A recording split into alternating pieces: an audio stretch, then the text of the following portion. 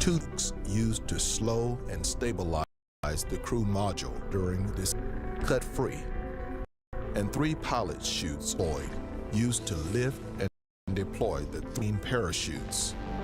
At 9,000 feet in altitude and a speed of 130 miles per hour, the 3 main parachutes, 116 feet in diameter, will slow the crew module to a safe speed of less than 20 miles per hour. After a 4 to 6 week-long mission, and after traveling 1.3 million miles, Orion will target a landing 60 minutes after entering Earth's atmosphere. Following sound, Orion will remain for operations routine to inspections. Orion will then be pulled into the ship, secured for its return to Kennedy Space Center. We are going together and invite you to follow along at www.nasa.gov/Artemis-1.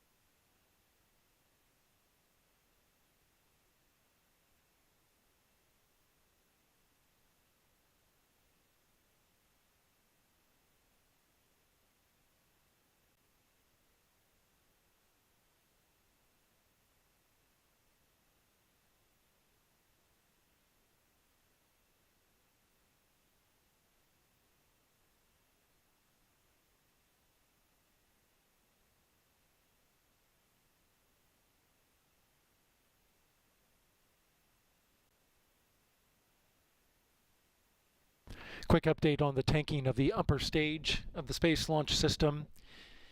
We are in fast fill for both liquid hydrogen and liquid oxygen.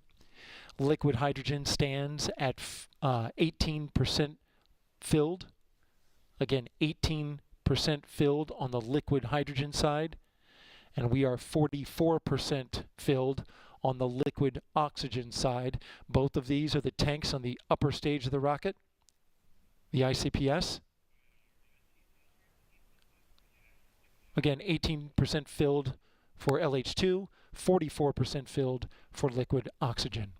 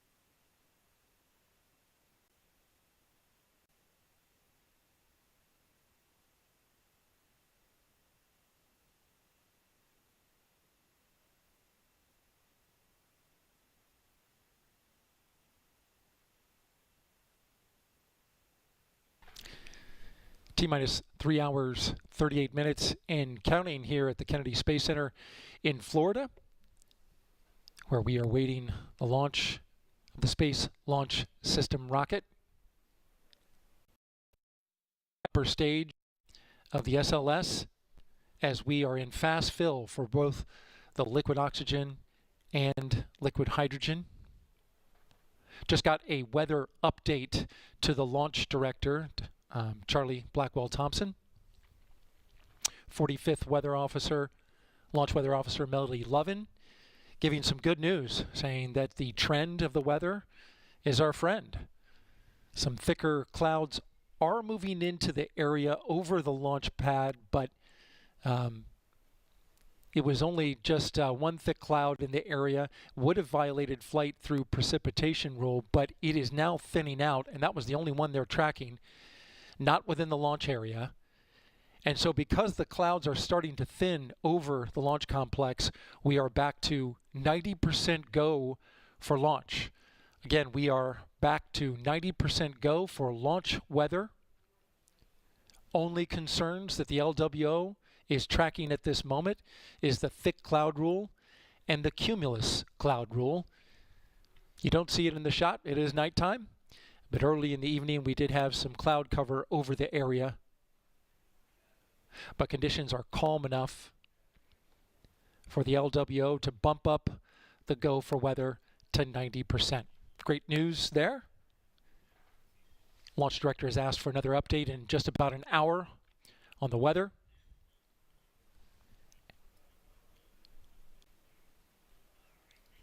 And I just heard a completion of LOX fast fill complete for the upper stage liquid oxygen tank.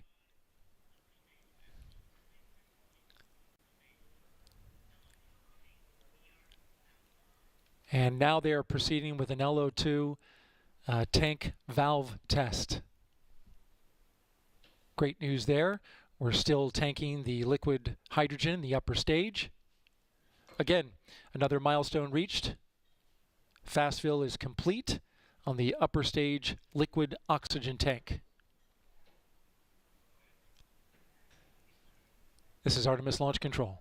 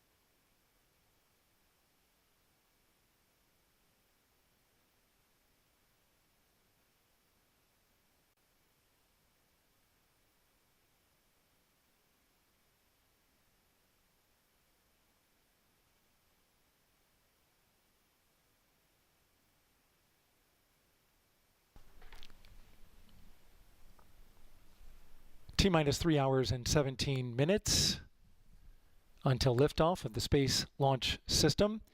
That's L-minus 3 hours and 47 minutes. We have a half-hour hold that we're going to be going into at the end of, towards the end of the countdown. I want to give you an update now. The launch team is tracking an intermittent leak on the core stage replenish valve. This is on the hydrogen side. The location is at the base of the mobile launcher. The team reporting to the NASA test director, it's going in and out of leak measurement. Momentarily, it spiked to 1.5%, but then came back down, and they continued to monitor it. Going over 1% is the violation. It was only there for a short period of time, came back down.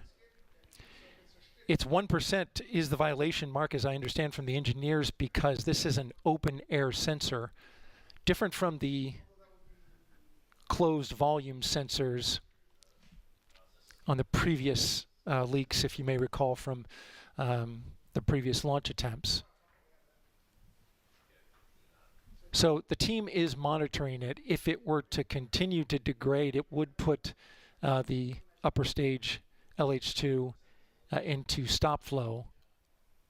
It's back down at the moment into the 0.2 range. And so, again, the team just continues to monitor, but they have advised Launch Director Charlie Blackwell-Thompson that there's not a lot they can do from here. If it were to go back up above 1%, they would have to send the red crew into the pad. Now, that's the team that is specifically trained to go into the launch pad with a tanked rocket and do work.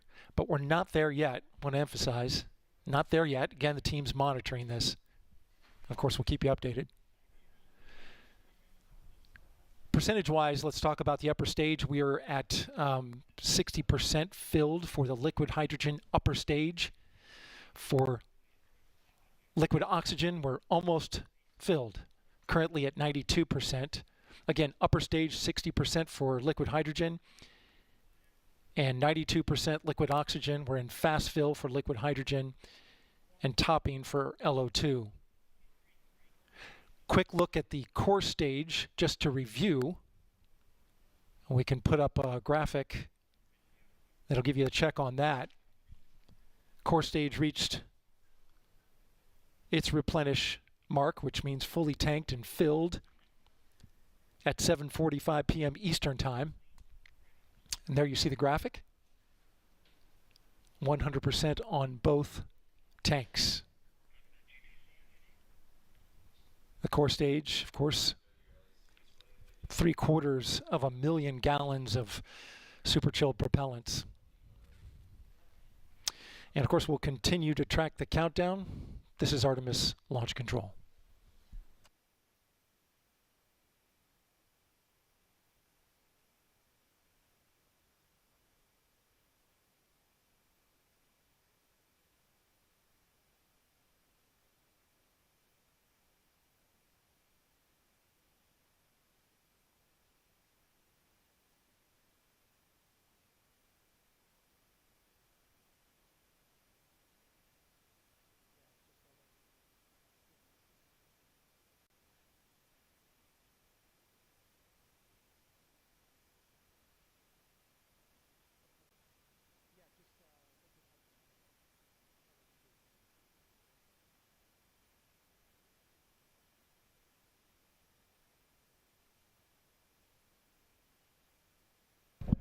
Quick update, we are now in stop flow for the liquid hydrogen core stage. Again, we are in stop flow for liquid hydrogen core stage due to an intermittent leak on the replenish valve.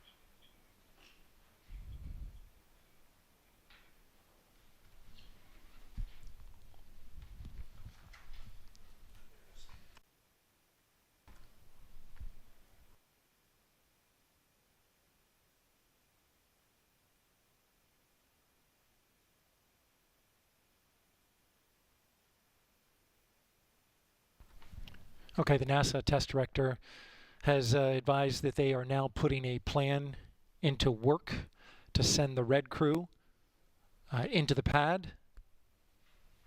Again, the NASA test director putting together a plan to send the red crew into Launch Complex 39B and the mobile launcher area. Discussion is about an intermittent leak on the upper stage. I'm sorry, intermittent leak for the core stage replenish valve, which is inside the mobile launcher. Now it's in the planning stages, so they are not going out there yet. But again, the team being mobilized. The red crew operates out of a building about 4 miles away from the launch pad.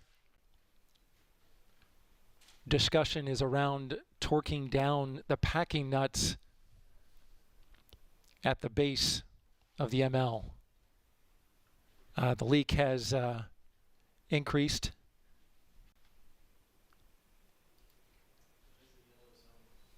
And so the team currently taking planning action to send that red crew team in. Of course, we'll keep you updated on the latest. This is Artemis Launch Control.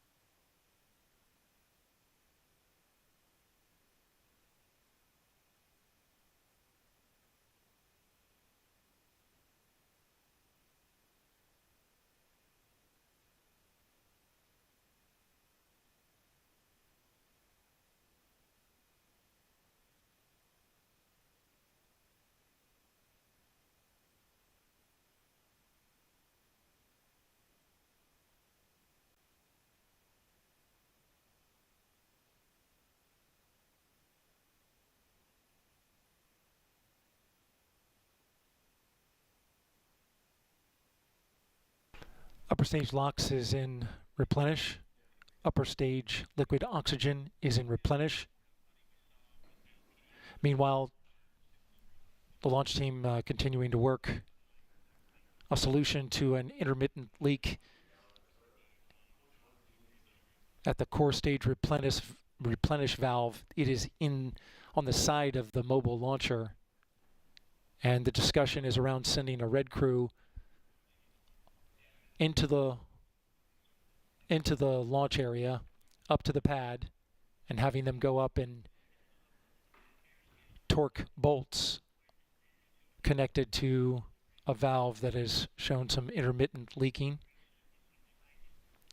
They're currently discussing it now.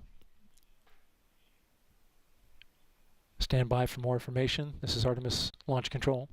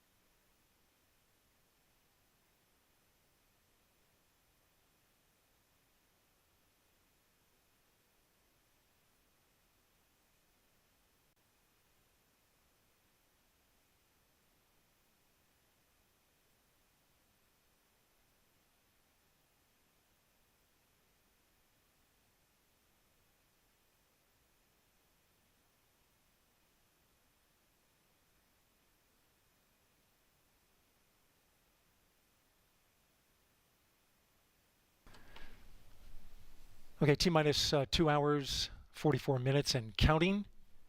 Have an update on the situation with the intermittent leaky valve for the core stage liquid hydrogen.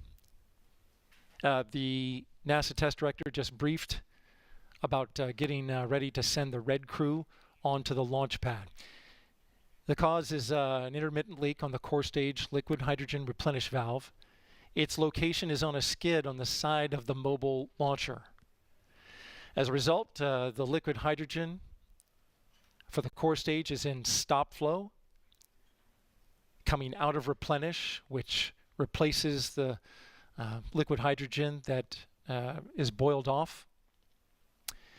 And so the only way to fix it at this moment is to send a red crew out to the pad. This is inside the blast danger area and it is considered a hazardous operation.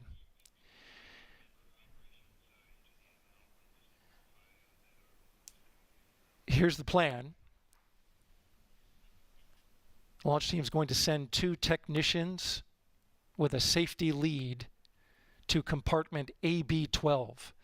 That's on the side of the mobile launcher to torque packing nuts to resolve the intermittent leak. The techs will take 2 vehicles, drive up the pad surface. They'll exit their vehicles, go up the stairs to the 0 deck, then downstairs to the location where the valve is, and then torque the packing nuts.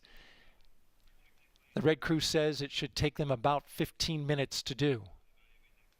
Then they would return to their vehicles from the route that they came in on.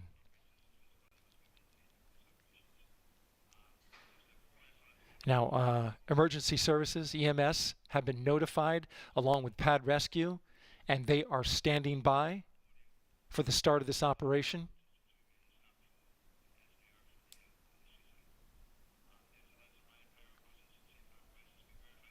And right now, the NASA test director is briefing the launch team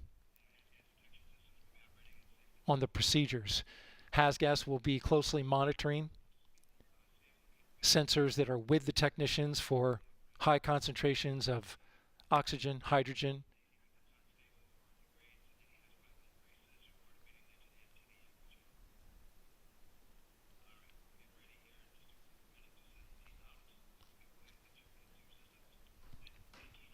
And so there is a high degree of focus by the teams, especially the safety team, hazardous operations, currently getting ready to be underway in just a few minutes. Again, intermittent leak on the core stage liquid hydrogen replenish valve.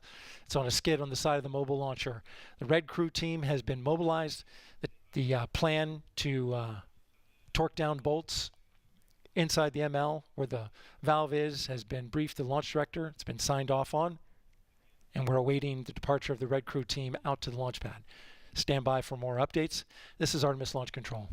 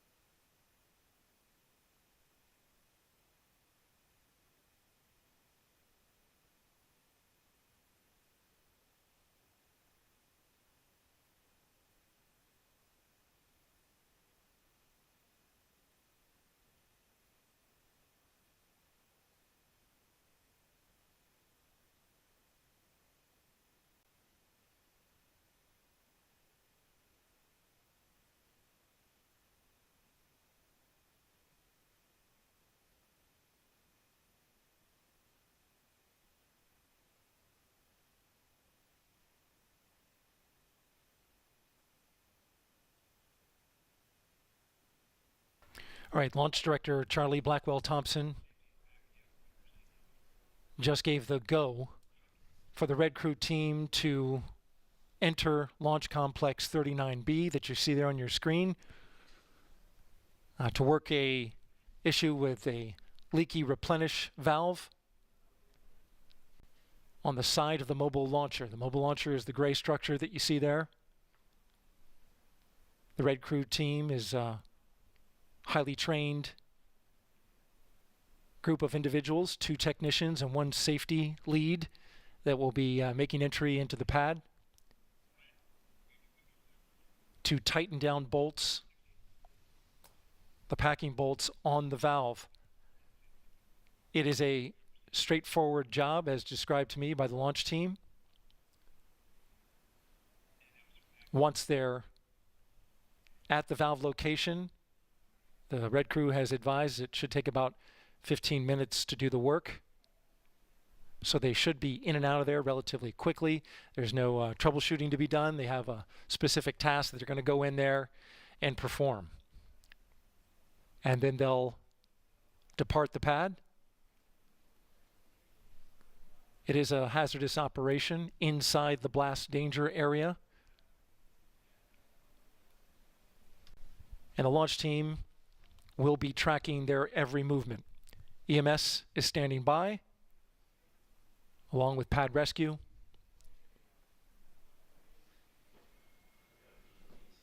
We'll keep you updated. This is Artemis Launch Control.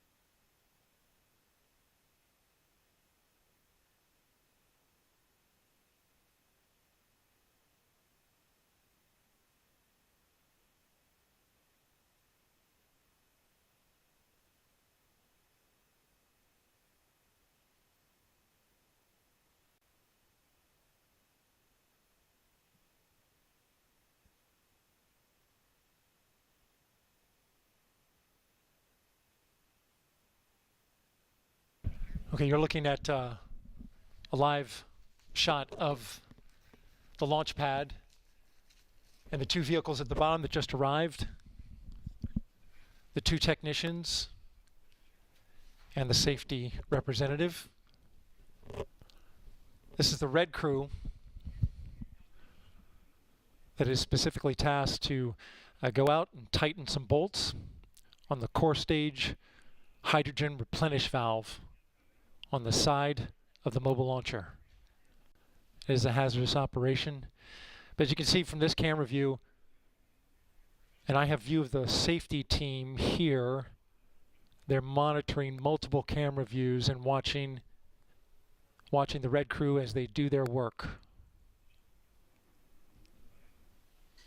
Looking to fix an intermittent leak that popped up about an hour ago.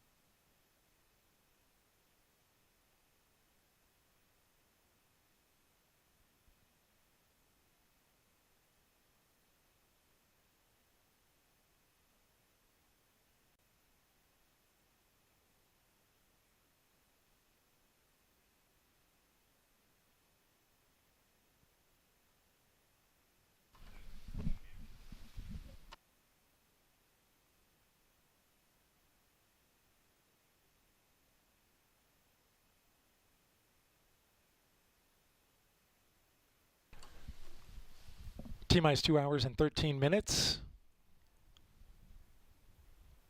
We are tracking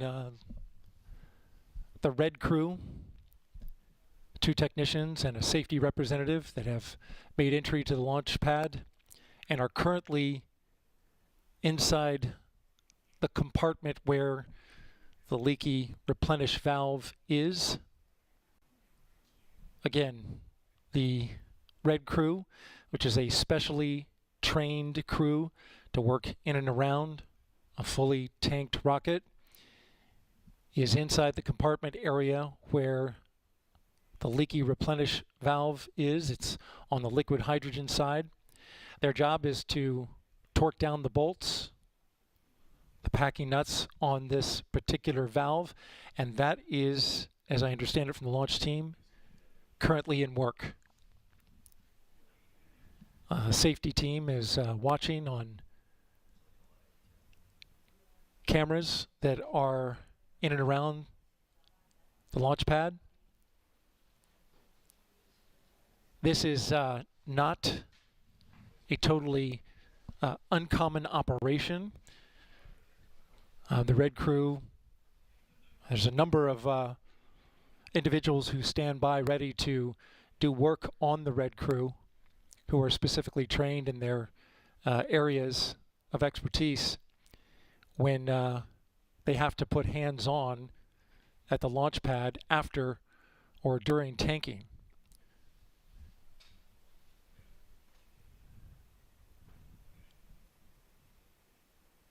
So this is likely to eat into the launch window.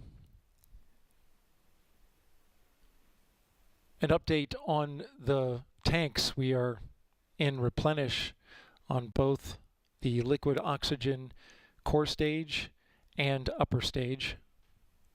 We are in stop flow for liquid hydrogen on the upper stage and the core stage.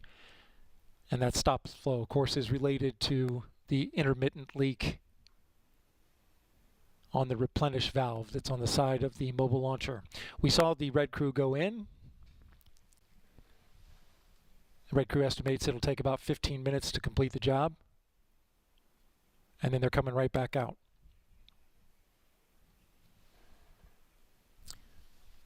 This is Artemis Launch Control.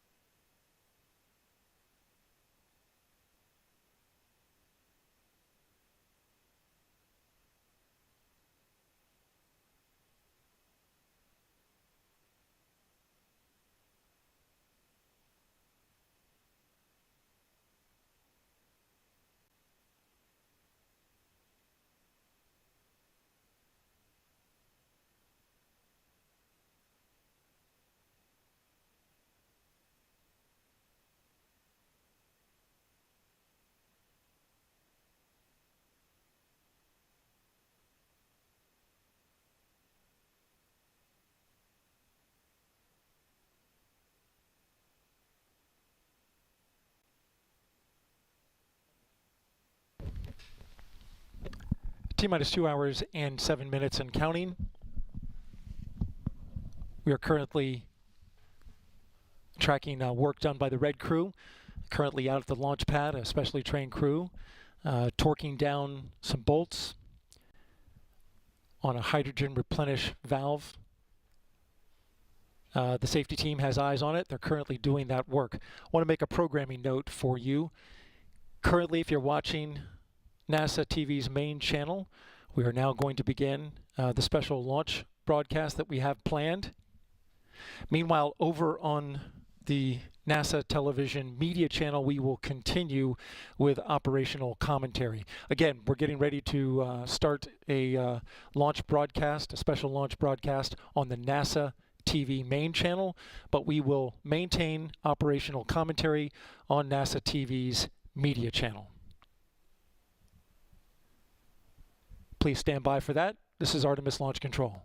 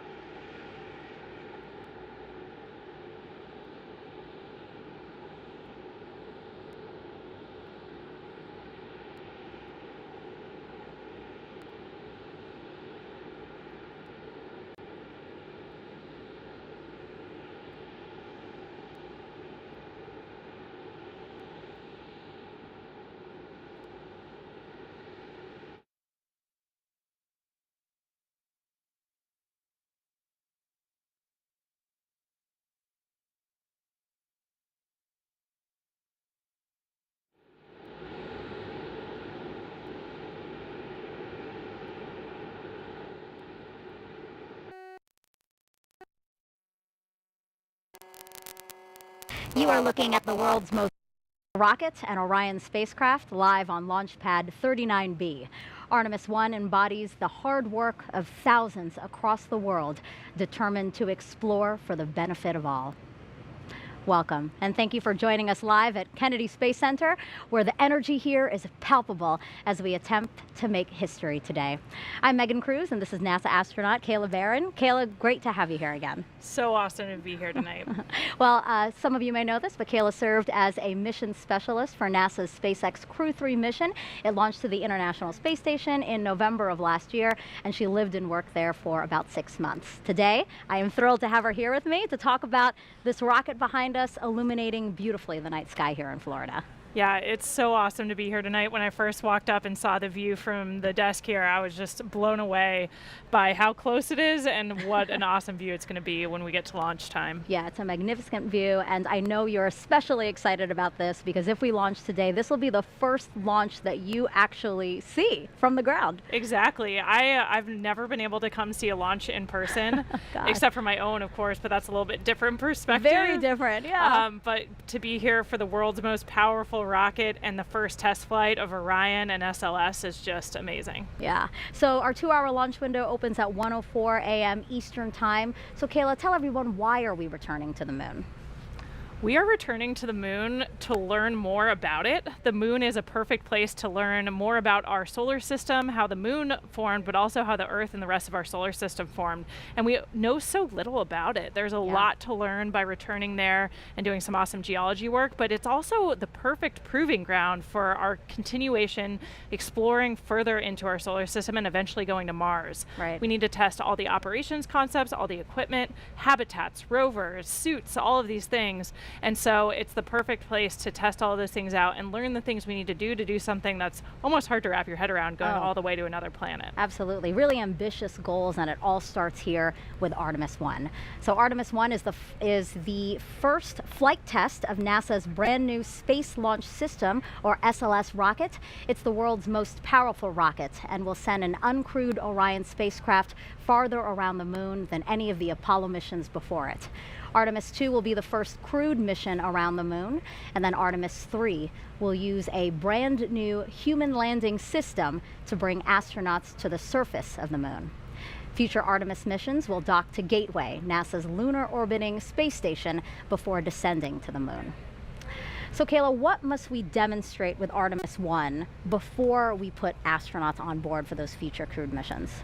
This is our first integrated test flight of the rocket, the Space Launch System rocket, and Orion, the capsule that crew will fly in on Artemis II. And so it's really important for us to put all of those systems together and actually send them to do a mission, test all those systems in real time in concert together. We do a lot of testing before we get to this moment, before we get to launch day, but it's not integrated, and we're not actually putting the systems under all of the real world stresses they're gonna see. Right. So we wanna see the rocket perform, we wanna see Orion make it around the moon, go super deep into space, and then come home and successfully re-enter. So the heat shield actually has to withstand the fastest and hottest re-entry we've ever seen in human spaceflight. So that's a big thing we want to see. The heat shield perform successfully, and then of course recover the vehicle, test all of that. So it's a lot, but it's the important first step before we put crew on the vehicle. Yeah, lots of eyes on this one for sure. So tanking of the rocket began at 4:30 this afternoon. NASA's Daryl Nail is inside with the launch team and has some information about an issue they're currently working. Right, Megan, the launch director gave the go for tanking shortly after 3 p.m. this afternoon, but as of right now, there is a red crew, as they are named, a specially trained team of individuals out at the pad making an unplanned change to a replenish valve on the liquid hydrogen side. There are 2 technicians and a safety representative that are right now working inside the mobile launcher. It's in an open air area that has a replenish valve that goes to the liquid hydrogen side of the core stage. Now this happened roughly earlier this evening, probably about an hour ago, when a leak was detected at the core stage liquid hydrogen valve by the launch team here inside firing room 1 at the Launch Control Center. Unfortunately, the team here was unable to remedy the leak remotely, and so it became necessary to send a crew of individuals, called the Red Crew, out to the launch pad to make a hands-on fix, so to speak, to that valve. And what they're doing is they're torquing down bolts that are on the valve. They believe that by torquing these bolts down, they'll get a better seal on that replenish valve, and that should remedy the leak.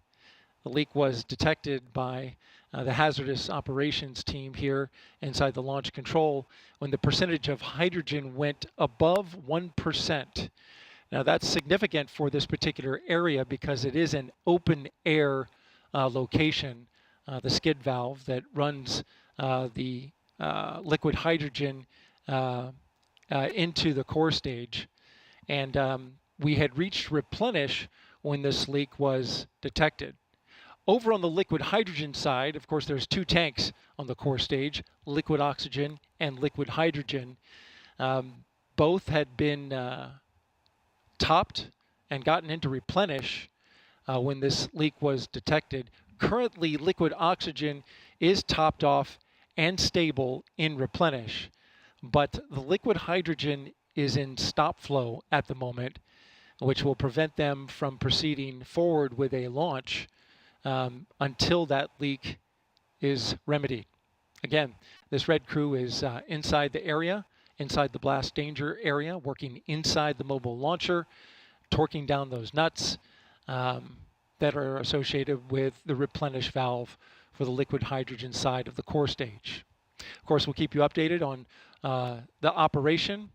In the meantime, I'll send it back to Megan. Thank you for that update, Daryl. And yes, we are looking forward to your next update as to what happened with the red team out there on the pad.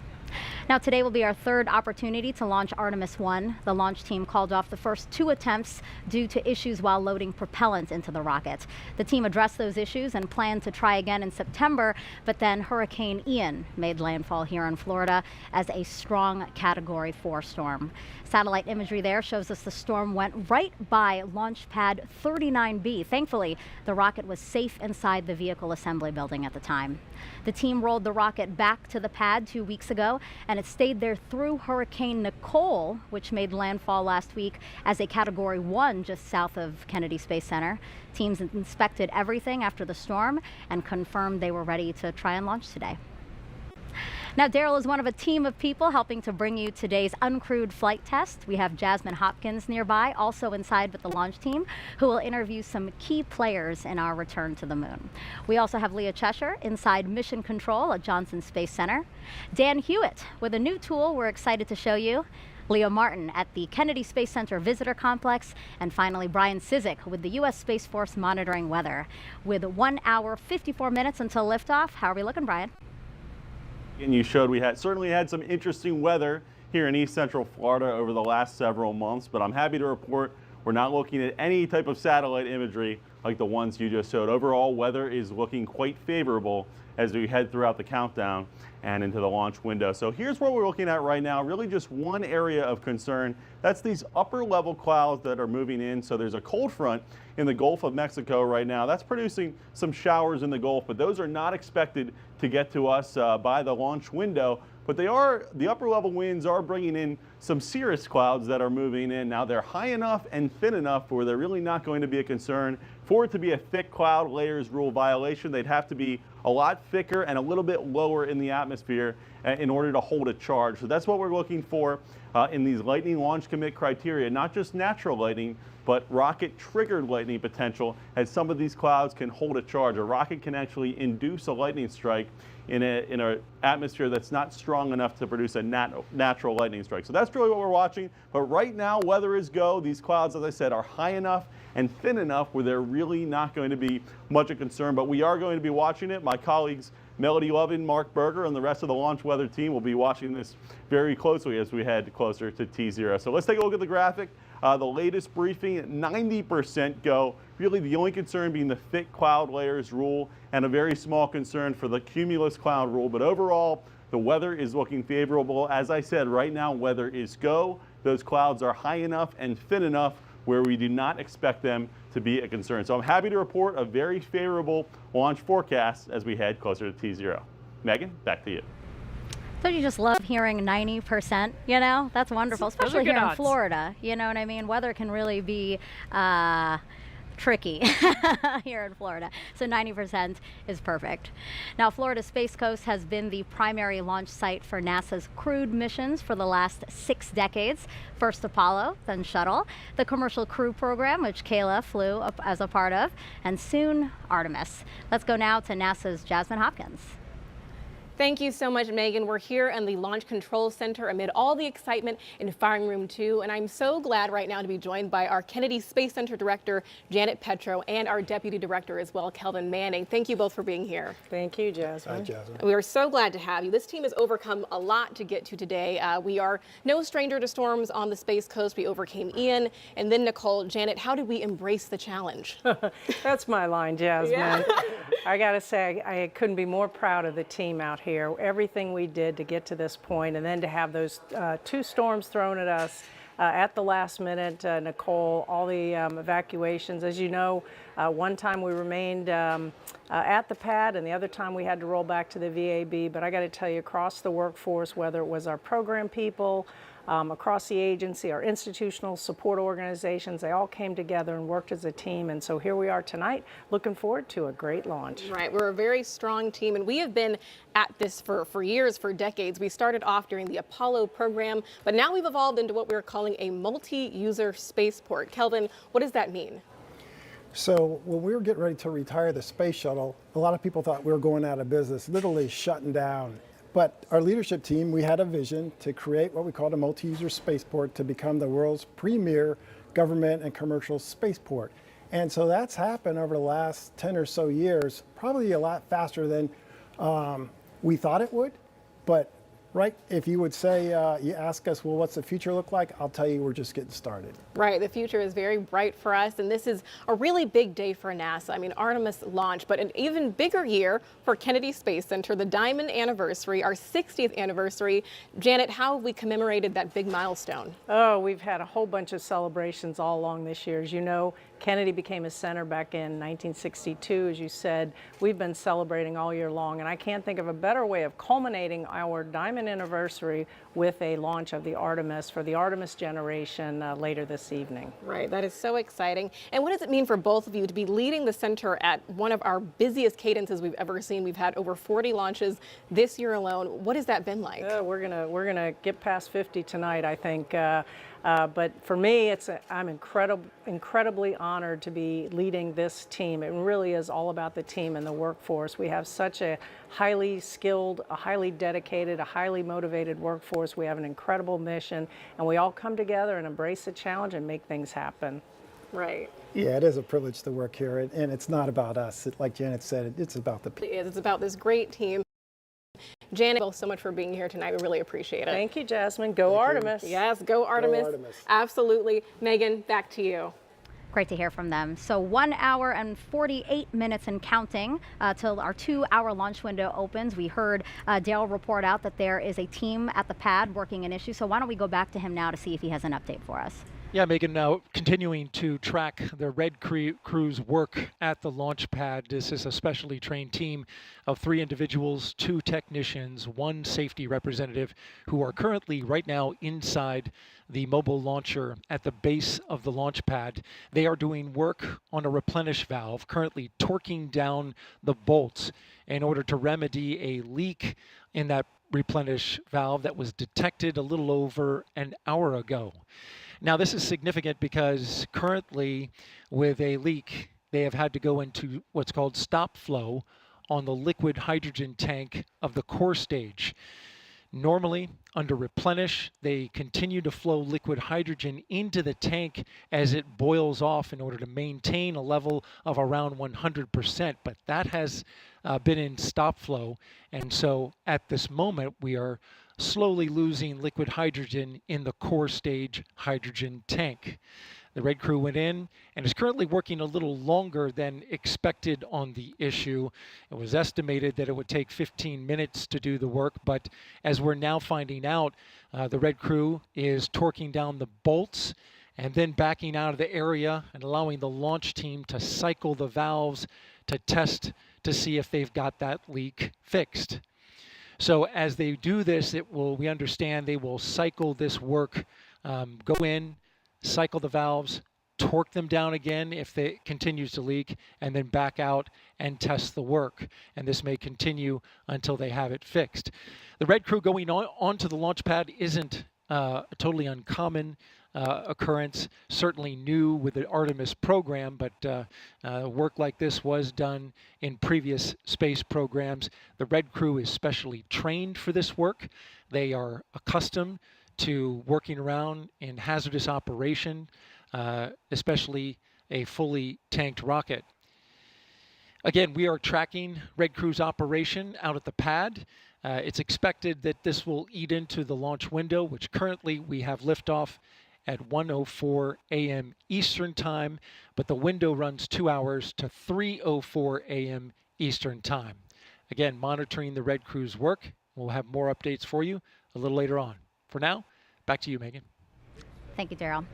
Some quick programming notes. For the first time ever, we are broadcasting a launch in 4K. You can watch it on NASA's YouTube channel or check your local provider to see if you have NASA's UHD channel.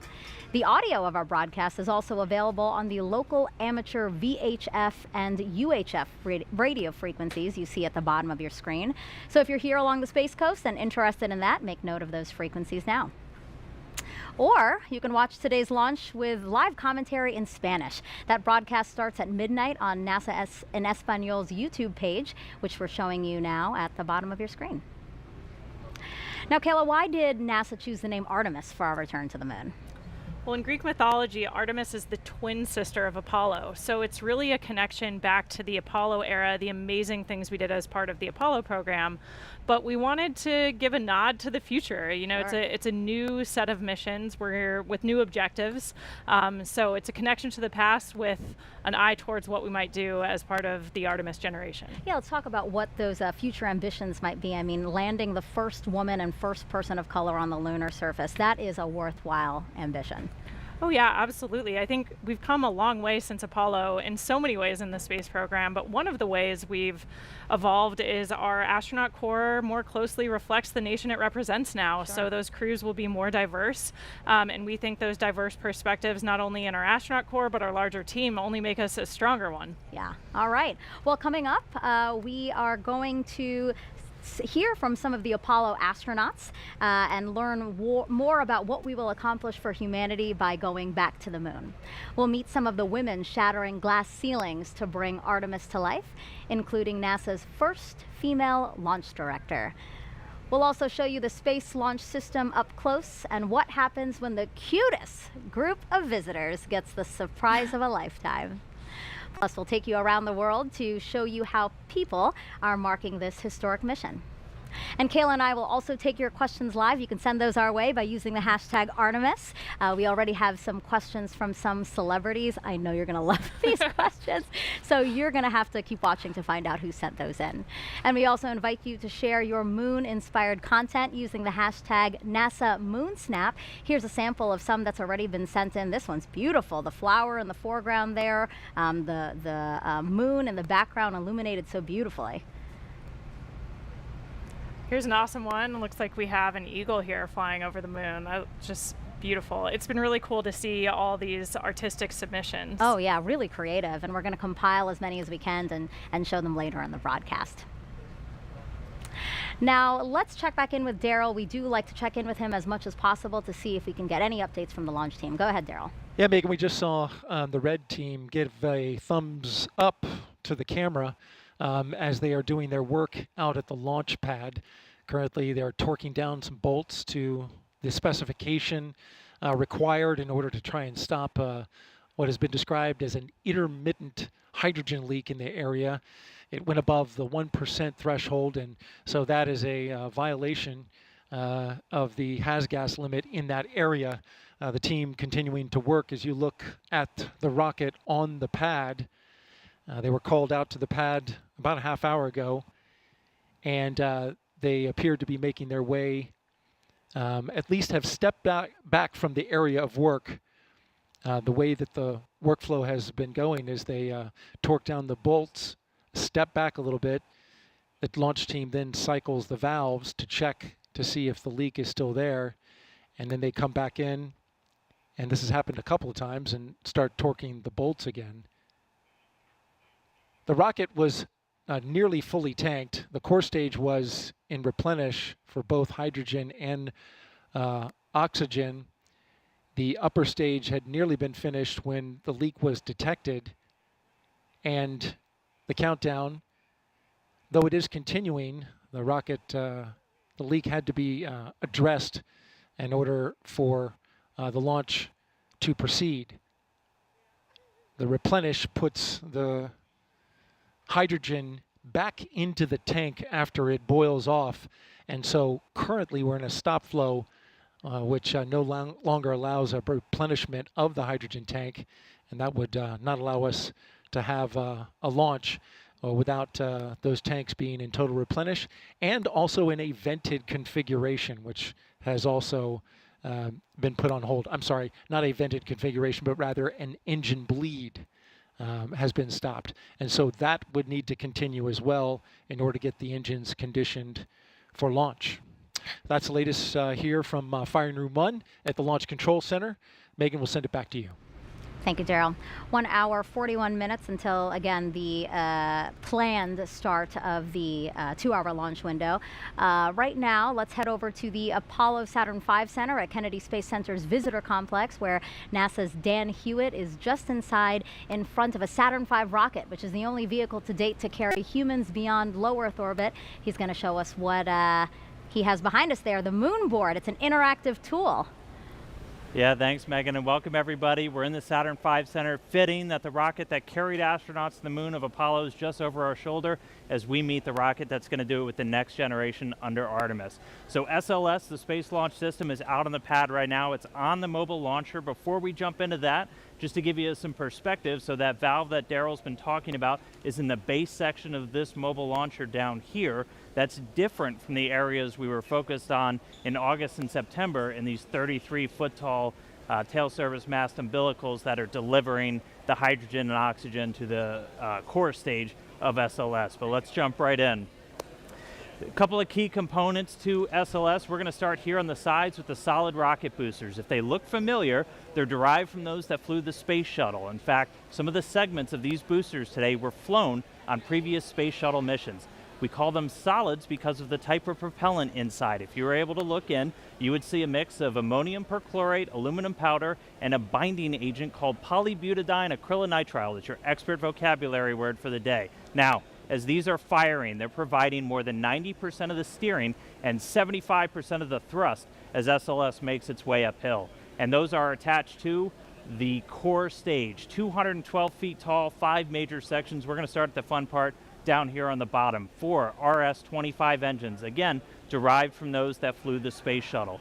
In addition, we have this core engine section here where we have all of their necessary plumbing, also the connection points where we're feeding the propellants into the core stage itself.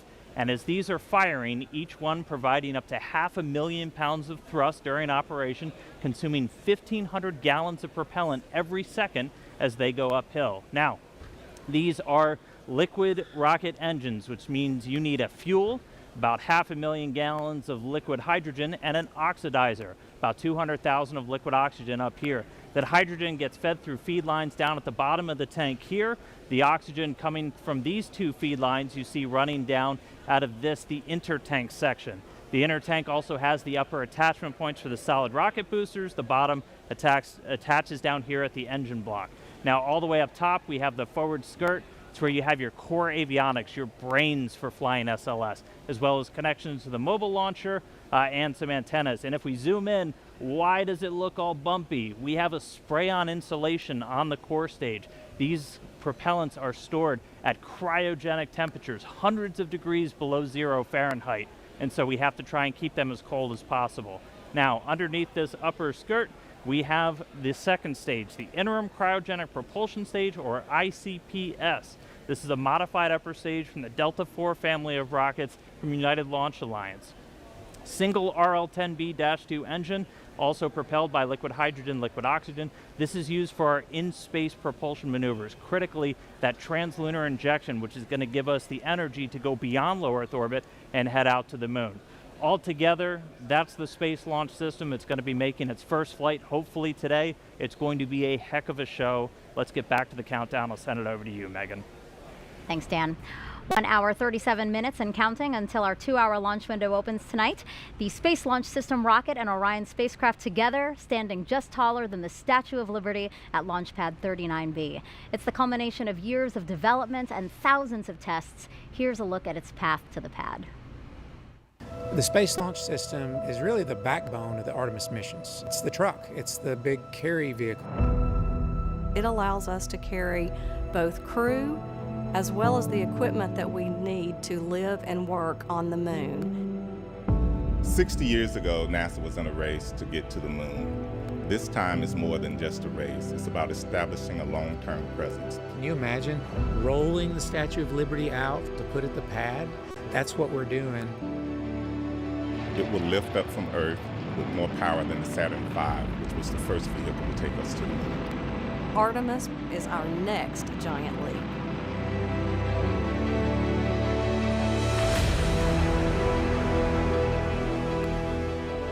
The difference between the Apollo program and the Artemis program is really the focus on sustainability and using the moon as an outpost for further exploration. This time, we're going back to learn how to live and work on the moon. The Space Launch System really is the culmination of our knowledge for 60 years of building rockets. We started by looking at over 1,700 different potential components that would go into the rocket, and by looking at the way we could reuse some of the most reliable equipment that was flown on the shuttle. We took those and we put them together into a system that had enough energy to make sense to do the mission that we've been asked to do.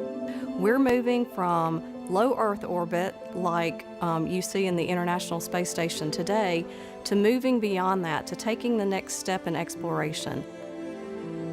It's 322 feet tall. It's got 700,000 gallons of cryogenic propellant in the core stage alone. It can produce 8.8 million pounds of vacuum thrust.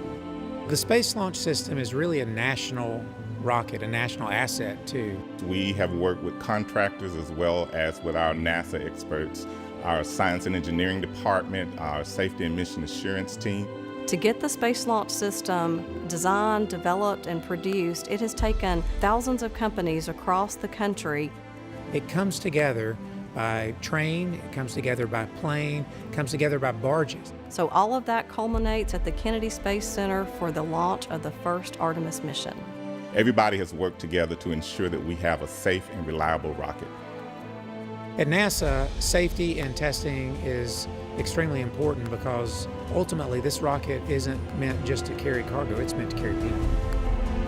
It takes all types of education, all types of backgrounds, all types of diversity to do the things we do, and it'll be great to see a diverse crew land on the moon. Where the Space Launch System comes in is providing that reliable transportation so that we can start flying these rockets on a routine basis to take people and to take payload to that outpost, the moon, and also the gateway system. We have a generation who've never seen deep space exploration, and this will give them an opportunity to see that this is something that they can potentially do themselves. It's going to be a paradigm shift for NASA. We're going to be back to looking at things that nobody's ever done before.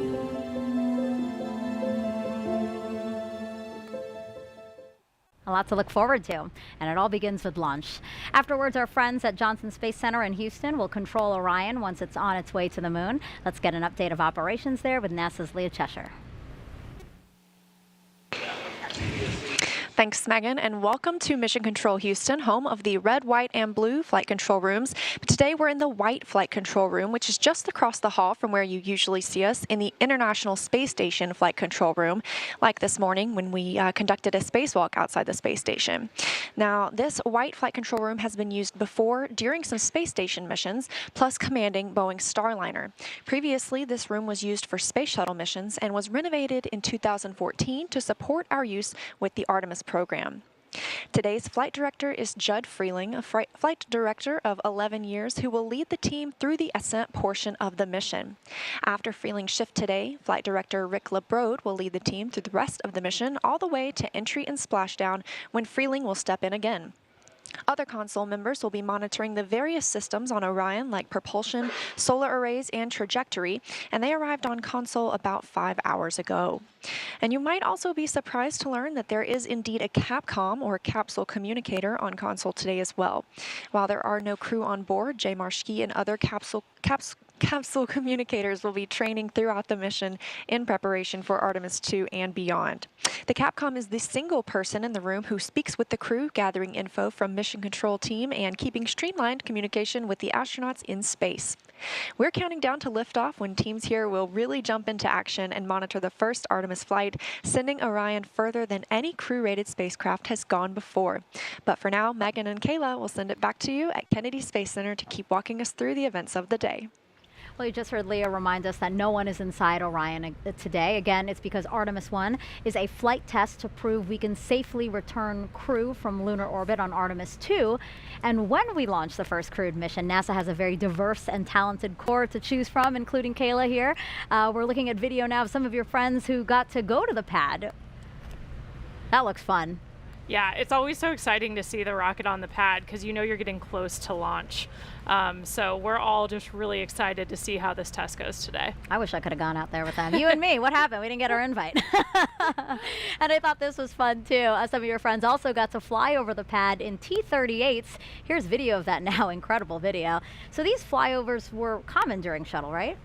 Yeah, and we still try to do them whenever we can. We actually use the T-38 jet as a training platform. It's a chance for us to practice making real-world decisions in a high-risk environment, practice working as a team, and a good analog for spaceflight. Okay. But we also like to fly by the pad when we can, when we have a rocket out there. It's a way of saluting and thanking the team for all the work it took to get to this moment. That's great. Yeah, a worthwhile thing to do because, yes, the team has worked so hard to get to this moment. And you spoke about training. Has training already started for Artemis II for you guys? We've been developing the training, but the crews aren't assigned yet, so they're not in dedicated training flows yet. But our team at Johnson Space Center, where we train for human spaceflight, are working on all of the things that we're going to need to teach the crew and the best ways to go about that. Once we get that crew assigned, they'll be straight into training right up until launch day. Awesome. Cool, cool, cool. All right, I can't wait to hear who gets assigned. And the absence of crew today doesn't mean Orion is empty. There are plenty of other interesting things flying on Artemis I, including several technology demonstrations and science investigations we're going to show you throughout the broadcast. There are also some mementos like these seeds that we have right here, right, Kayla? Yeah, we have an example of the moon seeds that will be flying as part of this mission today. And the idea actually comes from an Apollo 14 astronaut, Stuart Roosa, who flew seeds with him to the moon, hundreds of them, and then brought them back to Earth. And then they were planted all over the country and the world, and they're called moon trees. And so we're kind of carrying on with that idea on Orion for this launch. Yeah, I love that. And the seeds that are flying on Artemis I, it's going to come back and they're going to distribute it to a number of organizations through NASA's STEM program. So it's really a neat idea. And so these moon seeds are part of what's inside Artemis I's official flight kit, along with more than 10,000 other mementos, like this Apollo 8 commemorative medal you see here, a nod to 1968 when humans first orbited the moon, and a bolt from Apollo 11, 1969, when humans first landed on the moon. Those items are on loan to us from the National Air and Space Museum, and once back on Earth, will be exhibited there, so you can check them out. There are also a variety of flags, pins, and patches like these Artemis I patches that will be distributed to people who contributed to this flight. Now, NASA spacecraft, both crewed and uncrewed, have carried mementos like these since the 1960s. Astronauts are also allowed their own personal flight kits, so I was wondering, what did you bring with you for your Crew 3 mission? I actually brought a couple of examples to show you. The moon seeds inspired me to share that I actually brought some vegetable seeds with awesome. me. So these are kind of fun. They're dragon themed, so I got dragon carrots and dragon beans since I went up on a SpaceX Crew Dragon vehicle. Sure. And then of course, I think the most important, meaningful thing to all of us is usually pictures of our family and friends. So have like a picture family. of me and my family at my sister's wedding. Friends backpacking in Alberta, Canada, and then my in-laws. Right side up. together on a family vacation. And I also brought some flags, some American flags, and then United States Navy flags, since I'm a naval officer. So things like that, I think it's just so human to want to bring stuff with you, right? Souvenirs, who doesn't love that? Yeah, absolutely. But I think for most of us, yeah, pictures of our family and friends, things that connect us back home, are the most important. Yeah, you know, 6 months might not sound like a long time for people, but it is, right? Wouldn't you say? And you're also so far, it's nice to have those tangible things that remind you of home. Absolutely. Yeah, really important for us. Cool, cool. Thank you for bringing those. It was really fun to look at.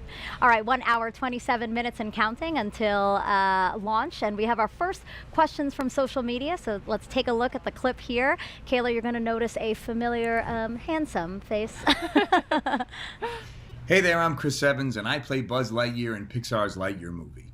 I was wondering, when we fly future Artemis missions with astronauts, how many people can fly on board the Orion capsule at once?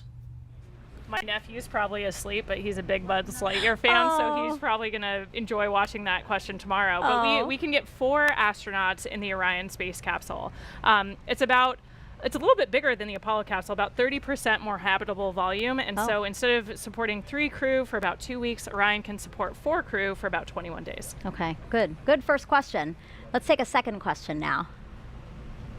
Can a microbiologist be an astronaut? Absolutely, and we already have microbiologists who are astronauts, like my training classmate, Zena Cardman. So yeah, we hire people from all sorts of different backgrounds. All you have to do is have a STEM degree. Beyond that, you can come from any pathway. So some of us are military astronauts like me, either aviation or I'm a submariner, but we have a ton of people from different scientific and engineering communities, including microbiologists. Yeah, I love that it's so diverse, because I think diversity really adds to what you guys can do. Yeah, and those unique perspectives, I think, make us stronger as a team whenever we're tackling a new problem. Having people with different, not only academic backgrounds, but all of these scientists, a lot of them have different field experience. So like Zena worked in some really extreme environments in Antarctica, in caves, doing a lot of her research. So it's not that different than what we're hoping to do at the South Pole of the Moon. So these perspectives are really important for us to form the best team that we can. Yeah, that's interesting. All right, I think we have time for one more question, so why don't we pull one up? What is the coolest part about Artemis to you? I mean, I think I can't even quite get my head around how it might feel for the crew to orbit the moon on Artemis II and see it up close. And then, of course, on Artemis III to actually land on the moon and conduct a moonwalk. It's just going to be incredible to have that view back of our home planet. And so just the thought of sending human beings back to the moon, it's just super exciting for all of us. I honestly didn't know how you're going to answer that, because there is so many things to look forward to pinpoint, you know, the thing that you're most excited about. I thought that was going to be a hard question, actually. All right, so great questions. Keep them coming using hashtag Artemis wherever you're watching this broadcast, and keep sending those moon-inspired content too. Again, that's hashtag NASA MoonSnap, and we're going to show some of them later in the broadcast. Okay, 1 hour, 24 minutes and counting until hopefully liftoff of Artemis I, and it's time for another update with NASA's Daryl Nail, who's with the launch team as they were monitoring a leak. Yeah, that's right, Megan. We're inside the firing room number 1 here at the Launch Control Center at the Kennedy Space Center. And currently we have an update on that red crew, which went out to the pad to torque down some bolts on a leaky hydrogen replenish valve for the core stage. And that update is that the red crew has departed the blast danger area. They have completed their work. They got the go at 10 p.m. this evening, 10 p.m. Eastern Time, to go out and conduct work that took roughly an hour from the time they were given the go till the time they left the blast danger area. The technicians, 2 technicians and 1 safety representative, did the work out at the pad on the replenish valve. And now that they are on their way back, the team is now examining the work and whether or not that leak is still there.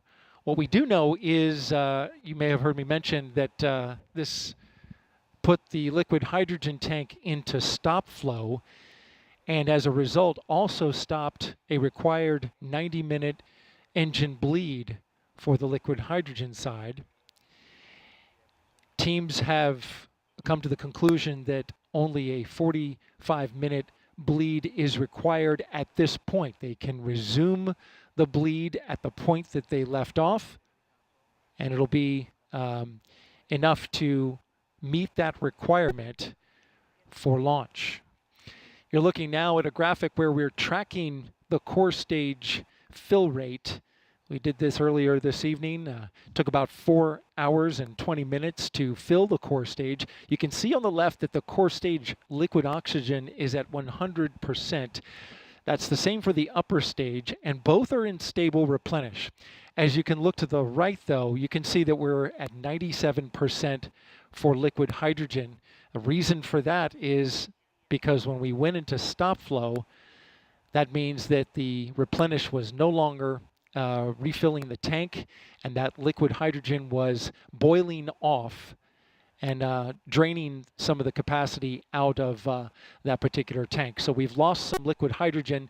The plan is to resume, of course, the filling of liquid hydrogen, which goes into that into the liquid hydrogen tank on the core stage and then vents out on that flare stack that you see to the right, where excess hydrogen is burned off. That's the latest here from Firing Room 1. Megan, we'll send it back to you. Thank you, Daryl. All right, let's go back inside our Apollo Saturn V Center now with NASA's Dan Hewitt. We last sent humans to the moon using the rocket behind you. Can you show us how we're going back now with Artemis? Absolutely. Thanks, Megan. So Artemis I is going to take us from planet Earth around the moon and all the way back, and I'm going to show you every step of the way. Like every great space mission, it starts with a launch. In this case, 4 RS-25 engines, 2 solid rocket boosters ignite, sending SLS and Orion into the sky. On the way uphill, we'll have a number of jettison events, things coming off the rocket. One of the most visible, these 2 large solid rocket boosters, a little over 2 minutes into flight, will break away. We'll also have the launch abort system come off once we're high enough, and then 3 fairings, which are protecting Orion's capsule and service module during the flight through the thicker parts of the atmosphere. Now, after the core stage has consumed its propellants, we'll hear MECO, main engine cutoff. Those 4 engines will cut off. The core stage will drop away, handing over propulsion duties to this, the interim cryogenic propulsion stage. Its first job is a perigee raise maneuver. Perigee just means the lowest point of your orbit. This will give us a nice circular path for Orion around our planet. While it's there, we can really check the spacecraft out, make sure everything from electrical systems, guidance, navigation, and control, communications are all functioning before we commit it to heading to the moon. And we do that with this, the trans-lunar injection. This will be about an 18-minute firing on today's timeline, and this is done to give us enough energy to get out of low Earth orbit and make our way to the moon. Shortly after that, the ICPS will separate. It'll do a disposal burn, sending it around the moon and into an orbit around the sun. But from there on out, propulsion duties get handed over to the European service module. It's going to make a couple of outbound trajectory correction burns on the way out, critically testing that orbital maneuvering system engine, that large one on the very bottom that's going to be needed when we start making our maneuvers around the moon to get into what's known as distant retrograde orbit, or DRO. To do that, we're going to do the outbound powered flyby, dipping in about 70 or 80 miles off the lunar surface, really pushing with that large engine. That's going to slingshot us around. We're going to do a final orbit insertion maneuver, and then we will be in DRO, distant retrograde orbit, this dotted line right here. Distant, we're about 40,000 miles off the lunar surface, and retrograde, because the moon orbits the Earth in a counterclockwise fashion, we're going to be going clockwise, opposite retrograde. It's a very stable orbit, doesn't require a lot of energy to maintain your space there, really lets us put Orion through the paces, learn about using this spacecraft in deep space. But eventually it'll be time to come home. We'll fire up the engines once more, do a departure burn. This is what commits us from departing the moon and heading back home. We'll dip in close to the surface once more for the return powered flyby and execute correction burns on the return transit as we target a splashdown in the Pacific Ocean.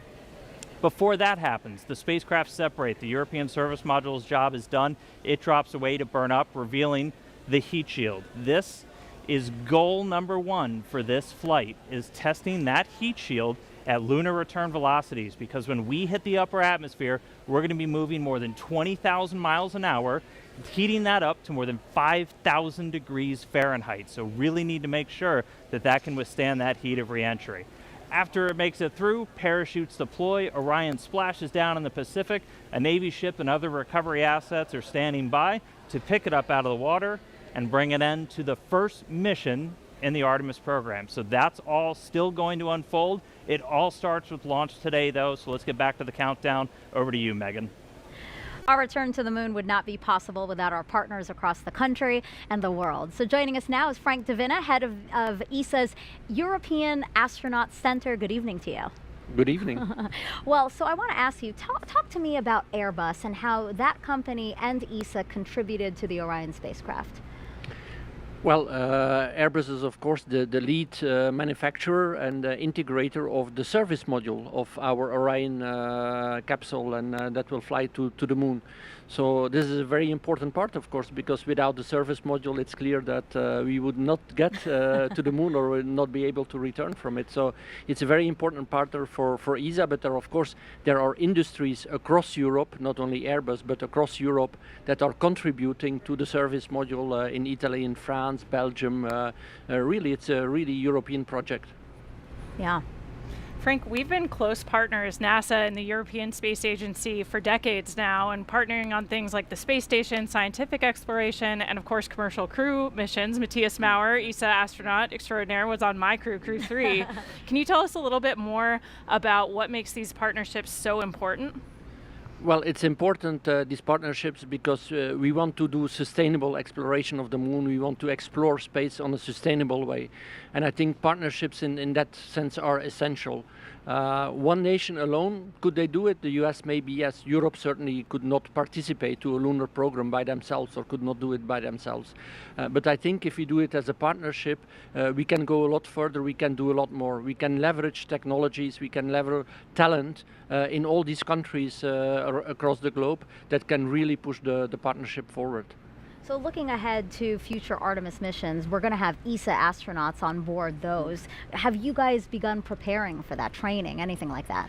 We have actually started preparing already for lunar missions, surface missions. We have a program called Pangea in ESA, which is basically, there are NASA astronauts participating in those trainings. Stephanie was just over with us just 1 week ago, doing field trips, and we are actually starting to prepare to see also which technologies do we need to use that we can at the best possible way do science on the moon, because of course we just do not go there to walk around or do two things. We want to do real science, we want to do discoveries, we want to live there for a sustainable way. So which technologies do we need?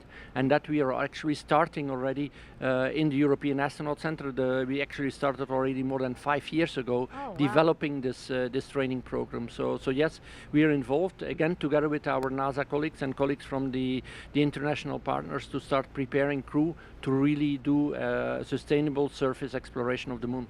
Yeah.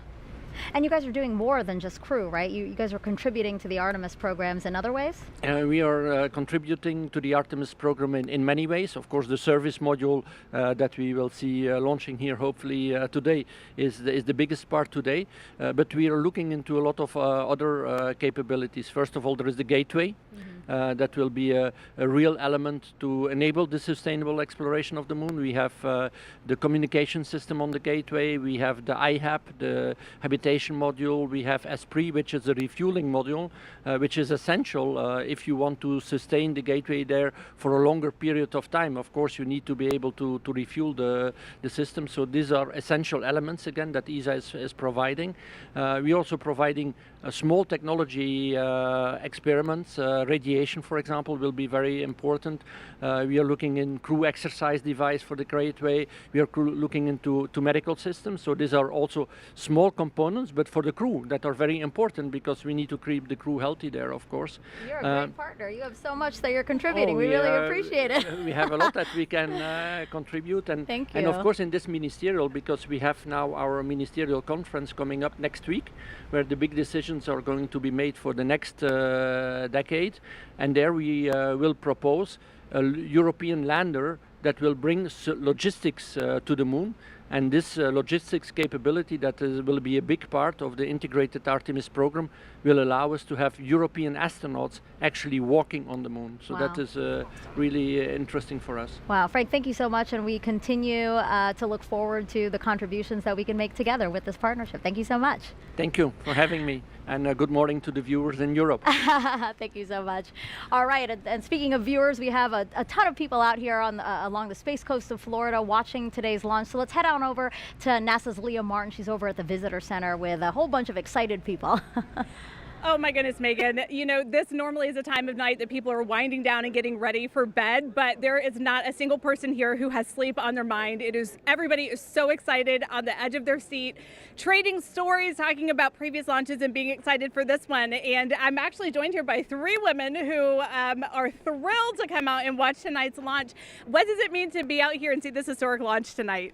It's an amazing moment. I grew up on the Space Coast watching launches, and so to be out here tonight, it's incredible. It's an amazing feeling to be out with all of these people celebrating, and we're super excited to be here. And Isabel, I know that you said that you have been having your eyes on this launch. You've been watching on the previous attempts. What does it mean for you to be here tonight? Well, yeah, this is our 3rd attempt here. We were here for the 1st and 2nd here at Banana Creek, so we're really excited. The energy out here is electrifying, and we can't wait to see this thing go off.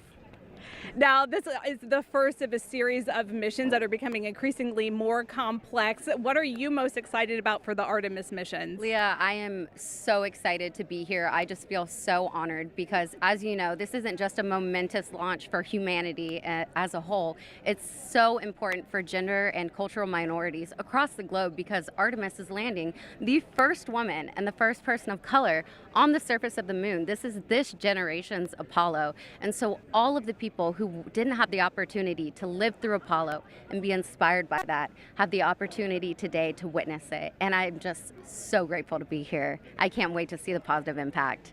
One more question. This is going to be something that you guys, I'm sure, will remember for your entire lives. How are you marking this? Do you have any special plans of capturing these memories and being able to pass them on to people in your life? Well, my son is growing up here. I didn't grow up here, and so he's going to grow up here on the Space Coast, and I just can't wait for him to just grow up with the Artemis missions. Well, Megan, we're out here. We have our eye to the sky, and we can't wait to see it go. Back to you. Really great interviews, and wow, I saw that drone shot that we had showing all of the bleachers filled with people there to watch the launch. That was incredible. If you're just joining us, welcome to NASA's live launch coverage of Artemis I, our return to the moon in almost 50 years. I'm NASA's Megan Cruz, and this is NASA astronaut Kayla Barron, who flew on NASA's SpaceX Crew 3 mission and returned home earlier this year after living and working on the International Space Station for about 6 months. I gotta ask you, how was that experience? It was incredible. We had such an amazing time up there. The Expedition 66 crew was awesome. I've been saying since I got back that we're the happiest crew in the history of the space station, and nobody's been able to really challenge me on that yet. You guys look very happy in that photo. Oh man, we were just like a family up there executing an incredible mission. Some amazing science experiments. We got to do 3 spacewalks. It was just, you couldn't have planned a perfect first mission for me, Matthias, and Raja, and of course our veterans up there, Mark and Tom. It was amazing. We had an incredible time. Yeah. Wow, look at that photo of you in the cupola. That is amazing. Yeah, the views are beautiful. It's just like every time you look out the window, it takes your breath away. Wow. And now here you are adding some valuable insight into Artemis I. This is our 3rd opportunity to launch NASA's brand new Space Launch System rocket and Orion spacecraft. This is an uncrewed flight test to pave the way for future crewed missions, starting with Artemis II. And Kayla, you could be chosen to fly on some of those future missions. How does that make you feel? Honestly, it's a little unbelievable to me. I could barely imagine what it'd be like to go to the space station until I did it. And just thinking about what it would be like to look back at the Earth from orbit around the moon or even standing on the moon kind of blows my mind. Wow. So yeah, it's hard to even imagine that that's true, but it's a really special time to be at NASA and an even more special time to be in the astronaut office. Yeah, that's a beautiful picture of you seeing the moon, right? Yeah, that's sort of a moon spotting adventure there. I've got binoculars. One thing that's really cool about seeing stars and the moon from orbit is you're not looking at them through the atmosphere. So you get these very clear views. Oh. And the moon is always super spherical. You never get these sort of slices that look kind of flat from Earth. Up there, you see it in 3D, it feels like. Wow. So yeah, I think we all sort of fall in love with the moon from space in a whole new way. Yeah. Well, today's launch attempt comes amid a very busy year for us at NASA. Some of the highlights include 2 more commercial crew launches with SpaceX, Crew 4 in April, you're seeing there, and Crew 5 last month. In May, NASA and Boeing flew OFT-2, the second uncrewed flight test of the Starliner capsule. The goal is to certify the capsule for regular flights to the International Space Station after a crewed flight test next year. In July, we released the first images captured by our James Webb Space Telescope, and wow, they are magnificent. Pictures like these could help us answer some of astronomy's biggest questions about how our universe began. And then in September, we intentionally slammed the DART spacecraft into asteroid Dimorphos and successfully changed its course. The asteroid wasn't headed for Earth, that's important to say, but the test was to show that we could defend our planet if needed. And recently, 2 other missions that benefit the Artemis program. Last week, we tested a new inflatable heat shield that could help us eventually land humans on Mars. And just 2 days ago, Capstone arrived at its intended orbit around the moon. The small satellite launched from New Zealand in June and will now test the unique lunar orbit for a future space station there. You heard us talk about a gateway. Now, Kayla, what do you think about all that NASA is accomplishing? I mean, those are all just amazing examples of why it's such a cool time to be part of human spaceflight and the larger space program. We're learning so much, not only about our home planet, but our galaxy and the universe. Like those James Webb images just capture my imagination every time they release a new set. Yes. And so it's, yeah, we have a lot going on and a lot to be excited about right now. I hope people are following along for it because it is truly great, and we want people to share along with that. So, all right, 1 hour, 6 minutes and counting from liftoff of Artemis I. Let's head back to the Launch Control Center with Daryl Nail. Yeah, thanks, Megan. And so we get an update for you now. The Red Crew, of course, completed its work on torquing down the bolts for that replenish valve on the core stage hydrogen side. And now we are back in replenish for core stage hydrogen, which is good news. The team now looking to work on that upper stage, and we understand for the update to the NASA test director, they just informed the NTD that they can start getting back the flow on the upper stage as well. It went into a stop flow roughly around 10 p.m. Eastern time after a leak was detected. You can see the core stage status there.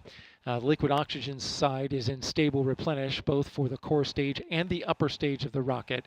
Over on the right side, you can see we've lost some hydrogen since going into a stop flow that allowed some liquid hydrogen to boil off during about an hour or so while a Red Crew was sent out to the launch pad to make repairs. Now, the hydrogen bleed for the engines was reestablished, and it looks like the team is back on track to recover that after a stop flow halted the bleed. They are required to bleed that liquid hydrogen through the RS-25 engines for 90 minutes, but they're picking up where they left off, and that appears to be on track. In the meantime, we've had an update from the range, and the range has informed the NASA test director that currently at the moment, if we were to launch now, they are no-go due to the loss of signal on a radar site. That's currently being worked right now. Again, the range advising the NASA test director that they are no-go. The range is not clear for launch until they remedy that issue on their radar site. And so we're also tracking that. In the meantime, we started this at 3:23 p.m. Eastern Time. Got the core stage tanked in about 4 hours and 23 minutes, and now looking to get everything back on track to try to make that launch window at 1:04 a.m. Eastern Time, which has a 2-hour window associated with it, all the way to 3 a.m. Eastern Time. That's the latest from the firing room. Megan, back to you. Thank you, Daryl.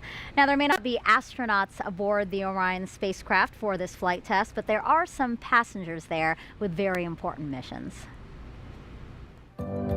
Inside the Orion spacecraft, as we fly around the moon, we have some cool experiments going on to help us understand what the environment is like.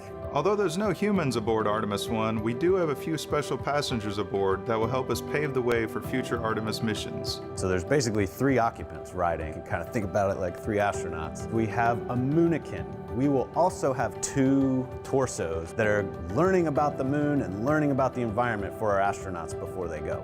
We have a mannequin on Artemis I. We call him our Moonikin for short. That Moonikin is called Commander Moonikin Campos. The name is actually in homage to Arturo Campos, who was an important person who helped bring the Apollo 13 capsule home.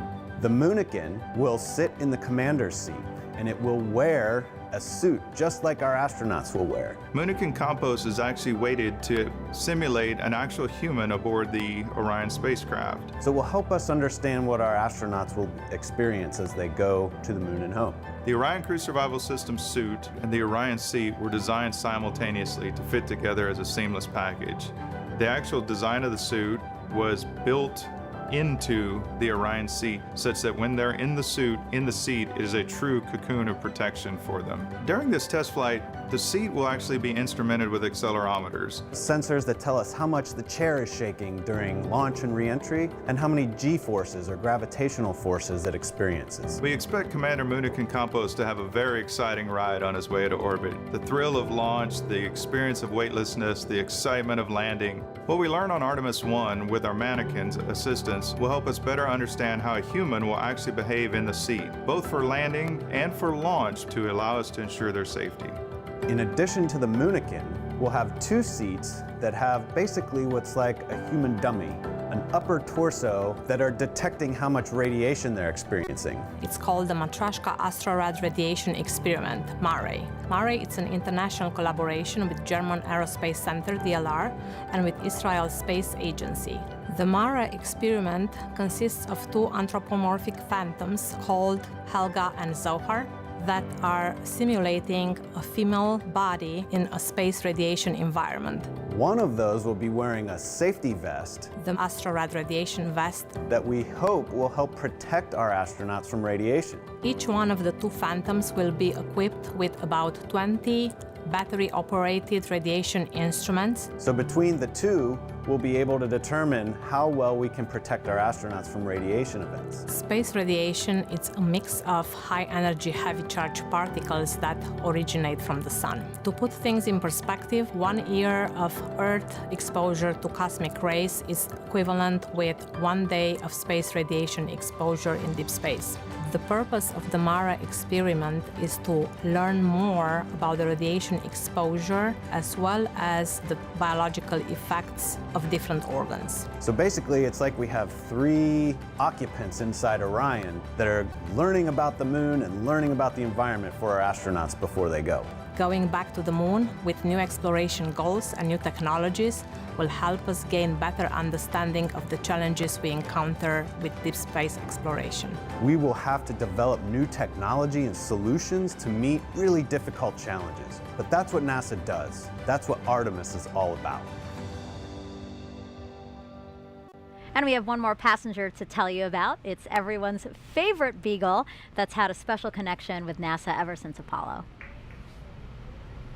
Artemis is NASA's plan to go back to the moon, and Snoopy is to be the zero gravity indicator. A zero-G or zero gravity indicator demonstrates the moment that the crew in the spacecraft reach weightlessness. Snoopy is about to take his first trip around the moon. The relationship with NASA and Snoopy goes back about 50 years since the Apollo days. He was the face of the safety campaign, the icon for NASA's culture of safety and mission success. So NASA and Peanuts have a Space Act agreement. And we collaborate together on STEM content. And we really were excited when it was decided that Snoopy would be the zero gravity indicator on Artemis I. We wanted to go all out, so we created a custom Snoopy. And the spacesuit is actually made out of material worn by the NASA astronauts. Everything was done with extreme detail. They cut patterns for his suit, even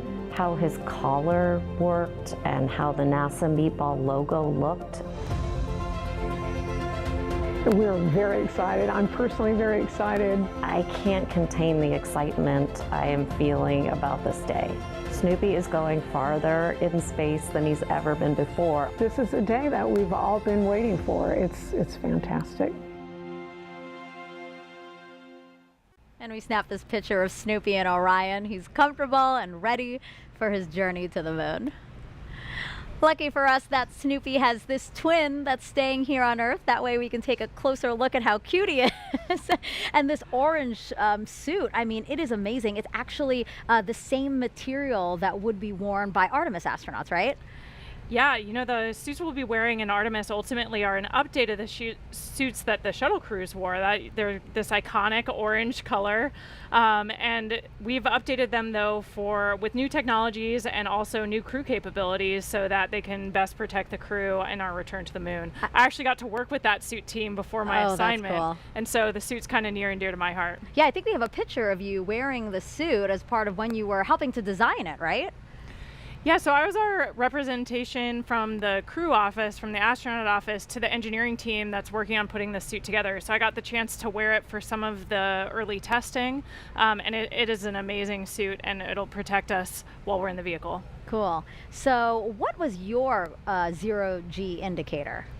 Yeah, like the video mentioned, we always choose stuffed animals. So we actually had a turtle. We named her Pfau, which is German for peacock. And we chose that because Raj and I are from the turtle training class. So we thought it would be fun to have a sea turtle as our zero-G indicator. But we wanted to have a nod to Matthias, who is a German astronaut, so that's what we gave her a German name, and Tom, who's from the peacock class. So she's peacock colored, and it kind of worked for everybody. I was about to ask, I was like, wait, why is it German for peacock, but it's a turtle? Yeah, exactly. Now I get it. It was diplomacy, crew diplomacy Now move. I get it. So we had turtle, we have Snoopy here. Why is it always toys? I think the tradition goes back to crews taking stuffed animals from their children and sometimes flying the stuffed animals of their kids. That still happens to this day when a crew selects a zero-G indicator, but they're convenient because they're nice and soft. So if you're going to allow something to bounce around in the capsule, you want to make sure that it won't hurt the crew or any of the equipment. And they're cute. I mean, yeah. come on. Who doesn't want a mascot? Makes you smile, yeah. Absolutely. Well, NASA's workforce has changed over the last 50 years. For Artemis I today, women make up 30% of the launch team. But when we first stepped on the moon with Apollo 11 in 1969, take a look at this picture here. You see this woman highlighted near the center there? That's going to be Joanne Morgan, and she was the only woman in the firing room. She now has a special message for the Artemis generation. Hello, I'm Joanne Morgan, and I am so excited for Artemis I. This flight test will bring new knowledge to people on Earth, and I'm thrilled to see such a diverse team at the LCC making it happen. Firing Room 1 is a different sight today than when I was on console for Apollo 11. I was totally focused on doing my job and never thought about being the only woman in the room. Today, women at NASA are center directors and launch and flight directors and have substantial roles in engineering, science, and technical areas. This is so important for a new generation, the Artemis generation, to see how individuals are leaders and contributors to the mission, and for youth across America and the planet to see this as well. After 50 years, it is gratifying to see this change, and I can't wait to see what you all accomplish together. New century, new generation, new mission to the moon and beyond. Godspeed, Artemis team and Artemis I. I think it's so great that we know she's following along and interested in this mission too. Yeah, it's so awesome to see the women who have come before us at NASA and paved the way for a much more diverse team to contribute to these amazing missions. Yeah, and speaking of women breaking the mold, before serving as a NASA astronaut, I know you were a naval officer and a member of the first class of women commissioned to the submarine community. How amazing is that? I mean, what would you say as you look at these pictures? What would you say to women, young girls who might be thinking, hey, I might want to join a predominantly male field? Yeah, you know, I was just really lucky to be in the right place at the right time. I was a senior at the Naval Academy when they announced that they were going to change the policy and allow us to serve aboard submarines. But even before that change happened, I knew that I was passionate about serving in that role and I was dreaming about it. So I think allowing yourself to really examine what your passions are and be brave enough to dream that you could actually do those things. I had awesome mentors who encouraged me along the way and told me never close a door on yourself. You know, you always want to put yourself in the roles you're most passionate about, especially if you're going to challenge yourself. Doing something you love that's hard is so much better than doing something that you're not as well suited to. So I was just lucky I had some awesome leaders in my life who encouraged me to be brave enough to dream, so that when those opportunities presented themselves, I was ready to take them on. Yeah, no, that's great. Having mentors is always so important because, yes, sometimes you don't know what path to take, especially if you're blazing your own. So it's always so nice to have somebody to talk through some of that. Absolutely. 52 minutes until the opening of the 2-hour window for Artemis I today. Once it soars off the launch pad, our colleagues over in Houston will take over. Leah, how are things looking in Mission Control right now?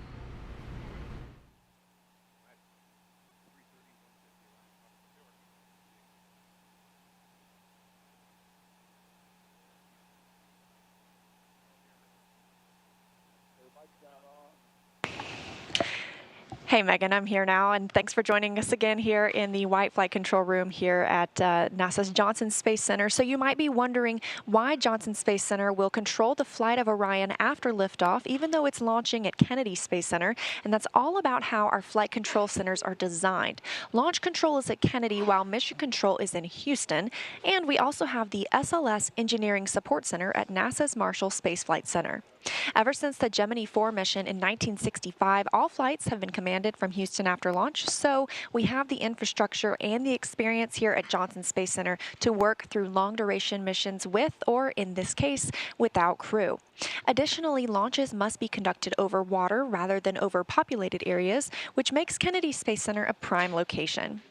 Again, we're ready to jump into action once SLS takes flight, and this room will be staffed around the clock until Orion splashes down at the end of the mission.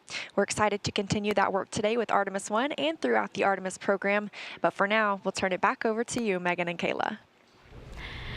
Now, the fully stacked SLS and Orion system was rolled from the vehicle assembly building to the launch pad about 2 weeks ago. We captured this video of the 4-mile, 9-hour journey. It took a special transporter and a special team of people to make it happen. Hear from them what it's like to shoulder the weight of this moment.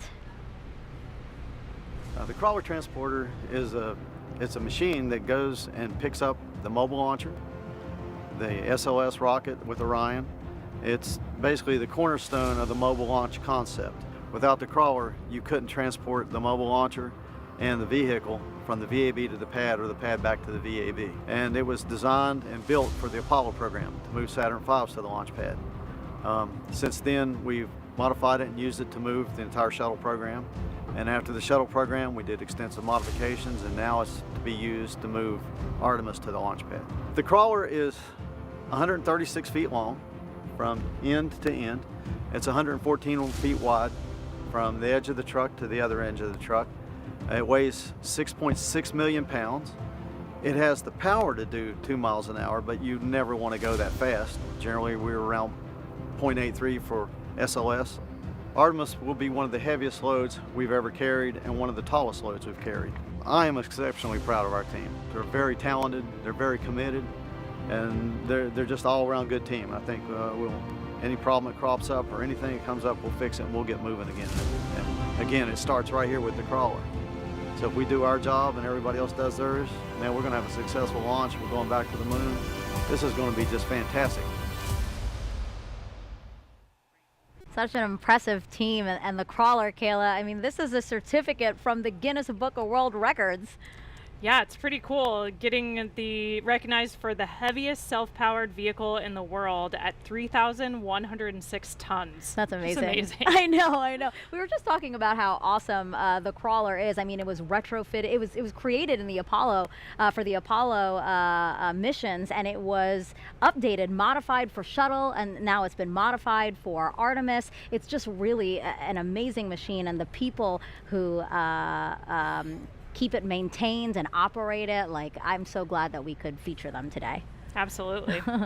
All right, so we are 48 minutes and counting again from that opening of the 2-hour window we have today. Kayla, if you thought you were excited, you have got to check out this video here.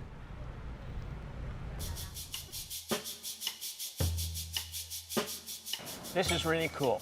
We got some children that are on a bus, and they're going to come here to the vehicle assembly building and the administrator and I are going to jump on the bus and surprise them. We're going to give them the opportunity to come in and go up the elevator with the rocket. Wow! It's so cool! Look at that thing! Whoa, that's awesome! Hey guys, would you like to see a moon rocket? Because it is the future of our country, indeed the future of the world. And we saw what our space program does for science and technology and engineering and mathematics. We saw that in the Apollo generation. All right, guys, what do you think?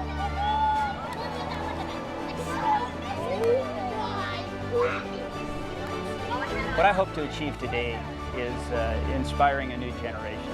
I mean, the more people that we can get to see up close and personal this rocket, it's awe-inspiring. And I cannot wait till the launch. When America sees our rocket actually launch on a test flight to the moon, you know, it's just going to spark a whole new push for what we are doing. Best day of my whole life ever. It's gonna be incredible. It was a dream come true. This rocket is definitely going to the moon. I think it's really amazing. And I was actually really excited because I've never seen a rocket like this close up. Now we have the Artemis generation. This is a new generation of us going back to the moon to learn and live, and then we're going to Mars. I told you they were so excited. They're so cute, their faces, it was amazing. I think my face looked pretty similar the first time I walked into the VAB and looked up at that rocket. I mean, the building is huge, and standing at the base of the rocket just takes your breath away. The scale of it, you know, 322 feet, especially stacked on its end like that, is just amazing. So yeah. I almost relived my first time in the VAB through their eyes. And it was really cool. There was this opportunity where they got to just ask any questions they wanted. I was there, so they were asking me questions. They were asking the administrator, Bob Cabana as well, and they just hands shot up. They just had questions, and then sometimes I didn't really know the answer, and they're like, well, it's this, and I was like, oh my God, they know so much and they're so interested in it. I mean, again, this is why we're doing this. This is part of the inspiring the next generation. Absolutely. Whenever I get a chance to interact with kids kind of any age, all the way from elementary school up through college, the human spaceflight program, and Artemis in particular, I think really captures people's imagination and gets them interested in everything it takes to do something so daring and so complicated. Yeah. And actually, before we move on, an interesting note about the opening music in that video, it's an original composition called The Artemis Generation, performed by the Cooper Middle School Band percussion section of McLean, Virginia. And to continue to inspire the Artemis generation, NASA invited students to take part in a national essay contest, challenging them to imagine what it'd be like to lead a week-long mission to the moon's South Pole. Here's the first winner now. I gazed out of our moon pod window just before it was time to exit. My crew of 3 and I had been working for years to get here. Our crew consisted of a botanist, an engineer, a doctor, and me, an astrobiologist. We'd been picked because of how well we got along together, with our complementary STEM backgrounds and our naturally upbeat personalities. Houston, this is Artemis Crew 1, initiating airlock sequence, I said over my microphone. I looked at my crewmates, and as I stepped out of the pod, I felt so gratified, becoming the first woman on the moon.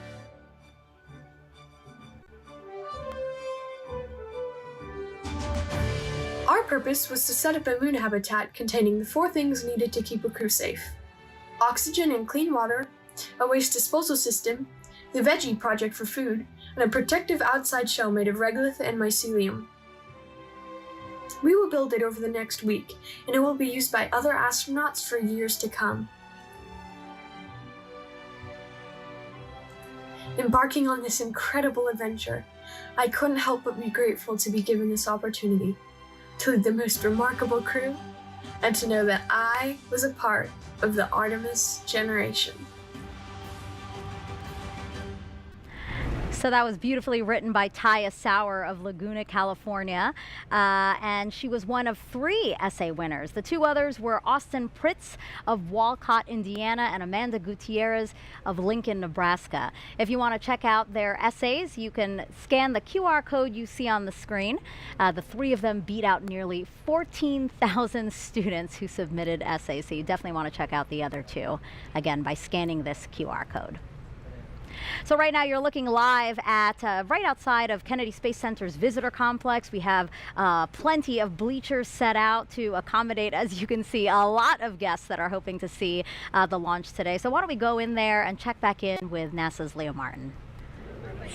Hi, Megan. Yeah, this place is filling up. You can feel the excitement, people chattering, people sharing stories, people talking. And, you know, we just heard about those Artemis Moonpod essay winners who are part of the Artemis generation. Also joining me tonight from the Artemis generation, we have 2 students who were actually able to come down and visit at Kennedy Space Center to watch this launch live tonight. I'm joined here by Denham and Allison. How does it feel to be here tonight? Really, when I first found out, I was really nervous. I didn't really know what to expect. Like, we really just looked at each other and we kind of screamed. Yeah. Just out of excitement? Yeah. How did you feel? Honestly, it was like amazing. It was surreal. Like that we have this opportunity out of so many people who applied for this. It was like outstanding. And you guys actually got to take a tour of Kennedy Space Center a little bit earlier this week. What was something that you got to see that was just really outstanding? I think it was the shuttle experience, like how it is when the rocket ship goes on up with people in it. It was honestly really fun doing it and learning like how they feel at the moment. And Denham, what do you think it will be like to watch the world's most powerful rocket launch tonight from just across the river?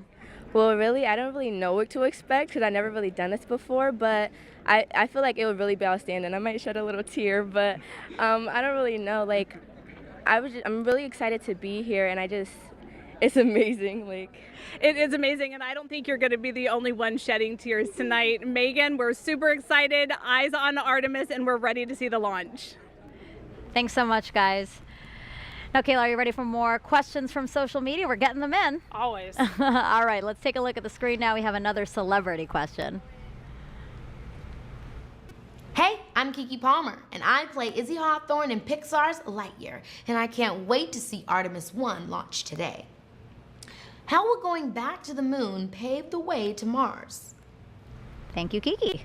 Yeah, what an awesome question for tonight. I mean, the return to the moon is going to give us a chance to test all of the capabilities we need to operate on Mars. Mars is really far from home. It's going to take us 6 months just to get there, and that's with ideal planetary alignment and expected advances in propulsion technology. Then we'll spend about a year plus on the surface before it's 6 months home. And so the moon is a lot closer. We can get there in 3 days. The communications delay is a lot shorter, and so we can really test our operational concepts a lot closer to home. The moon's super far away. It's 250,000 miles, but that's way closer than Mars. So it's going to give us a chance to test all of our technologies so that we know what we need to develop in order to take that next step. Yeah, we call it the next giant step for a reason. Mars is very, very far, like you said. All right, let's take another question from social media. Kayla, what inspired you to be an astronaut? You know, my journey was a little bit different than some of my colleagues. I didn't grow up specifically dreaming of becoming an astronaut. I don't know what the barrier was there. I was aware of and inspired by the space program, but I never allowed myself to dream of becoming an astronaut until I had served on a submarine, actually. I think that operational experience that's so similar to what we do in the space program, if you think about it, we're sending humans to live, work, and do something of importance in a place where people aren't supposed to be, the depths of the ocean or the vacuum of space. And so I think those experiences gave me the confidence to even dream that I could become an astronaut, and then inspired me to apply in the first place. And that doesn't deter you, again, like being in a place where, we're not supposed to be, a confined space at that. Yeah, I think those parallels, I got a chance to meet an astronaut after serving on my submarine, Kay Heyer, who's also a Naval Academy graduate, class of 1981. And hearing about her experiences working on the space station really made me click. All of a sudden I said, the space station's a submarine in space. Yes. And it sounds silly, but I had never made that connection before. And once I did, I just couldn't stop dreaming about it. Oh, that's so cool. I love that your story isn't, the typical one, as you said. Okay, I think we have time for one more question. Is Snoopy ready and excited? Of course. I think like any crew member, Snoopy's been training for this moment. He knows what to expect in a nominal and an off-nominal launch and all the actions expected of him. So like any good crew member, he's ready to go. And he has a suit that's been tailored to him. It's especially made for him, the way that the astronaut suits are especially made for them. So yeah, I think he's ready. Yeah. Seeing the moon up close, he's ready to go. So keep those questions coming. Use that hashtag Artemis and tweet or drop them in the comments wherever you're watching this broadcast. And don't forget those NASA moon snaps. Hashtag NASA moon snap for your moon-inspired content. Okay, we are now 37 minutes from the opening of our 2-hour launch window today. Let's check back in with Daryl with the launch team. Yeah, we've had a couple of issues that the launch team has been working, and we have an update on both of those. First of all, is the leak, the liquid hydrogen leak in the replenish valve out at the mobile launcher. We understand from the launch team that that leak has not recurred. The work that happened out at the pad is that the red crew and the work that they did out there remedied the leak. That's good news. And now the liquid hydrogen tank on the core stage is back in replenish at this moment. And the upper stage of the rocket, liquid hydrogen side, is in fast fill. You can see from the graphic there that we are back up to 100% over on the liquid hydrogen side on the right hand of the screen. On the left hand of the screen, you can see we have been in stable replenish for liquid oxygen. Now, with regards to the range, they reported that they had an issue to the NASA test director with their radar sight. Later found out that that was actually a bad Ethernet switch that was cutting out and not providing them the data. The range reported that they will swap out that bad switch, and they're currently working on that. They advised at the time, about a half hour ago, that it would take them about 70 minutes, or about 25 minutes into that work. They did just recently update the NASA test director to say that it's going to take them a little bit longer because they're going to need to re-verify this Ethernet equipment once they have it installed. Again, that work is ongoing, but at the moment, if we were launching right now, the range is no-go as a result of that bad Ethernet switch.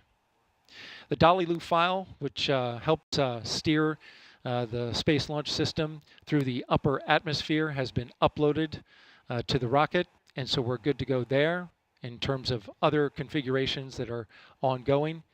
But we are continuing to monitor communications of the launch team about holding to the top of the window, currently slated for 1:04 a.m. Eastern Time. But we do have 2 hours, and we have yet to see whether or not the launch team is going to be able to make enough adjustments in order to hit the top of that window. No slip yet, but we're monitoring their work, and we'll give you an update when we have it. Back to you, Megan. Thank you, Daryl. Really great news about that leak. Kayla and I actually said, wow, that's really great news. So we'll wait on your next update. Let's go back live now to Kennedy Space Center's visitor complex, where we have NASA's Dan Hewitt inside there with our new moon board. Dan, let's focus in on Orion now. It has 3 main elements, right? That's right, Megan. And Orion is the spacecraft that's going to be carrying our Artemis astronauts off of planet Earth and then returning them home. As you said, 3 major components, so we'll jump in here at the top with the first one, the launch abort system. This is a critical safety feature on Orion, designed to pull the capsule away from the SLS stack in the event of an emergency on the pad or the way uphill. And it does that using 3 solid rocket motors. The first one, the abort motor, can fire within milliseconds of automatically detecting an issue, pulling the capsule away to a safe distance. After that, the attitude adjustment motor. This one will fire. We can cancel out any rates, put us into a nice stable glide before we get ready to fire the jettison motor. This is the one that will actually take the launch abort system off of Orion, allowing it to then deploy parachutes and parachute down to safety. I will note the jettison motor, the only one that fires no matter what on a normal mission. It's going to fire once we're high enough in the atmosphere. And for Artemis I, that is the only motor on this that is active. The attitude and abort motors are inert for Artemis I. And that's all focused on protecting this, the Orion crew module. This is where you have your astronauts physically inside. In the capsule, you have everything you need to keep a crew safe, happy, healthy, thriving in deep space. You have a pressurized environment, seats, crew displays, toilet, everything that you need. On the outside, couple of critical features. On the bottom, the heat shield. Remember, this is goal number 1 for this mission, is testing that heat shield. It's an ablative structure made to survive that fiery re-entry at the end of a mission. Along the outside, you see these small gray circles. Those are reaction control system thrusters. Orion can use that at the very end to control the yaw, pitch, and roll as it's hurtling through the atmosphere.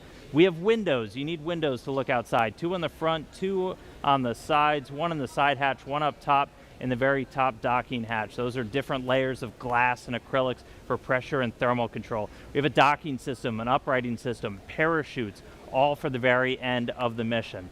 Third and final piece, down here at the bottom, the European service module. This has all of the propulsion assets for after SLS has done its job. Starting on the bottom, the large orbital maneuvering system engine. This is the one that's providing the most thrust for all of those key maneuvers around the moon. 8 auxiliary thrusters also around the aft to the bottom part of the service module to provide some additional push as well. And then 24 of these smaller reaction control system thrusters. They can be used for attitude control, which way you're pointing, as well as small translational maneuvers moving side to side. We flip the vehicle up, we see 4 solar arrays, each one 24 feet in length, altogether generating 11 kilowatts of electrical power for Orion systems. Inside the service module, you have tanks for things like the thermal control system, potable water when we have a crew on board, and also pressurized oxygen and nitrogen for an atmosphere, which gets fed through this umbilical here to the crew module, along with electrical lines. That's also what's going to separate us at the very end of the mission. So that's Orion. It's going to be making its first flight around the moon on Artemis I. Can't wait to see it, taking those selfies around our lunar neighbor. Send it back over to you, Megan. Thanks, Dan. That last component Dan talked about, the European service module provided by the European Space Agency. Let's go to Jasmine for that.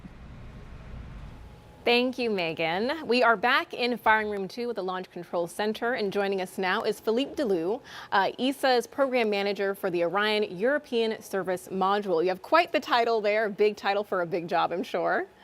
We are very glad to have you here, and we understand that the European Service Module is powering Orion that's going to send humanity farther than ever before. Philippe, how is it getting us there?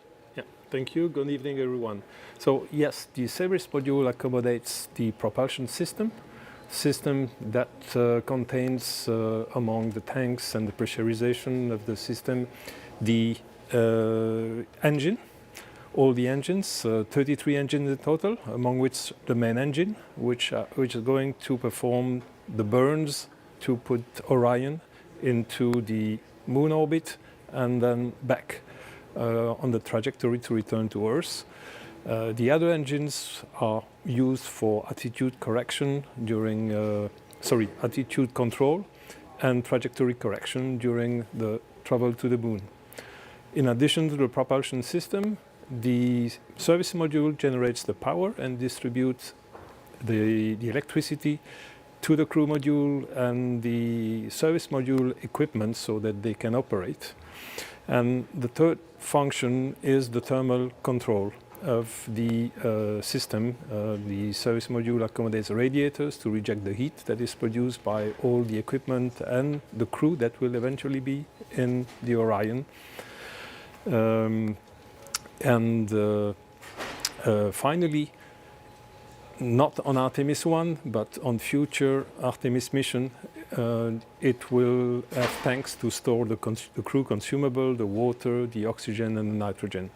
Right, so we understand too that you are monitoring launch here in Firing Room 2 with us, and you also have a team. We're going to bring up a picture of that team right now, or a live look inside ESA's control room in the Netherlands. So can you tell us, what is your team working on today? Yes, well, the ESA team is not only back in the Netherlands, it's one aspect, but we have also a significant team in the control room in Johnson, in the Mer control room. And their role is to monitor the telemetry from the service module to make sure that all parameters are within their nominal behavior, that the operations are performed also nominally, and for sure identify if something goes wrong, if something goes not nominal. And if something non-nominal is identified, then they will have the role to support the NASA team to troubleshoot the anomaly and prepare the recommendation to be brought to the mission management team for a decision on how to operate the vehicle forward. Great. We're really glad to hear that your teams are monitoring here, Johnson in the Netherlands as well. And this has been a huge collaboration. There were 10 countries that contributed to the European service module. Can you tell me about that teamwork? Indeed, it was a real teamwork of about 60 companies across 10 European countries. Well, together with the prime contractor, we have selected the finest companies available in Europe to build the state-of-the-art equipment which is needed to go back to the moon with humans. Right, we're going back to the moon and farther even beyond. Thank you so much, Philippe. I really appreciate you being here tonight. You're welcome. Thank you very much. Of course, of course. Megan, back to you. Now it's time to check back in with Mission Control in Houston. Leah, how are things over there? Things are good over here at Johnson Space Center, which is just one part of an agency-wide effort with many NASA programs doing their part to make future missions a reality. When the first woman and first person of color travel to the moon, they'll be wearing a state-of-the-art launch and entry spacesuit called the Orion Crew Survival System. When they set foot on the moon, they'll be in another all-new next-gen suit, both being developed at the Johnson Space Center and through partnerships with commercial providers. During those spacewalks, astronauts will collect samples for further study of the moon. The Astromaterials Research and Exploration Science Division at JSC is preparing to receive rocks, soil, and ice collected from the moon's south pole, which has a unique crater impact history and ice deposits that have never been sampled. And leading the effort to advance capabilities for science, exploration, and commercial development of the moon is the Commercial Lunar Payload Services Initiative, or CLPS. More than a dozen American companies are developing science investigations and tech demos. Additionally, we need a sustainable presence, a specific station in orbit to facilitate continuous lunar access and serve as a home base or a jumping off point for new deep space exploration missions. This is where Gateway comes in. It's a multi-purpose lunar space station being developed by a worldwide effort led out of JSC. NASA is again teaming up with international and commercial partners to create this essential component. Artemis and Gateway will enable NASA's Human Research Program to better understand how the human body adapts beyond low Earth orbit, ensuring future astronauts traveling to the moon and Mars have the tools to keep healthy and thrive in new environments. And with that, we're going to turn it back over to Megan and Kayla at Kennedy. Thank you so much. So Artemis will also facilitate new discoveries about the moon. So to tell us what we're hoping to learn, we have Sarah Noble here. She's the Artemis Lunar Science Lead. Great to have you here. Thanks. So tell us about what we know about the moon. Yeah, so we learned a ton about the moon during Apollo, right, from the samples and the data that we collected. In fact, we're still learning from those samples and data even today, 50 years later. But then since Apollo, you know, we've actually been studying the moon mostly from above, learning about getting more of a global perspective on the moon that we really didn't have during Apollo. And so that's allowed us to ask a lot better questions and to understand where to go to find the answers to them. Now that we're headed back to the moon, sending human beings as part of the Artemis program, what are we hoping to learn that's new? Yeah, so we're going to an entirely different part of the moon for Artemis, right? During Apollo, we kind of landed almost in the same place, like 6 times, right? In the sort of central near side of the moon. But for Artemis, we're going to go explore a new part of the moon. We're going to go to the South Pole, which is some of the oldest rocks on the moon. It's the part of the original crust of the moon. And there's places there that are permanently shadowed, where we think that water and other molecules sort of get trapped, and we really want to understand what those are, and so that we can use them for both science and for as a resource. Sarah, we're also planning to land a rover at the South Pole of the moon in late 2024. Can you tell us about that? Yeah, absolutely. The Viper rover, the Volatiles Investigating Polar Exploration Rover, is going to go land near the South Pole, and it's actually going to explore some of these permanently shadowed areas. It's going to dip into them, drill down, try to find out what that water is, what else is there, what form that water is, how much is there, so that we can really understand it both from a science perspective, and if we want to use it as a resource, we will understand how to extract it. So some people might say, you know, we have all these rovers, we have access to machines that can do a lot of the work on the surface of the moon for us, so why is it important to return humans to the moon?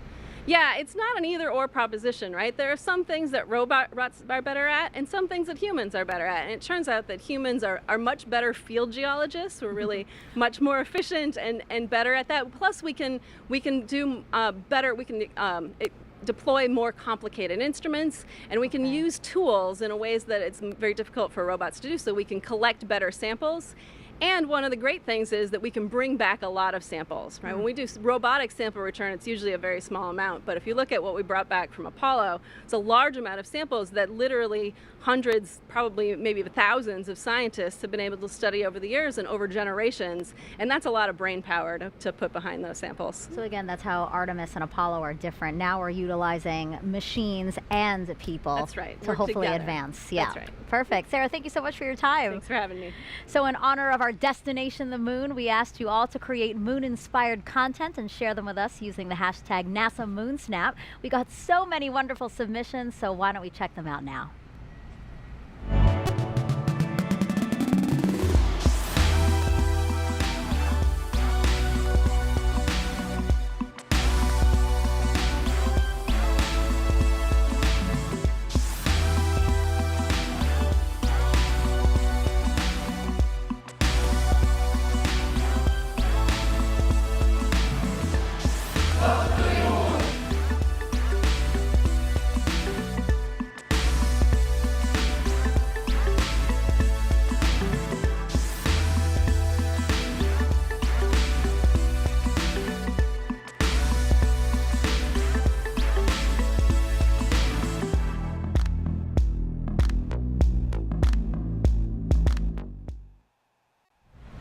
That was a really cool look at all the different kinds of creations, recipes, and also art, and it was great to see what people submitted. Yeah, it's awesome to see the creativity out there and how people are engaging with this mission in so many different ways. Yeah. So I know that you didn't submit it yet, but you did create a moon snap, so to say. So why don't we take a look at that picture? Yeah, this is one of my favorite pictures of the moon that I was able to take from orbit. I think for me, it kind of reminds me of that iconic picture of moonrise or Earthrise from the moon from Apollo. And it's kind of that in reverse. I think there's something about seeing the moon from orbit around the Earth that makes it seem a little bit easier to imagine what it'd be like to have that view from the moon looking back at our home planet. Yeah, you should definitely submit that because that's an amazing photo. Did you take that yourself? Yeah, out of the cupola window aboard the space station. Wow, the resolution's great. The cameras we have up there are incredible. Yeah. It's awesome. So I haven't taken a moon snap, so I had nothing to submit. So how do you feel about creating a moon snap with me? Let's do it. All right, well, take that, if you don't mind lifting it up, and we're just gonna snap a photo here. Oh, lighting. Perfect. So I just created a moon snap. I love it. I'm going to share it. And again, this is just to encourage people to really get involved in this mission. So we will continue to collect and share those photos. So again, if you have a NASA moon snap, just use that hashtag. Okay, Artemis I comes amid a very busy year and exciting year at NASA. Some of the highlights include 2 more commercial crew launches with SpaceX, Crew 4 in April, and then Crew 5 last month. In May, NASA and Boeing flew OFT-2, the second uncrewed flight test of the Starliner capsule. The goal is to certify the capsule for regular flights to the International Space Station after a crewed flight test next year. In July, we released the first images captured by our James Webb Telescope, and oh my, those are really beautiful, fascinating photos, and they're going to really help us answer some of astronomy's biggest questions about how our universe began. And then in September, we intentionally slammed the DART spacecraft into asteroid Dimorphos. Boom, look at that. And we successfully changed its course. The asteroid wasn't headed for Earth, but the test was to show we could defend our planet if needed. And recently, 2 other missions that benefit the Artemis program. Last week, we tested a new inflatable heat shield that could help us eventually land humans on Mars. And just 2 days ago, Capstone arrived at its intended orbit around the moon. The small satellite launched from New Zealand in June and will now test a unique lunar orbit for a future space station there. Artemis I heralds a new era in the history of human spaceflight. It marks a pivotal next step in humanity's return to the moon, ushering in a new generation of astronauts, technology, and research. This critical flight test sets the course for a bright future at the moon. It represents our ability to safely send Artemis astronauts and critical hardware to lunar orbit. Humanity will experience Artemis in different ways than we did Apollo. We will explore new areas of the moon with 21st century materials, technologies, systems, and operations. Gateway will be humanity's first space station to orbit the moon, built with next-generation technology. Gateway will not only provide a deep space outpost for future lunar expeditions, it will also serve as a station for landers, experiments, and supplies. Starting with the core power and habitation elements, Gateway will grow with increasing capability as international partners contribute new habitat and refueling modules, observation windows, external robotics, and more. Gateway will enable longer stays and more science to be conducted on and around the moon than ever before. And one day, it will help set the stage for missions to Mars. A highly skilled, diverse core of astronauts will be selected for Artemis missions, including the first woman and first person of color to step foot on the moon. Aboard Gateway, the crew will conduct exciting research from their unique deep space vantage point. Gateway will also be a transfer station for astronauts to board innovative human landing systems that will ferry them to and from the lunar surface for exciting scientific expeditions near the South Pole. Once on the moon, Artemis astronauts will use expertise in fields like biology and geology to conduct groundbreaking research in modern spacesuits using advanced tools. They will drive new rovers to investigate the lunar terrain and unlock some of the greatest mysteries of our solar system. Artemis I cements our capability to send astronauts and cargo to the moon for years to come. We're going back to the moon. We are Artemis. As we approach the opening of our 2-hour launch window, we have a special musical performance for you. America the Beautiful, played in honor of the flight test by the Philadelphia Orchestra and Yo-Yo Ma.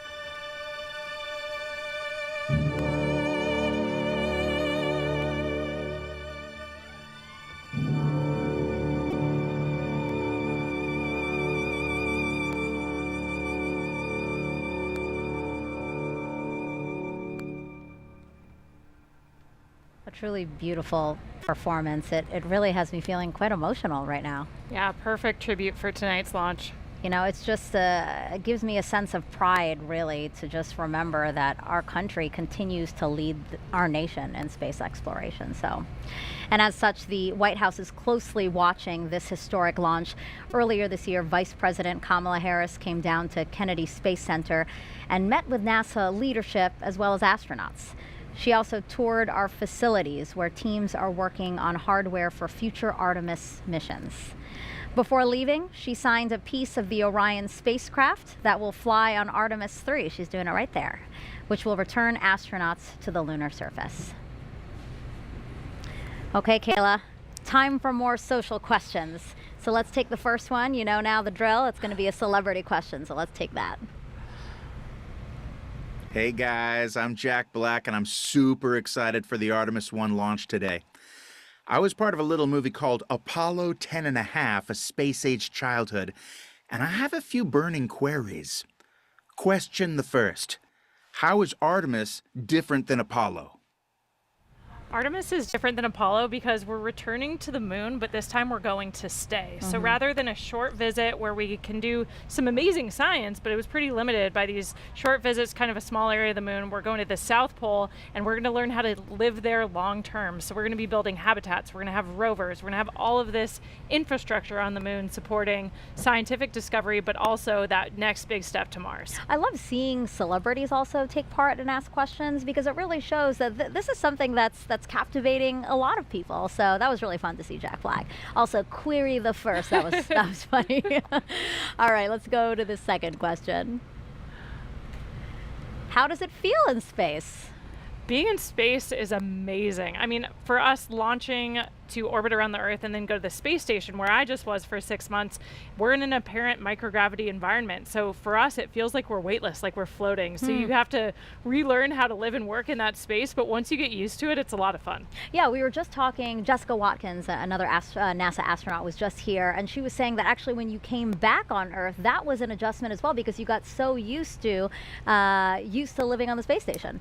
Yeah, the transition home was actually a lot harder for me than the transition up there because our vestibular systems kind of remap. We start ignoring all the sensors in our inner ear that tell us how our bodies are moving because the space environment is so strange, but we really need that on Earth to balance and control our bodies. Sure. So when we get back, it takes a couple of days before we feel comfortable again. Really interesting. Thanks so much for those.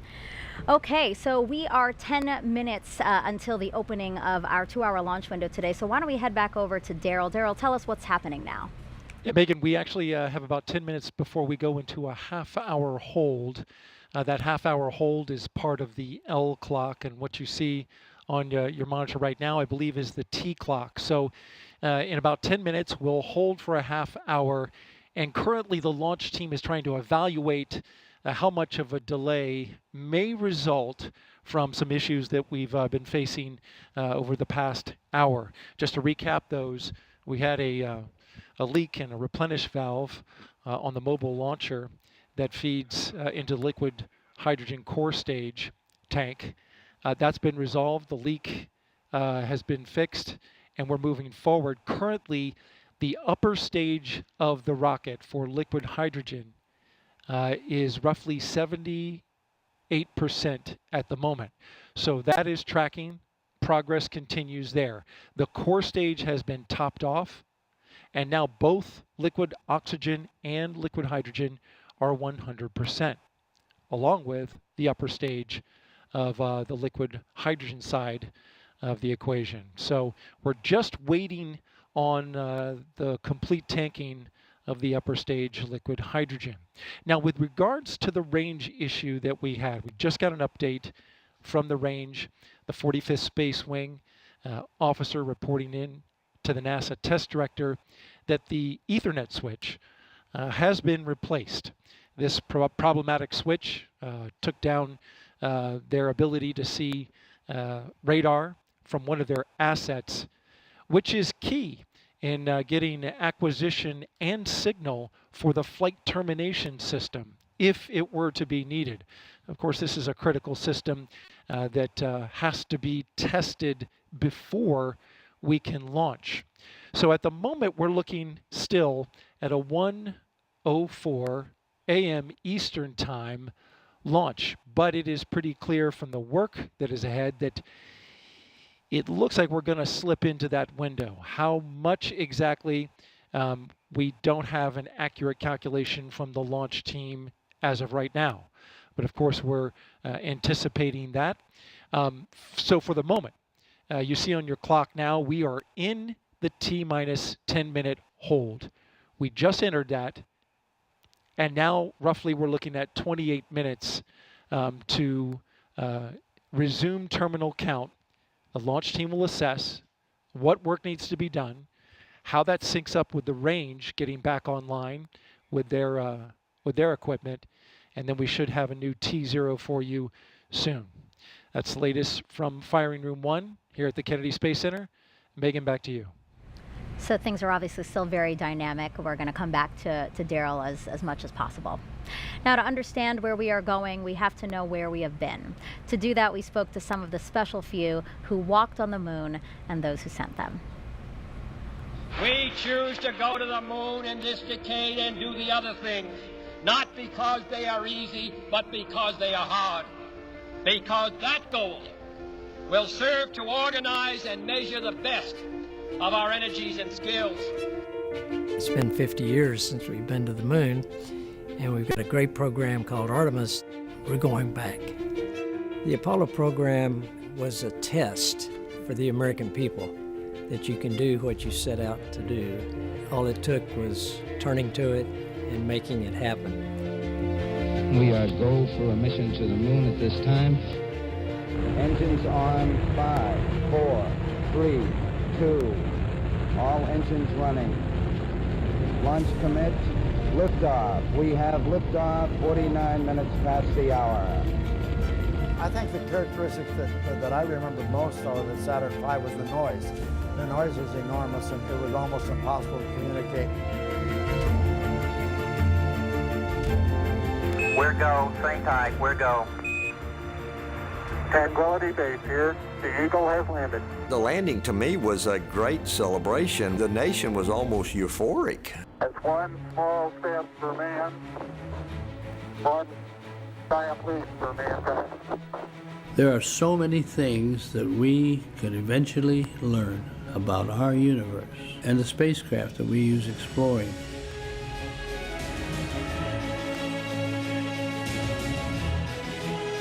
We are a nation of explorers. During Apollo, we were on national TV literally every day because we were doing something visible that Americans could see and they could feel and say, look what we are doing. And I believe Artemis is going to come up and say, look what we are capable of and what we are doing now.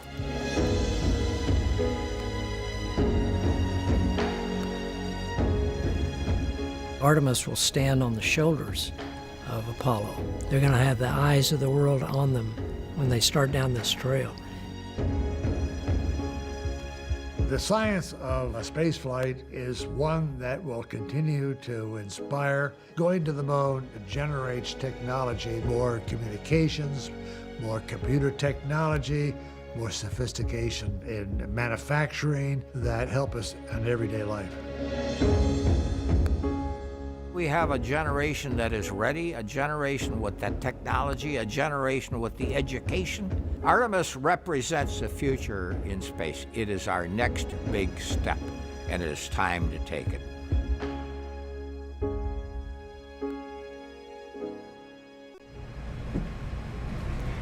If you're just joining us, welcome to NASA's Kennedy Space Center, where we are showing you a live look of another visitor center. This is the U.S. Space and Rocket Center. Wow, take a look at all of those people who are there hoping to watch the launch today. You know, this is the visitor center for the Marshall Space Flight Center in Huntsville, Alabama. That center played a crucial role in contributing to the Artemis program, so I'm not surprised that there are a bunch of people there watching.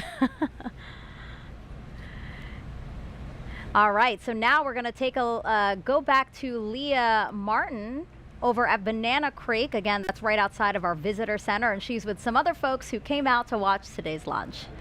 Yeah, you know, Megan, we talked about this being America's rocket, right? Every state in the United States has contributed to this rocket, so it should be no surprise that we have people from all over the country joining us here tonight. I'm actually joined by some friends of ours who are joining us from Georgia and Utah. What does it mean to be here tonight to see tonight's launch? I think it's amazing. I know that tons of people from all over the United States have helped build the rockets and are here tonight, so it's awesome to know that we all have a little bit of personal ties to the rocket. And go ahead. No, I'm just excited to be here because I've been a fan of space travel and going to the moon and back, and I'm glad to see it's happening again later in life. And you were actually telling me a little bit earlier that you grew up in the Apollo era in those years following those first launches, and now here, how does it feel to be watching the sister program launch and seeing at the beginning? Look at the goosebumps. That tells it all right here. I'm totally thrilled to be here. Now, and you were actually telling me that you have a personal connection to this rocket as well. You know some people who have worked on it. What do you think it feels like being here? How does it feel for you to see something that's the culmination of so many years of hard work? Yeah, I think it's crazy when you think about how long it takes to build it and stuff. Like, I wasn't even born last time people tried to get to the moon. So it's awesome. I think it's so exciting, and I cannot wait. And we have a ton of people who are working tonight still on call, and so we just want to tell them words of encouragement. What more do you have to say? Oh, I hope it goes tonight. Megan, back to you. Go Artemis. Woo! Go Artemis. Yes, I love that. And again, I just love these drone shots that we're showing of all the people who are here ready, hoping, anticipating launch today. So now let's head back over to Dan. So Dan is in the Apollo Saturn V Center, which is right next to this crowd that you're seeing here. He's inside there, and he's going to tell us more about SLS using an interactive state-of-the-art tool we're calling the Moonboard. That's right, Megan, and everybody, welcome back to the Moonboard. So just to recap, SLS out on the pad, on the mobile launcher. Daryl's been walking you through all of the tanking, all of the preparation. We had that hydrogen leak that was in the base of the mobile service structure here. That's been remedied.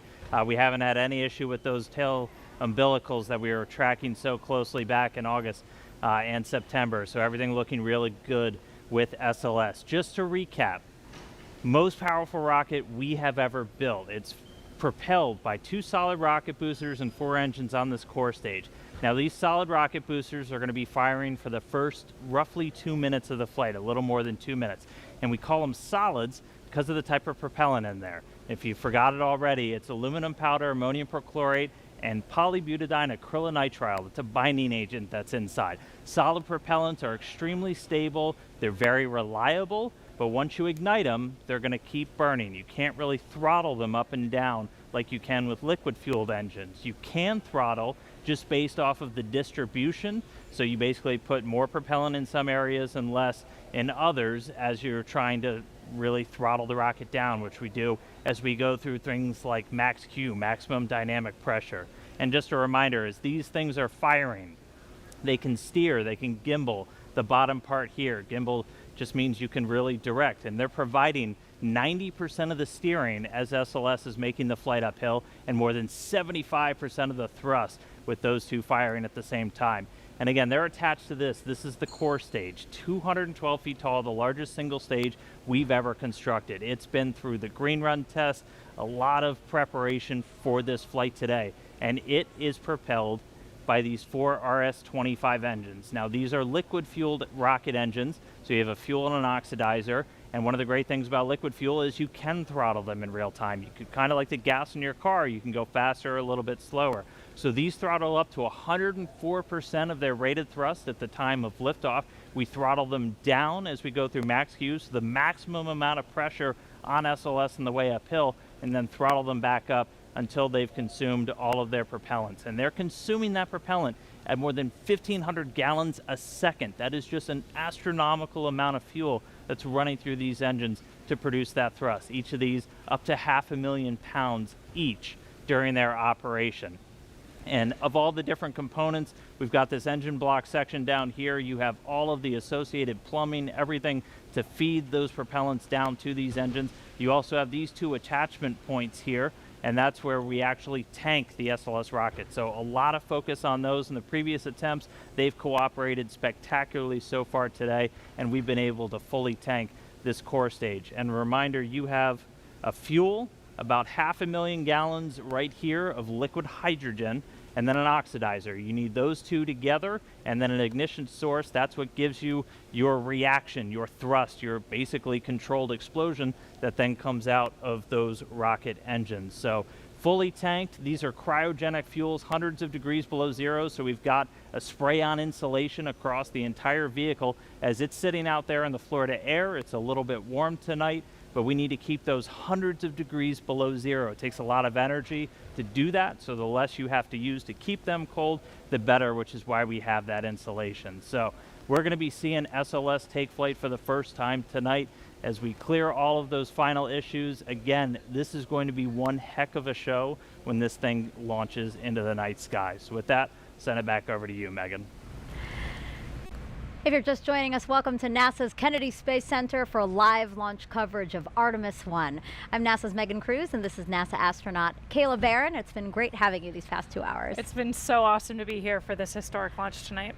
So right now we are awaiting a new T0. The launch team had to work through some issues, and they're doing a great job at working through those issues. So now we're just waiting to see a new T0, since we had been aiming for the top of the launch window, which opened does open at 1:04 a.m. Eastern Time. Now today is a big deal. Apollo 17 in 1972 was the last time humans stepped foot on the moon. That the rocket you see right there behind us, illuminated in the darkness there, is the first step back towards getting us to the moon. Now Artemis I is the first integrated flight test of NASA's deep space exploration systems. That's the ground systems here at Kennedy Space Center, the Space Launch System, or SLS rocket, and the Orion spacecraft. We will send an uncrewed Orion spacecraft farther beyond the moon than any of the Apollo missions before it. For Artemis II, Orion will have astronauts on board as it orbits the moon. Then future Artemis missions will land the first woman and first person of color on the surface of the moon. So Kayla, why do we want to go back to the moon?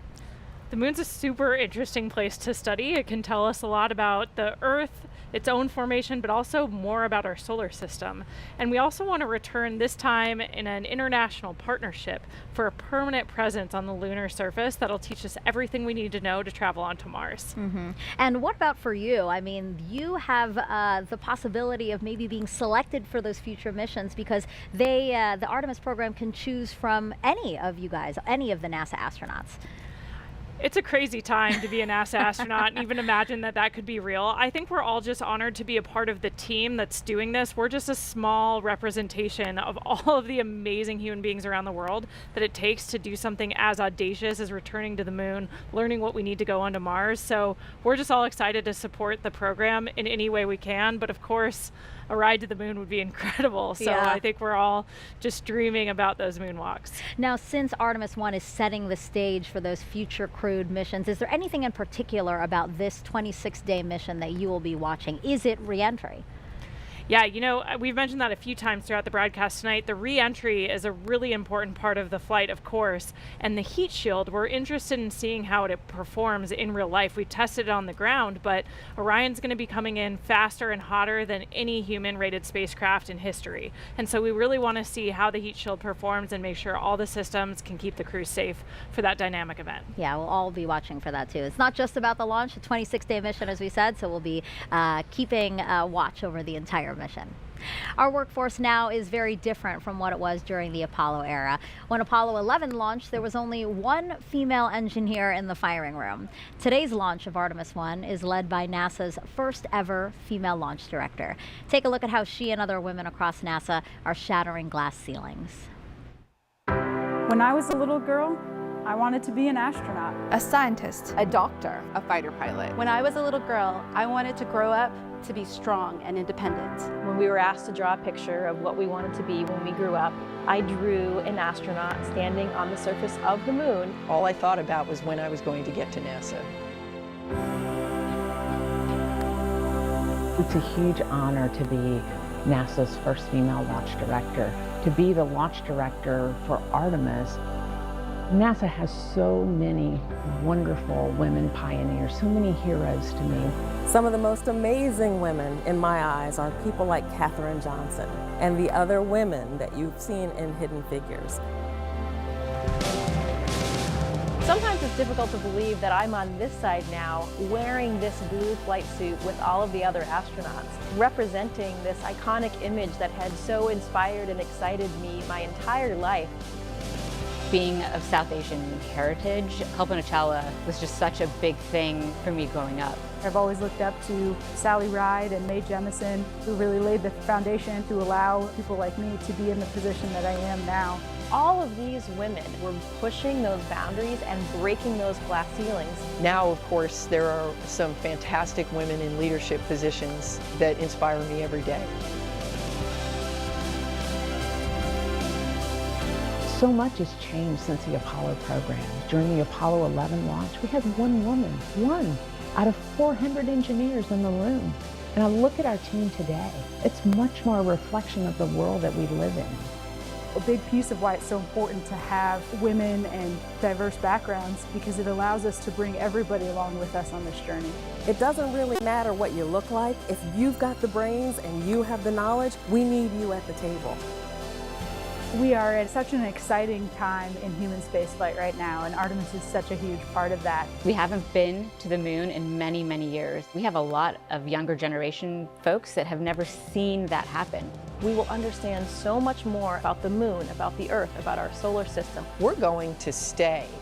And to me, that's an amazing idea. The moon is going to be the blueprint for how we go to Mars and out into the solar system and maybe beyond. It is incredibly exciting to be part of this Artemis team. It still feels pretty surreal to think that I might one day walk on the moon. To see a woman and a person of color on the surface of the moon, to be able to say that space is for everyone and that we go to space to make life better here on Earth for everyone. I know that tears will be in my eyes.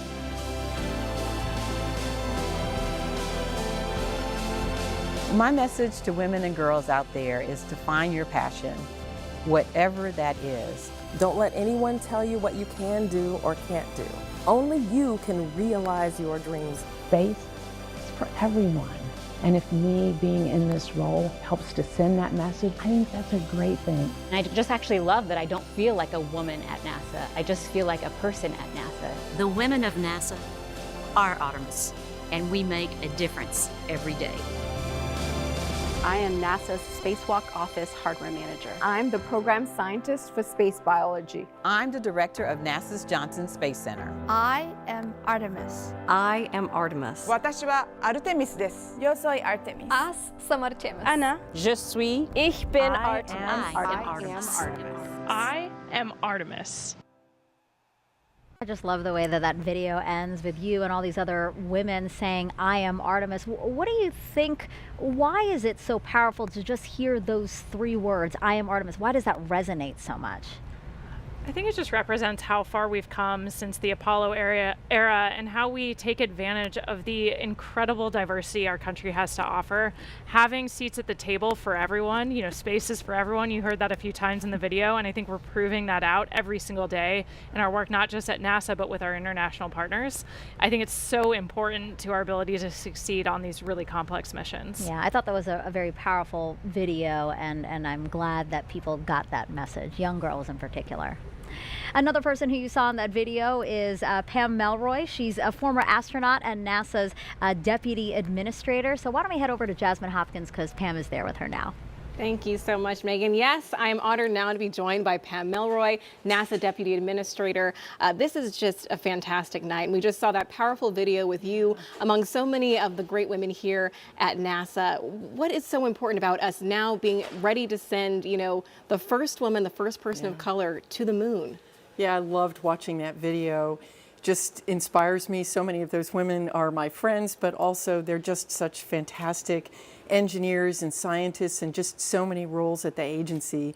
I've always thought one of the strongest teams that you could ever find is a family, and families have men and women, and so our teams are stronger, I think, when we have that balance and that diversity. So that was exciting. But for me, I was a part of the Apollo generation, and I was very inspired by, you know, Neil Armstrong and Buzz Aldrin and Mike Collins on Apollo 11 and all the Apollo astronauts. I just cannot even imagine the inspiration, though, for a little girl. I mean, it never occurred to me that I wanted to be an astronaut, but of course there were no women astronauts then. I think what's going to happen now with the Artemis generation is that that first woman and the first person of color is just going to have a huge impact on the next generation. Right. We are just watching with bated breath, and I know that it's going to mean so much to little kids to look up to them. And we understand, too, this is a huge, when we launch Artemis, it's going to be a global accomplishment. We have the Artemis Accords, which are helping us make sure we explore peacefully. Can you tell us more about those? Yeah, it's really important, actually, especially because unlike in Apollo, where it was actually just a few countries that had the capability to go to space, now those capabilities are proliferating throughout the world. And so what we do with the rocket is really important, and how we go is just as important. And how we go is as teams and with our partners, and with a sense of the responsibility that we have as we go out into the solar system to do it peacefully for scientific purposes and responsibly. Right. Pam, you have a great sense of teamwork, and this is definitely not our first time. There's a lot of things that go into testing out a first-time vehicle. There's actually dynamic activity going on right now. So how does this first flight test of SLS compare to other first times, with Shuttle or with Saturn V before that? Well, I can do even better as a test pilot, right? So there's a history there. In fact, the amazing thing about this is, so first flight of a first aircraft, you actually taxi it out to the end of the runway and then run down the runway and come back and check all the data. And then you might take off once and go around the pattern and come back and land. This is a little bit like taking off and going to fly a full mission on your very first flight of an aircraft. And so everything has to be right. So this compares it's very similar to the experiences that all new rocket developments have, where, it's not just about learning the hardware, that's a big piece of it, but it's also about gelling that team together and your procedures and how you're going to deal with issues that come up, because they will come up. They always come up. Exactly. And you have that experience as a test pilot, but also as a former astronaut. In that video, we saw you getting your induction into the Astronaut Hall of Fame, which is pretty cool. So what is your perspective, or what advice do you have for the Artemis astronauts, those ones that are going to maybe set foot on the moon? Oh, well, they don't need my advice. I'd love to elbow them out of the way and go to the moon too, but they are fantastic. I'm so proud of all of our astronauts. I was just talking to Jessica Watkins, who just came back on Crew 4. This generation is prepared, ready, and excited. And I think they're really excited that we're putting science front and center in the Artemis program too. We're going to learn so much about the solar system from the moon, and even about the Earth. And so I think the astronauts are really excited about doing that hands-on science, and they are ready to go. Right, I know they're ready to go, and maybe you are as well. But Artemis I is just the beginning. Then we have Artemis II and on. We're learning so much. What do you think about this forward movement that we're making right now? Well, it's really important. This is the Artemis campaign is actually part of a multi-decade effort that we're doing right now, which is really with the goal of creating a blueprint for how we're going to explore with humans and do science throughout the solar system. So we're going to learn through the Artemis campaign on the moon, and then we're going to go demonstrate it on Mars, and then the next destination, who knows where. Right. We're going so much further than we ever have before. Pam Melroy, thank you so much for joining us. Thank you. Go Artemis. Of course, go Artemis. Megan, back to you. Thank you both for that interview. Now, teams over at NASA's Johnson Space Center are also monitoring today's launch attempt. So why don't we go back over there with Leah to tell us what's going on over there. Thanks, Megan. And you're right. Teams here in Mission Control Houston continue to monitor today's events. Again, they will really kick into action once we have liftoff, and they'll remain on console all the way through splashdown. But quickly, I have to show you something, a little show and tell. It makes me feel like the coolest kid in school. I've got a moon rock here. I hope you can get a good shot of it. It is from Apollo 15, 1971. And when it was brought back to Earth, it was part of a larger rock. In total, it was 21 pounds. This is, of course, a smaller section of that, but we're looking forward to the Artemis program and being able to go back to the moon so that we can continue to gather these kinds of samples, but this time at the lunar South Pole. We've never been there, and we've never brought samples back from that area, so we're really excited to see what might differ in those samples and the ones that we have here.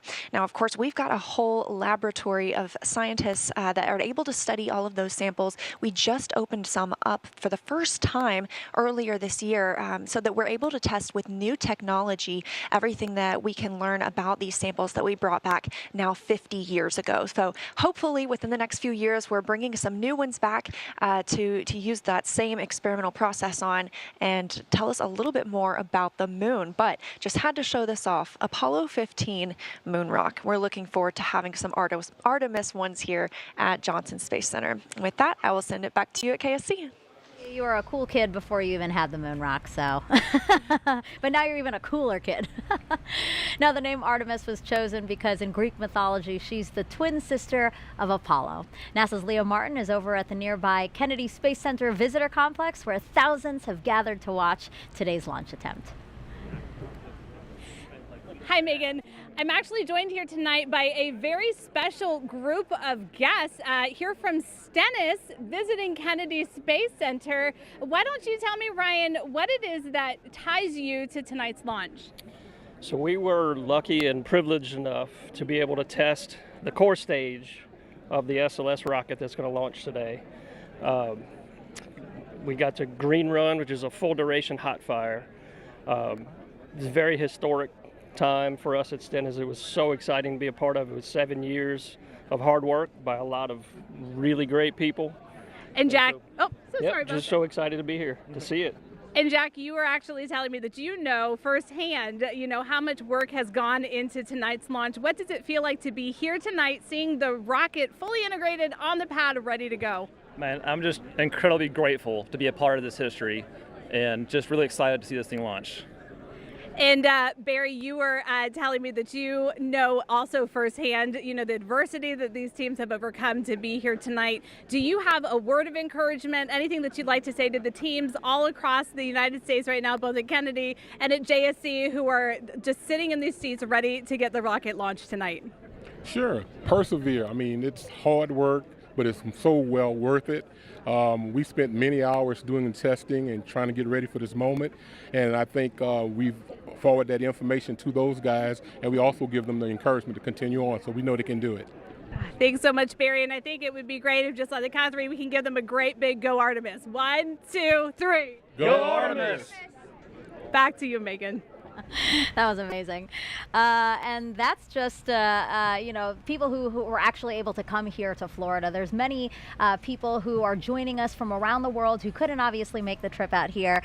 So let's take a look at some of those watch parties there. Here's Space Center Houston. It's the visitor center over for Johnson Space Center in Houston. And you can see a lot of people there after hours because you know that visitor center is closed right now. People are waving. I love it. Wow, look at that. Whatever that is, it's awesome. Amazing. I don't think I've ever noticed that when I'm at Space Center Houston. Maybe it's new. I know, but yeah, just look at that crowd. It's really fun to see, again, all these people who are captivated, young and old, by today's launch attempt and the beginning of the Artemis program. I know that they're probably looking at the clock and wondering when we might see the launch today. So lovely to see all those people.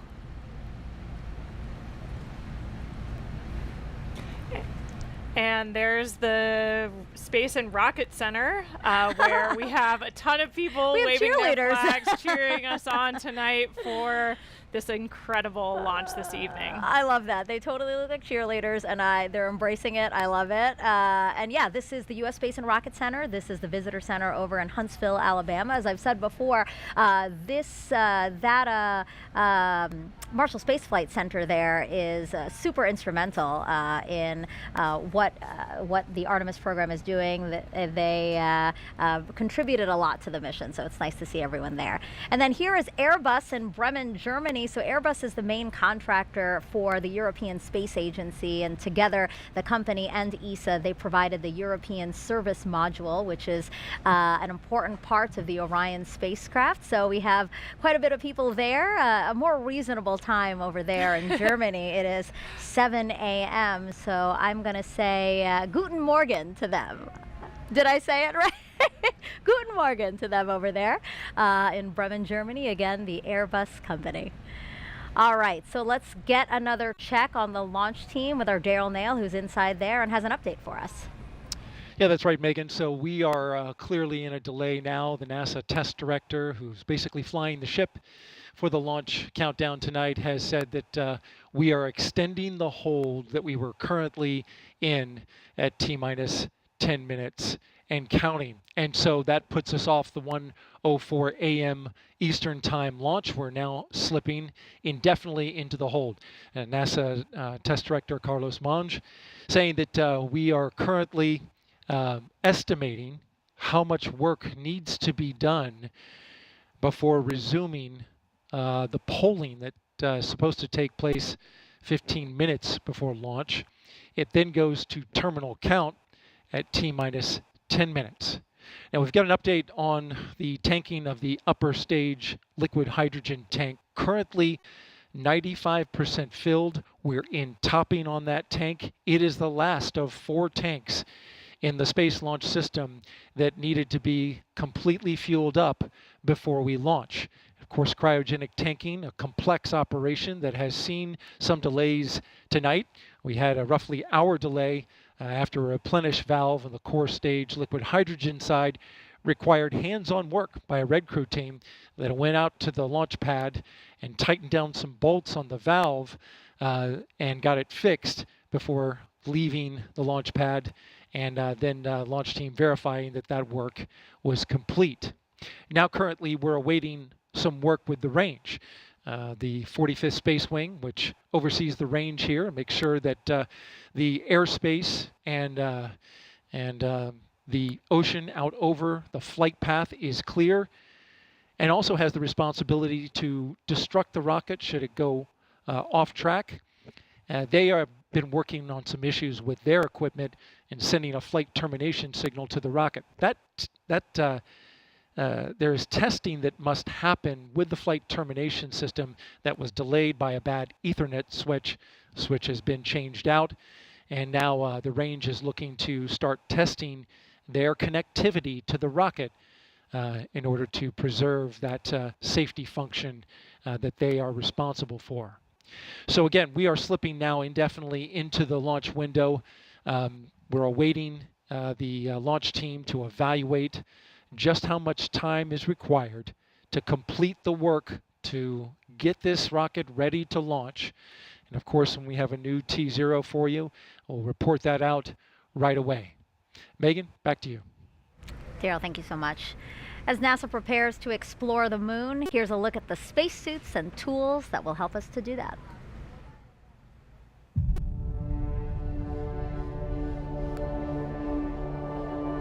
Watching Apollo footage of astronauts doing geology on the surface of the moon is a really great way to think about preparing for Artemis, for putting people on the lunar surface once again. We learn a lot in how they did science operations on the moon and what it's like to work on the moon. You see them doing geology. You see them taking rock samples, putting in a drive tube to take a core sample. You see them bouncing along the surface of the moon on the lunar rover that they used in Apollo 15 through 17. So it's a great way to help drive technology development for the next generation of spacesuits and geology sampling tools. There's these facilities that help us train like we are on the lunar surface. You know, these 1.6G offload systems or putting people in the aquatic environment are great ways to train the mobility part, right? Like, what can you do and how different does it feel to be in 1.6G and do these tasks? We've been training astronauts in geology and geoscience for decades now. The Apollo astronauts had literally hundreds of hours of training in geology before they flew to the moon. It's often said that the Apollo astronauts had the equivalent of a master's degree in geology by the time they flew to the moon. moon. In the intervening decades since Apollo, we've been training astronauts who fly to the International Space Station because when they're on the ISS, they spend time observing the Earth, looking out the window, taking pictures of what they see on the Earth's surface. Now that we're looking at putting astronauts on the surface of the moon, we also take them into the field. We take them to field sites here on Earth that resemble field sites that we expect them to see on the moon. That's the reason why we take them out into places that are unique, like volcanic landscapes or places that are analogous to the lunar surface, to train them on the scale and fidelity of science that you just can't recreate in these facilities. And so by combining this classroom and field training, we're able to prep them for fundamentals of geology, the major driving lunar science questions that we have that we hope to address with the Artemis program, and teaching them how to do field work in relevant analog environments. For just science aspects of developing new spacesuits, can it get you to where you need to go? And then once you get there, can you do the cool science that you need to do? And so that's, can you move effectively and efficiently in the suit to be able to collect the samples or use the tools or the instruments? For the visibility, it's like, can you make the necessary observations that you need to? Or does the suit have the lights on it that it needs to illuminate the surface and make the observations you need to? The lunar South Pole holds tremendous resources that are going to allow us to continue to explore. This is a place that we've never been before. There's so much to be learned from getting boots on the ground and exploring a unique place that challenges us as humans and also helps us develop technologies that make our everyday life that much better. We think there might be volatiles present at the South Pole. By using these volatiles, we'll be able to do things like create drinking water, create rocket fuel to launch astronauts back to Earth. And so by harnessing the power of the land, we'll be able to help astronauts establish that long-term sustainable presence.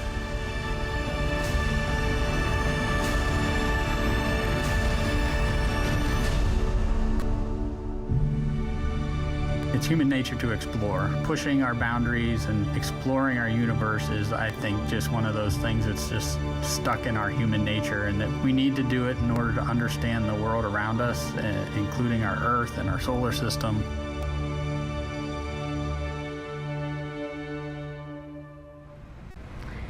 We just heard there how curiosity is just a part of us.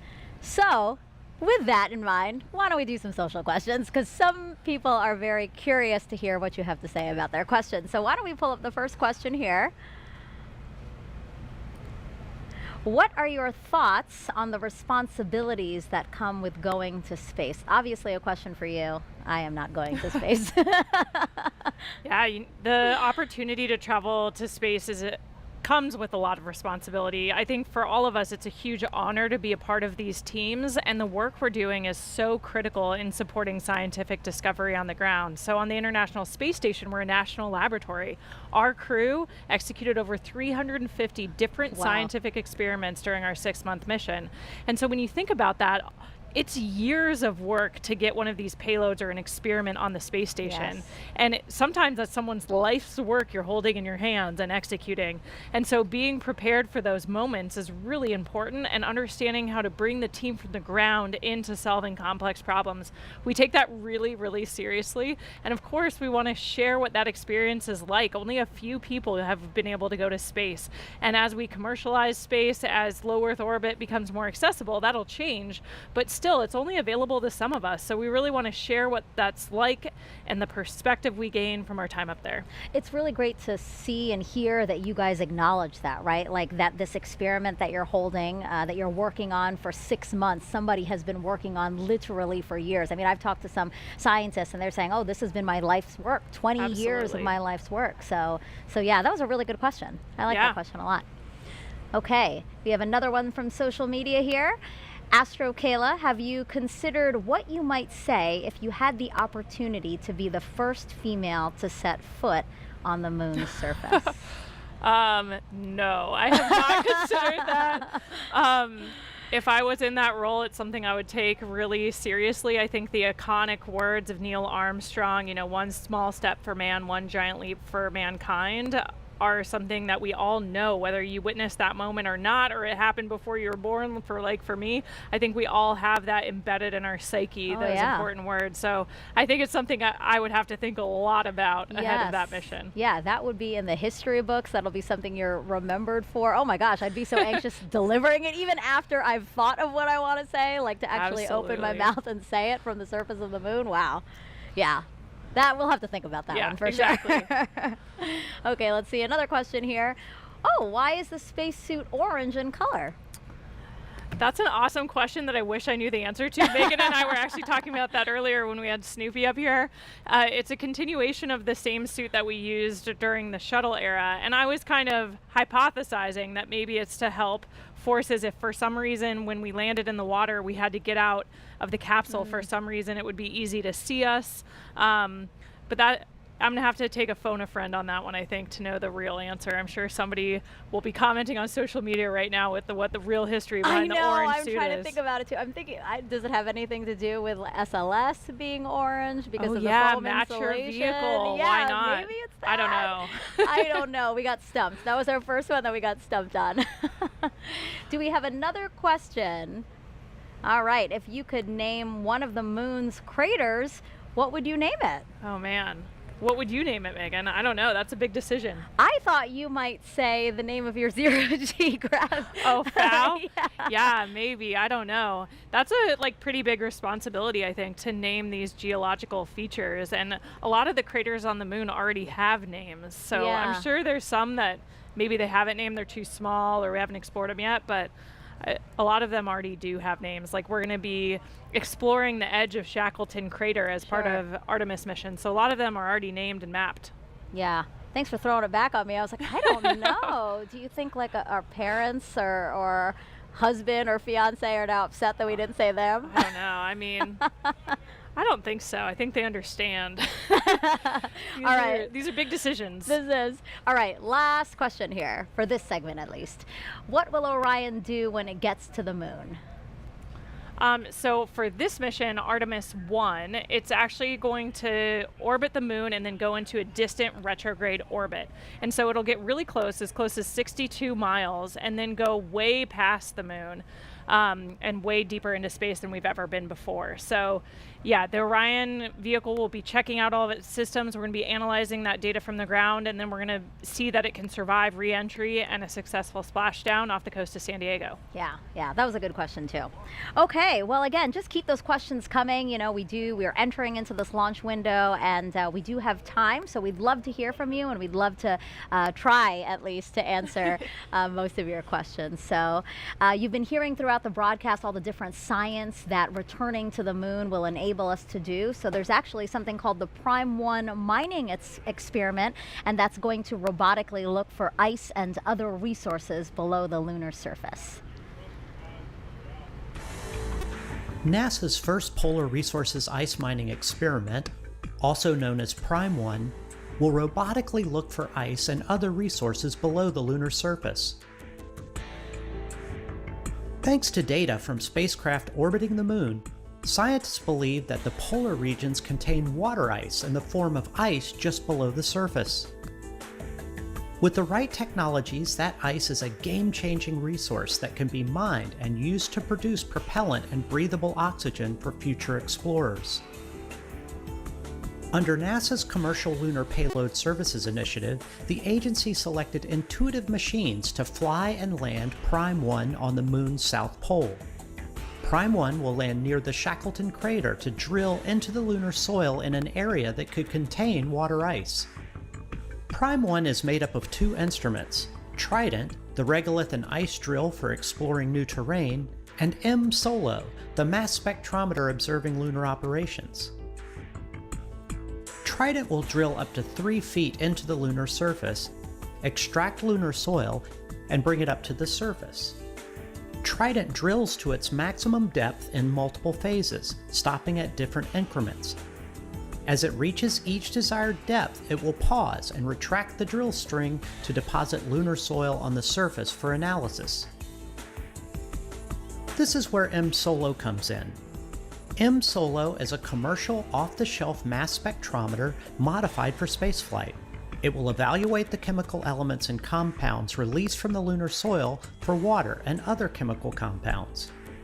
Trident will then proceed to the next specified depth and repeat the process until samples at all desired depths have been analyzed for water.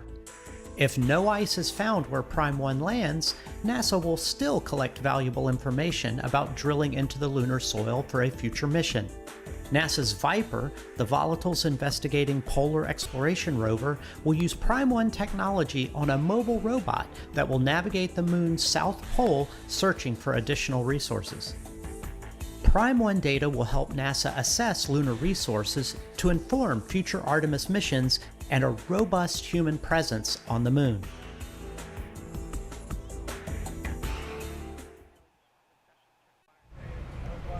So we are still awaiting a new T0 for today's launch attempt, but for more on what to expect when we launch for this first day, let's go to NASA's Dan Hewitt. He's inside our Apollo Saturn V Center at the KSC Visitor Complex. Hey, thanks, Megan. Everybody, welcome back to the moon board. There's a lot of people here in the complex. I just heard a woo-hoo. People are getting in and out because we have a great view of launch when it's going to happen, and it's going to happen today. But that launch is just the first step in the Artemis I mission. So let's look at what's ahead for this historic first flight. As we just said, launch is step number 1. Those 4 RS-25 engines throttle up, followed shortly after by the 2 solid rocket boosters igniting, sending SLS and Orion skyward. Now on our way uphill, we'll have a number of jettison events. You'll be able to see things coming off of the SLS rocket. One of the most visual ones will be these 2 solid rocket boosters. Now they'll expend their propellant a little over 2 minutes into the flight. They will separate. We'll see them flare off onto either side, and then the core stage continues to fire. We're also going to see the launch abort system come off the top. Once you get high enough in the atmosphere, it's no longer required. You could actually do aborts using engines on Orion and its service module. I will also note that on the launch abort system, it's got those 3 solid rocket motors. The jettison motor is active. The abort and the attitude ones are not for this flight. We don't have people, so we're not flying a fully active abort system. We also have 3 fairings that are there to protect Orion, the service module and the crew module, as we're flying up through the really dense parts of the Earth's atmosphere. Next up, we'll hit core stage separation. So we've got 4 main engines. We'll hear MECO, main engine cutoff. Those engines will shut down, the core stage will separate, drop away. It's eventually going to splash down in the ocean. And that hands over the propulsion duties to this, our upper stage, the Interim Cryogenic Propulsion Stage, or ICPS. Its first job is to execute what's known as a perigee raise maneuver. So the perigee is the lowest part of your orbit. You have a perigee, that's your low part, and an apogee, that's your highest point. We're going to raise up the perigee, and that's going to actually put us in a nice circular path around the planet. And while we're there, that gives us time to check out Orion. We're flying it in space for the second time, the first time in this fully integrated stack with SLS. We'll be able to look at all of Orion's systems, make sure those solar arrays are capturing the sun's energy and turning it into electrical power for Orion's systems, make sure the communications are working, all of our guidance, navigation, and control. That is your time to make sure you have a healthy spacecraft before you do something that is going to send it to the moon. And that's next up on our list. That's the trans-lunar injection. For today's launch profile, that's going to be a firing of about 18 minutes of that single engine on the upper stage. Now that engine optimized for a vacuum, it's producing about 24,000 pounds of thrust. So it's a pretty big engine, and it's doing that because we need enough energy to be able to send our payload, Orion, beyond low Earth orbit and send it on a path to head out to the moon. Now after that burn is complete, ICPS separates. It's going to do what's called a disposal burn. So it's going to send itself on a path from Earth around the moon and slingshot out into what's known as a heliocentric orbit. So it's going to completely leave the Earth-Moon system and go into orbit around our sun. But after it separates, propulsion duties get handed over to this, the European Service Module, and it's got a couple of different engines that it's going to be using, and we're going to be testing those out just on day 1. We're going to do what's called the Outbound Trajectory Correction Burn 1. And we'll do a couple of these trajectory corrections as we're flying out to the moon, but that first one is that first critical test of this large engine, the Orbital Maneuvering System engine. That's the one that has the most thrust, generating about 6,000 pounds of force in a vacuum, and that's what's going to be doing a lot of our maneuvers, or giving us that pushing power as we do these maneuvers around the moon to enter into what's known as distant retrograde orbit, or DRO. And that's this dotted line that you see around here. Now, we call it distant basically because of the distance we're away from the moon. We're about 40,000 miles, a little bit less, off the lunar surface. And then we call it retrograde because the moon orbiting planet Earth in this direction, going in a counterclockwise fashion, we're going to be entering into a clockwise orbit around the moon, opposite retrograde. Now, to do that, we're going to get in close. We're going to dip in off the lunar surface. We're going to be about 80 miles, 80 statute miles off the lunar surface as we do this outbound powered flyby. Again, the major thrust coming from that Orbital Maneuvering System engine. After we do that, we'll do a final maneuver to actually go into that distant retrograde orbit, that DRO. Now, why DRO? Why are we not just going around the moon and coming back on like a free return trajectory, which we did on some of the Apollo missions? Well, in DRO, it's a very stable orbit. It doesn't require a lot of fuel to maintain that area around the moon. So it gives you a lot of time to really test the spacecraft. If you followed with any launch of a new spacecraft, you know there's only so much testing you can do on the ground. Once you actually put all of that hardware in space, in the environment that it's going to be operating, hundreds of thousands of miles away from Earth, you're going to learn things you didn't even realize about everything from communications, the life support systems, the thermal control. Everything on a spacecraft needs to get put through its paces in this environment before we put people on board, and that's why we're heading out to DRO. Eventually, though, it's going to be time to come home, and we will do a DRO departure maneuver. This, again, firing up that Orbital Maneuvering System engine and others on the service module, and this is what's going to commit us from leaving the moon and heading on back towards Earth. We'll dip in once more, close off the lunar surface, slingshot and use the lunar gravity to do this return-powered flyby, and then similar to the way out, we can make correction burns as we kind of fine-tune our path back towards the Earth. And then it's time for re-entry. A couple of things happen before that. One of the really critical ones, spacecraft separation. We're going to detach the European service module shortly before re-entry. Its job largely done. That burns up in the Earth's atmosphere and reveals on the crew module the heat shield. I circled it earlier. This is goal number 1 of the Artemis mission. Artemis I mission is testing this heat shield at lunar return velocities, because when we make that trip around the moon and we come back, we are going in speeds of excess of 20,000 miles an hour. So when we slam into the Earth's atmosphere, it's going to heat that thing up to more than 5,000 degrees Fahrenheit. For the Artemis I profile, we're going to do what's known as a skip re-entry. So basically, you can come in too shallow and skip off the atmosphere, too narrow, and you're going to do what's known as a ballistic entry, which really heats things up.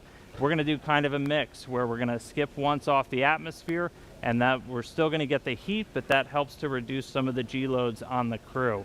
Once you're through that, you get to parachute deploy. There's 11 parachutes in total that are going to slow Orion down before it splashes down. We're going to be going from 20,000 miles an hour to about 300 miles an hour before those parachutes deploy, and then they do a final job of getting it in the water in the South Pacific. We've got these big orange balloons. That's an uprighting system, so even if Orion landed in the water upside down, those can inflate, and they put us back upright into what's known as stable 1. That's where you want your spacecraft to be, nice and upright in the water, especially if you're an astronaut in there floating. Now, we also have a large U.S. Navy ship with a big bay that's going to basically come up and swallow Orion into its deck, and you've got a couple of other assets in the area to help recover hardware, the forward bay cover, parachutes, things like that. But that's scheduled to happen 26 days after a launch today. So that's 26 days from liftoff here in Florida, around the moon, to a splashdown in the Pacific, and that will be the first mission in the Artemis program, the farthest we've ever sent a human-rated spacecraft in history, and just the first step before we put people on board. So That's a look at everything still to come. We're counting down to that launch. I'll send it back over to Megan and the team at the host desk, guys. A very comprehensive look at that. Thank you so much, Dan. If you're just joining us, welcome to Kennedy Space Center and our live coverage of Artemis I, an uncrewed flight test that will return us to the moon in nearly 50 years. But you know, some might ask, why the moon? Well, here's why. We are going. The history of this agency is marked with broken barriers, once viewed as impossible, with science fiction turned reality, with innovations that have spun industries all their own, and with demonstrations of peace for all humankind. We soar in the skies of our home planet. We maintain a human presence just outside of gravity, and we touch points all across the solar system and beyond. We're going back to the moon, and this is why. The moon is a treasure trove of science. It holds opportunities for us to make discoveries about our home planet, about our sun, and about our solar system. The wealth of knowledge to be gleaned from the moon will inspire a new generation of thought and action. Without fail, every major program and mission NASA has invested in has led to technologies and capabilities that have shaped our culture. The breakthroughs of the Artemis era will define our generation and the generations to follow. The tens of thousands of jobs associated with propelling us to the moon today are just the beginning of a lunar economy that will see hundreds of thousands of new jobs develop around the world. This is not an ambition of one entity or one country. The exploration of the moon is a shared effort, woven together by a desire for the greater good. Why the moon? Because the missions of tomorrow will be sparked by the accomplishments of the Artemis generation today. Because the ambition to go has already begun. and because Mars is calling. We need to learn what it takes to establish a community on another cosmic shore. So let's camp close before pushing out. And so, we go to the moon now, not as a series of isolated missions, but to build a community on and around the moon capable of proving how to live on other worlds.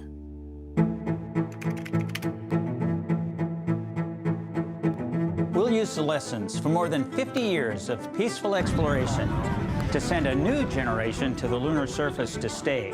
We will anchor our efforts on the lunar South Pole to establish the Artemis Base Camp, positioning us for long-term science and exploration of the lunar surface. We will prove what it takes to assemble a complex ship in deep space. We will perfect descending down to and returning from a distant surface. We will learn how humans can survive and thrive in a partial gravity environment. With improved spacesuit designs, mobile habitats, and with reconnaissance robots pre-positioning and relocating supplies. We will learn how to utilize the resources we find on these other worlds, starting with finding water ice and purifying it into drinkable water. And refining that into hydrogen for fuel and oxygen to breathe. We will establish fission power plants on the surface of the moon, capable of supporting a growing community of efforts. And we will expand the logistics supply chain to enable commercial and international partners To resupply and refuel deep space outposts. None of this is simple or easy, but nothing in our history ever has been. The Eagle has landed. You got a bunch of guys about to turn blue. We're breathing again. Thanks a lot. This kind of continuous lunar presence is a natural extension of all that we've learned in low Earth orbit. And what we will accomplish there will ensure the monumental missions to Mars are within reach. As we ready the launch of the first Artemis mission, and as commercial companies ready their lunar landers for the first private payload deliveries, we have already begun to take the next step.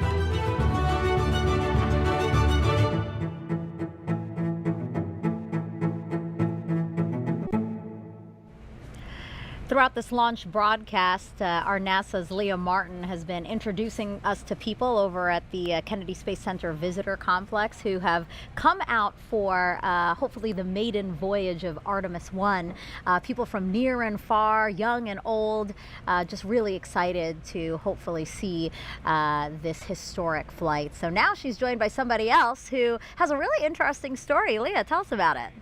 Megan, I think one of the most exciting things about being here tonight is being with people who are like-minded, who have such a strong tie to the history of our nation's space program and their love of spaceflight. And I actually struck up an amazing conversation with Scott here, and you were telling me about the special tie that you have to tonight's launch as well. Oh yeah, I literally grew up with NASA. My father went to work with the NACA before NASA. Went to work for Dr. von Braun, followed him over to Marshall Space Flight Center, and became, when it became NASA. He worked on the Jupiter C, Redstone, Saturn I, Saturn V, and then because of that, he brought me here to see Apollo 11 launch. So that was my first launch. I was 5 years old. I loved it. Still remember the sound. That's about all. And then years later, through my flying career, I was able to bring my sons back with my friends that flew the shuttle, and they saw 5 launches and 4 landings. But basically, I wanted to be here. I was here for the first moon launch, the last moon launch back when Uncle Gene Cernan, our family friend, went to on Apollo 17. So I wanted to be here for this because it's kind of in our family, in our blood. And hopefully I'll be around for the next one when we go and land again. So that's incredible. So you have NASA actually in your DNA, grew up with the program. Yeah. I knew most of the German scientists, the kids sat in our lap, Dr. Ernst Stirlinger, and my father flew with von Braun because he was a general aviation pilot as well. So they'd get off work and fly, and they were in Life magazine together, National Geographic, so it was fun. I literally got to knew Al Shepard, all the Mercury, Gemini, Apollo guys, and it was an honor. I would have loved to have been an astronaut, but I went a different route, and but I can still come here and see them. We can, and we're so grateful, so thrilled to see you here tonight, and so excited that you will be able to actually compare the last launch and the sound of the last one with the one tonight. It's absolutely going to rock the sky. I want it to be even louder. I want to feel it. Yeah. Thanks so much for joining us tonight. It's been an honor to meet you. And Megan, we're going back to you. Leah, thank you so much for sharing that. That was such a fun story. Here we are now at Space Center Houston. This is a live look inside of the visitor center there. Lots of people hoping to see the launch today. I love this guy in the front with his NASA shirt representing. And again, just seeing children and young and old, just all these people who feel captivated and are excited about our next giant leap into deep space. So glad to have them here. Oh my gosh, I love this. Yeah, the team in Marshall and Huntsville there is always ready for their shot, waving their flags. They're super pumped. That's the home to the SLS program office, so they have a dog in the fight tonight, seeing Artemis launch for the first time. Is that an inflatable astronaut in the center? Do you see that? I think somebody is dressed up as an astronaut. Look at that. Yeah, they're representing. Ready to go. I love this. Yeah, I'm so glad that they're there. Again, these visitor centers are closed to the public, but the people there decided to hold a watch party. And look, our friends in Germany are ready for us this time. They anticipated the delay. They look pumped and ready to go. So these are employees of Airbus. Airbus is the main contractor for the European Space Agency, and together they provided the European service module for the Orion spacecraft. So really, we should be applauding them. They shouldn't be applauding. Thank you so much, guys, for your contribution to the program, and can't wait to see Orion and SLS launch. Okay, so now let's head back over to Daryl Nail over with the launch team so we can hear any updates about a new T0. Yeah, Megan, thank you. And a clearer picture is starting to emerge as the launch team now reports out that they only have a few minutes left of work to do before they're ready to pick up polling. And we're also hearing that some of that polling, which kicks off with the mission management team, is also now just about 3.5 minutes away. Now, we are currently still in that hold. But the launch team, NASA's test director, is continuing to move the team forward. We've wrapped up work on the upper stage and the lower stage. You're looking now live inside firing room 1, where launch director Charlie Blackwell Thompson is overseeing her launch team. We've had a number of delays that have put us off the T0, but we are starting to track to a T0 close to around a quarter till, top of the hour. But we do need to have some polling that takes place. I'm pausing now because I'm listening in to the teams as they communicate.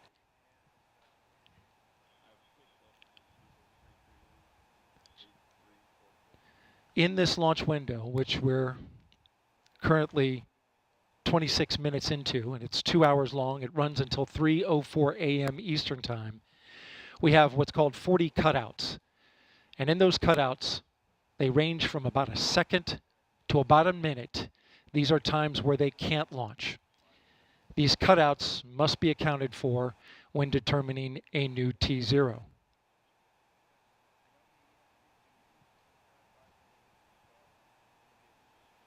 The upper stage of the rocket, which was the last to get ready and configured, just recently the team cycled the liquid hydrogen valves, which is required, and they are currently working on the LO2 valves, liquid oxygen valves in the upper stage. That work is almost done.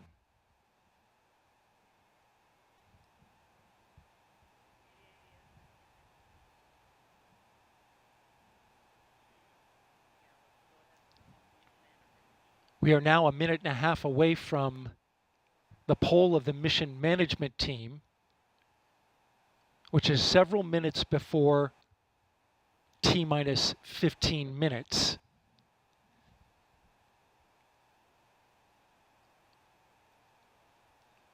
When that poll starts, we'll get a clearer picture of our T0.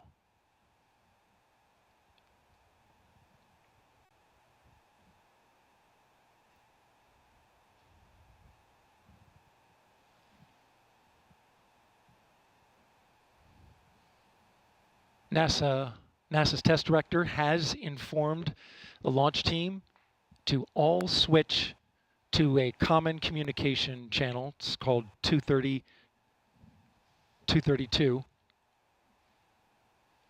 And what this means is that the entire launch team is now on one channel, and all future communication will happen there. Whereas there are many channels. Now they reduce it down to one.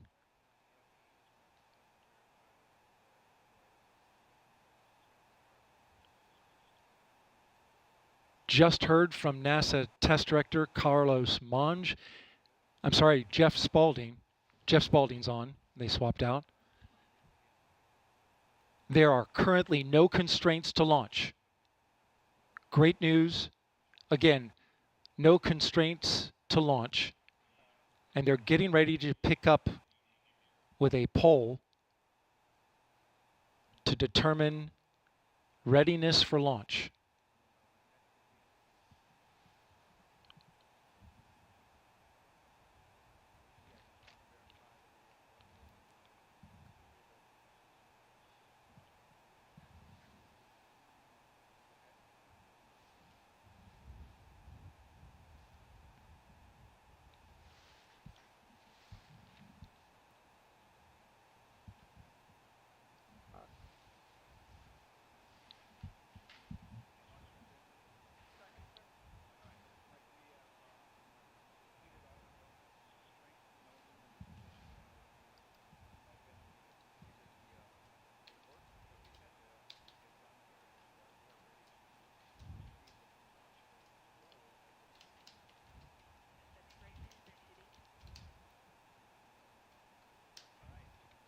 Okay, NASA test director Jeff Spaulding getting ready to conduct the readiness poll, so we are getting close. We're going to pull up the audio now so that you can listen in. LPs go. And rock. Rockets go. All right, copy all. And Launch Director NTD, our launch team is ready to proceed at this time. I copy all NTD. At this time, I will proceed with my poll. And attention on 232, this is the Launch Director performing the final poll for launch. Verify no constraints and go for launch. EGS Program Chief Engineer. EGS Program Chief Engineer verifies that the EGS, SLS, and Orion Program Chief Engineers have no constraints and are go for launch. Copy, Greg. Thank you. EGS Chief Safety Officer. The EGS CSO verifies the SLS, Orion, and EGS CSOs have no constraints and are go for launch. Copy, John. Thank you. Range weather. Weather has no constraints and weather is go for launch. Copy, LWO. And Mission Manager.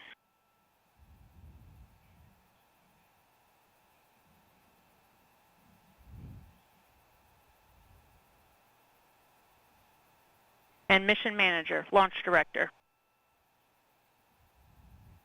Launch Director, Mission Manager on 232. The mission management team has been polled.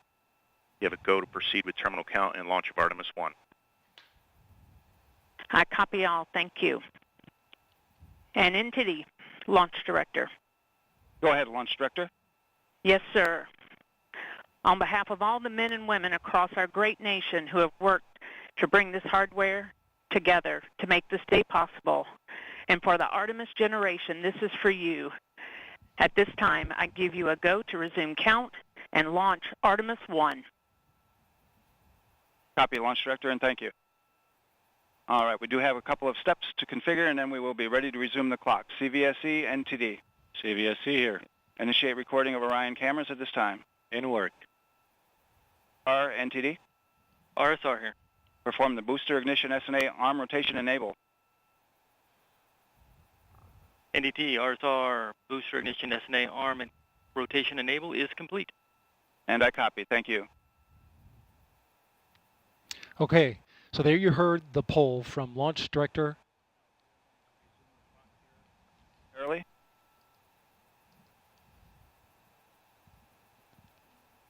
Getting ready to get that new T0 time.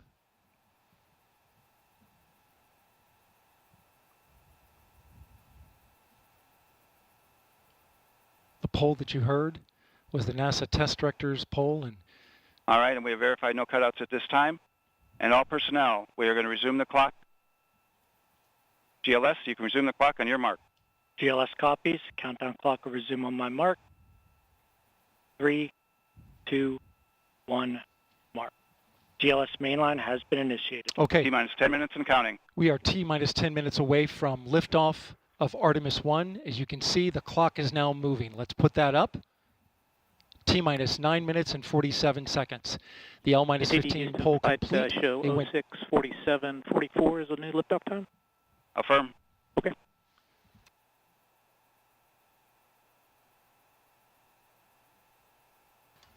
Oh, 1:47:44. 1:47 a.m. Eastern Time and 44 seconds.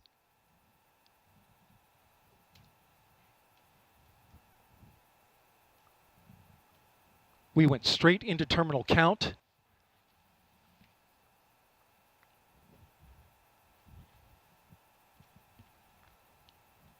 Liftoff now 9 minutes away. So terminal count. Control has been given over to the GLS, the ground launch sequencer, a computer and software that is doing all of the commanding and monitoring of the Space Launch System.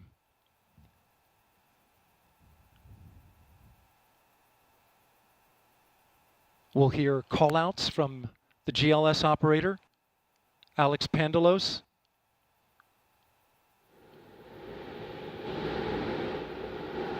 As well as NASA Test Director Jeff Spaulding. GLS is pre-tensioning the umbilicals at this very moment. You can see them as they run down the rocket. That's getting them ready to detach. At liftoff, those arms will swing away. We'll let go of the rocket in a clockwise direction.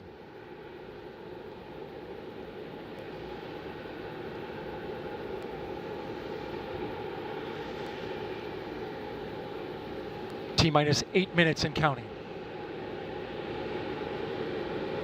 The GLS is performing up to 100 commands per second, including configuring ground systems for power transfer to the rocket. GLS is turning on cameras, recording video inside and outside the crew module to collect data for engineers. Purging the aft skirt booster with high flow nitrogen. Clear out any hydrogen gas that may be there.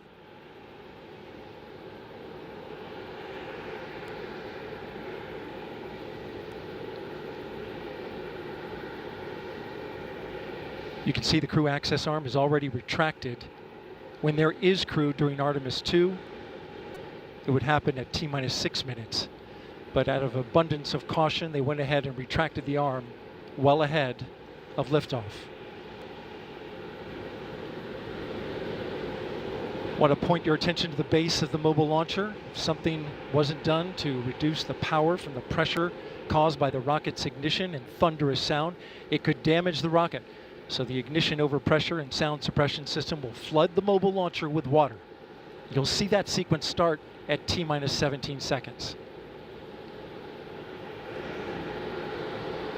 Now coming up in less than 30 seconds, the ground launch sequencer will start bringing the high energy systems online, starting with core stage pressurization.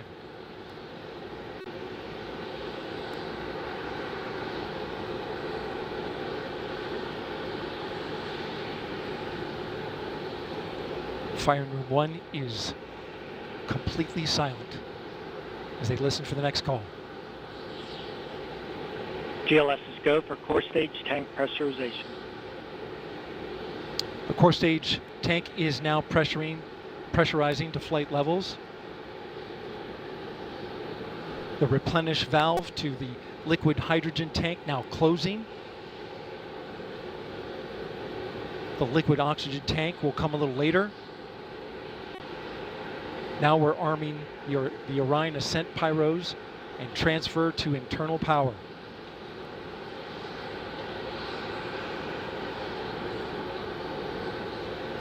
The launch abort system, or LAS jettison motor, is now armed. On this flight, the abort motor is inactive because there is no crew on board.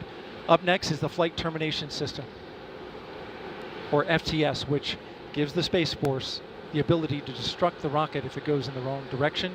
Let's listen in for that.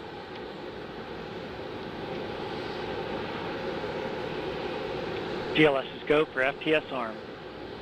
The flight termination system is now armed.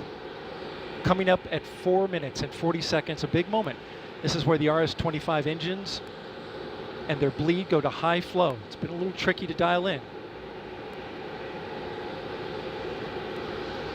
GLS is go for LH2 high flow bleed check.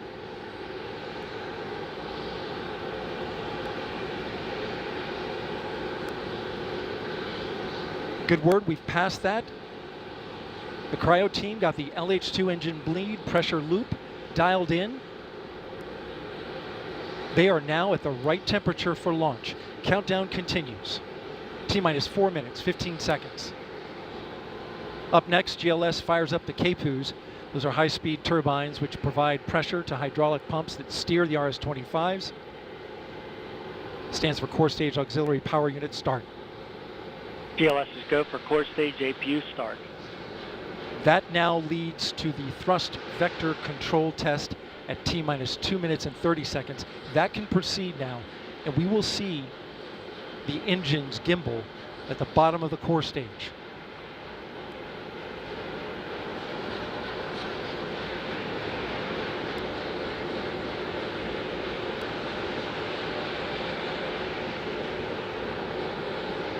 At T-minus 3 minutes and 10 seconds, you will hear the go for purge sequence 4. That's a helium purge of the 4 core stage engines downstream of the propellant valve, getting the air and moisture out.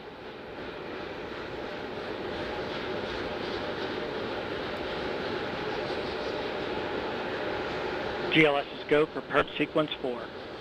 And in just a few seconds, GLS will close the core stage LOX vent, liquid oxygen. The white vapor cloud caused from the super cold gaseous oxygen condensing the water in the atmosphere will disappear. You see it coming out there now. And there it goes, it's closed. LOX vent closed, pressure rising in the core stage LOX tank to flight levels. Coming up in 15 seconds, look for that thrust vector control actuator test. Engines will gimbal.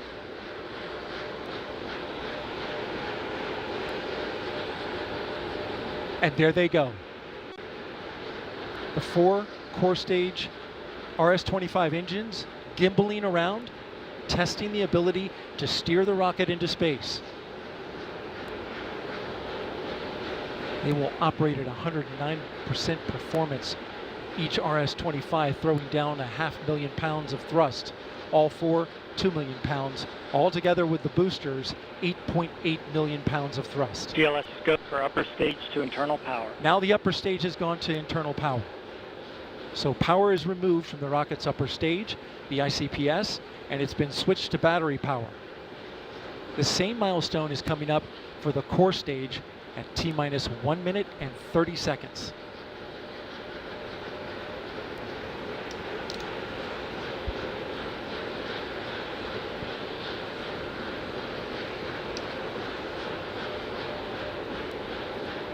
GLS is go for core stage to internal power. The rocket's core stage, which houses the 3 flight computers, is now on battery power. So there is no more hold time available because there's no more margin on the batteries. So if we have a hold, we'd have to recycle back to T-minus 10 minutes and recharge those batteries. The count continues. A note now, shortly after liftoff. 1 minute. Shortly after liftoff, Mission Control Houston will take control of the rocket, and my colleague, Leah Cheshire, will take over commentary. T-minus 50 seconds and counting. Coming up at T-minus 33 seconds, the GLS will hand off control to the ALS. This is the autonomous launch sequencer. On board the rocket, it will take over command and control of the rocket. But the ALS will check, make sure there's no holds coming from the ground up until T-minus 2 seconds. GLS is go for ALS. And we are go for ALS. The Space Launch System is now counting down to liftoff of Orion on its maiden voyage to the moon. Launch team can no longer recycle the count. Sound suppressor water now flowing under the ML. And here we go. 10. Hydrogen burn-off igniters initiated. 7, 6, 5. Core stage engine start. 3, 2, 1. Boosters in ignition. And liftoff of Artemis I. We rise together back to the moon and beyond.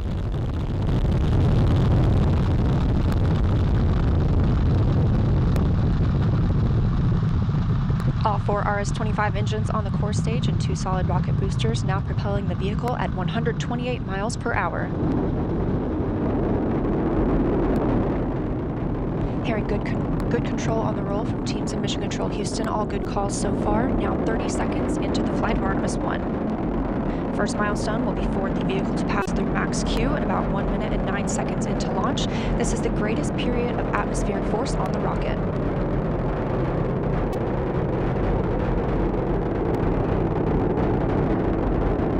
SLS now traveling 607 miles per hour.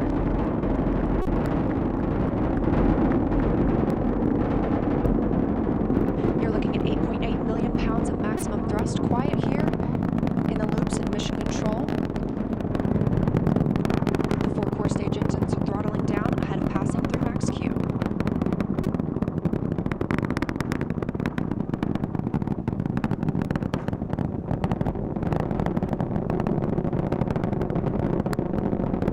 Now 1 minute, 21 seconds into the flight, traveling at 1,420 miles per hour. 4 core stage engines are back at maximum thrust. The next major milestone will be for the solid rocket boosters to cut off and jettison at about 2 minutes and 11 seconds into the flight, so about 30 seconds from now. Again, quiet here in Mission Control Houston as teams continue monitoring the flight of Artemis I. We're now 16 miles downrange from the launch pad at Kennedy Space Center, traveling over 2,800 miles per hour.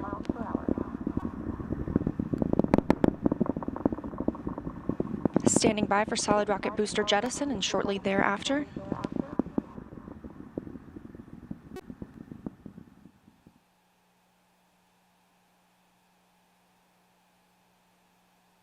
Confirmation that the solid rocket boosters have separated these 177-foot boosters. Now the core stage continues to power the flight of Orion, all 4 RS-25 engines firing, traveling over 3,400 miles per hour, 46 miles downrange. 2 minutes and 36 seconds into the flight. Hearing nominal calls here in Mission Control Houston. We've still got 4 good engines on the core stage. Next up, we'll be looking for the service module fairing to separate. This is 3 15 by 15-foot fairing panels, providing structural support, protecting the service module. Those will separate at about 3 minutes and 11 seconds into flight, and very shortly thereafter will be followed by the launch abort system separation. Just over 3 minutes into the flight of Artemis I, now traveling over 4,060 miles per hour, 83 miles downrange. We just had confirmation that the service module fairing has separated.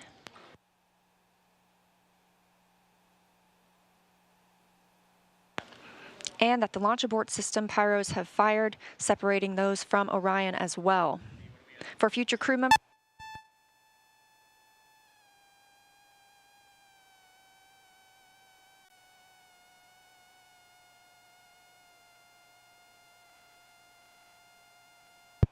we just heard the call for 3-engine press, meaning if SLS were to lose an engine at this point in the mission, we could still achieve a nominal mission. We would just have an extended main engine cutoff time. However, we still have 4 good engines, all at maximum thrust right now, powering the first flight of Artemis at 5,200 miles per hour, 148 miles downrange.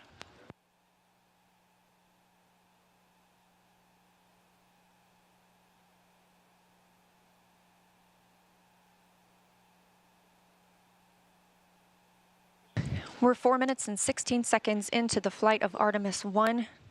So far, we've had a clean ascent. We saw those solid rocket boosters jettison about 2 minutes and 11 seconds after liftoff. Shortly after, we had the service module panels fairings separate, as well as the launch abort system. The launch abort system was inert for this flight, except to perform this separation. Those 4 core stage engines will continue to fire and power the flight of Artemis I, now traveling over 6,800 miles per hour, 229 miles downrange. Booster flight controller reports that the engines are looking good.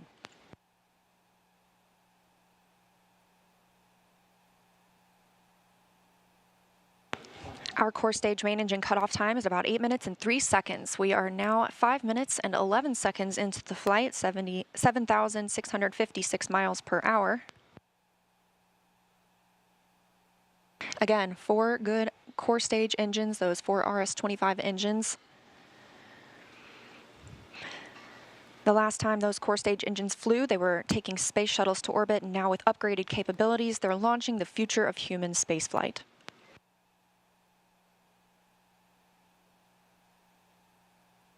5 minutes and 42 seconds into the mission, we are now traveling 8,800 miles per hour, 345 miles downrange from the launch pad at Kennedy Space Center.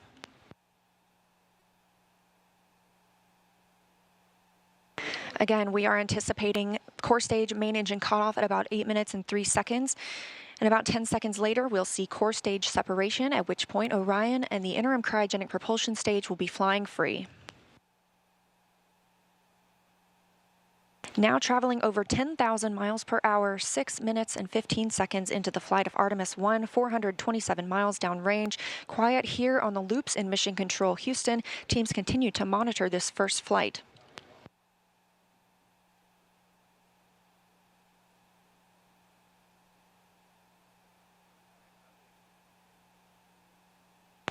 About a minute and a half now until that core stage main engine cutoff time.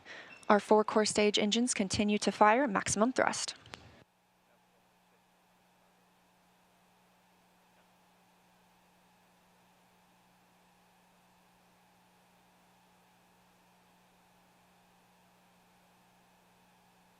Coming up on 7 minutes since launch today, now traveling over 12,800 miles per hour, 563 miles downrange.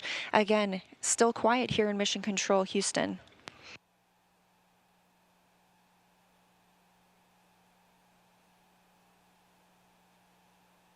As we prepare for main engine cutoff, the 4 RS-25 engines are beginning to throttle down.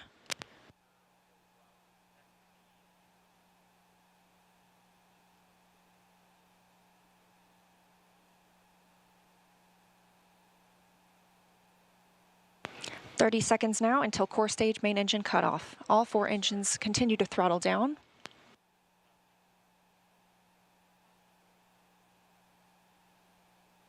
Now 7 minutes 45 seconds into the flight, traveling over 16,000 miles per hour.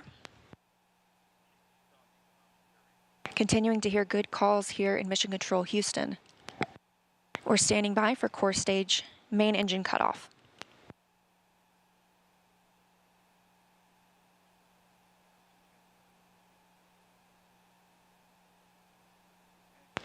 And we have confirmation of core stage main engine cutoff. Orion is now in Earth's orbit. The flight dynamics officer reports that we have a nominal main engine cutoff. And we just heard the call for core stage separation. That means Orion and the interim cryogenic propulsion stage are now flying free from the core stage of the Space Launch System. The next milestone will be solar array deploy approximately 18 minutes after liftoff. But before Orion stretches its wings, let's check back in with our friends at Kennedy Space Center and hear all about what it was like to hear the rocket roar off the launch pad. Megan and Kayla, I've got to hear all about it. Well, if you're just joining us, welcome to NASA's Kennedy Space Center, where we just watched Artemis I launch, our first step towards our next adventure into deep space. As Leah said, I'm NASA's Megan Cruz, and this is NASA astronaut Kayla Barron. And I'm kind of still giddy and speechless. I don't even know how to explain how I'm feeling right now. I feel the same way. This is the first launch that I've been able to watch in person. And I've got to say, it was incredible. It took my breath away and I was tearing up. Just what an amazing accomplishment for this team, this international team, people who have been dedicating their careers to getting this rocket off the ground and taking the first step to getting a crew on that vehicle back to the moon. It was just incredible. Yeah, this is a moment I think that we're all going to remember where we were when we saw this sort of thing, you know what I mean? And it was great to see, again, when we entered into terminal count, everybody here just started cheering, you know, coming out to get a really good view. And boy, I mean, it lit up the night sky and it just shook everything around us. Did you feel that? Like in my bones, I felt that. Oh yeah. The cool thing is just kind of the delay between what you see and what you hear, because of course the sound travels a little bit slower, and it was just amazing. The ground shook. We could hear the thrust pushing that rocket into space. 8.8 million pounds of thrust. Yes. It's incredible. It was amazing to see here live in person. How does it compare? So this is your first launch on the ground. How does it compare to your launch when you're in the capsule soaring towards space? I mean, equally emotional, I think. We train for everything, and so when we're in that capsule waiting for launch, we're just running our procedures. You could almost, you know, trick us and say that we were in the simulator and it wasn't real, but like in that moment of liftoff, when the thrust builds underneath you, like we saw it today, it's just hard not to be overwhelmed by the emotional experience, the excitement, the joy of that moment. It's incredible. Yeah, I think we can't say it enough. This team really deserved this moment. They've been working so hard for this moment. When I heard that we got into terminal count, it was, I felt a sense of relief and excitement for them that I think everybody here did. You know, we really wanted them to succeed. We really wanted to see the launch today. And wow, I will never forget this. Me neither. It was an incredible experience to be here and see that happen. Yeah. Was there anything that was particularly surprising to you? Again, this is your first launch. You know, what were you expecting? You know, I think we also had a nighttime launch for our launch. And so I think one thing you underestimate is how much it lights up the night sky. Yes. We were able to watch it all the way through that trajectory. We were able to see the boosters separate and everything. So it was just an incredible view. It's amazing how much you get to see of the flight path when it's at night and sliding up the sky. Yeah, and I don't know if you noticed this, but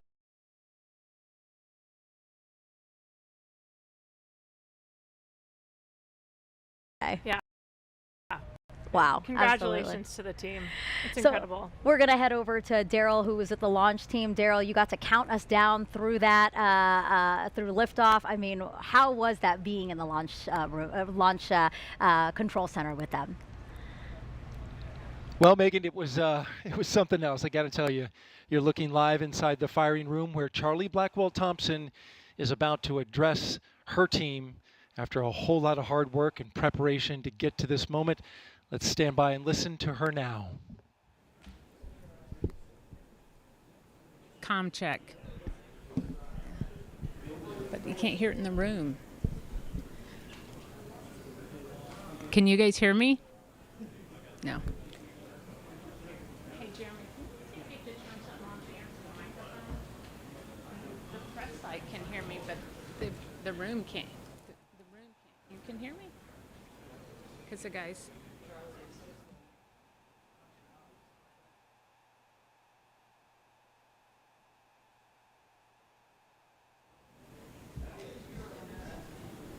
I don't know what he's telling me to do.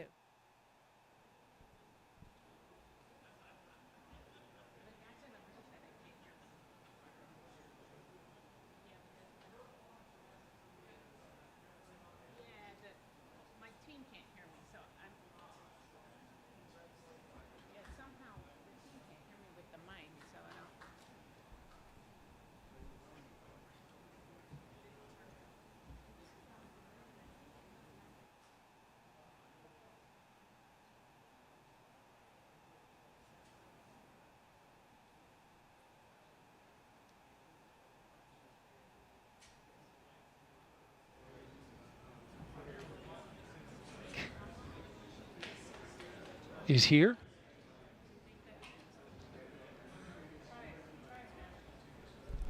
Can you guys hear me? Pam Melroy. Oh, there we go. Is he ready for me?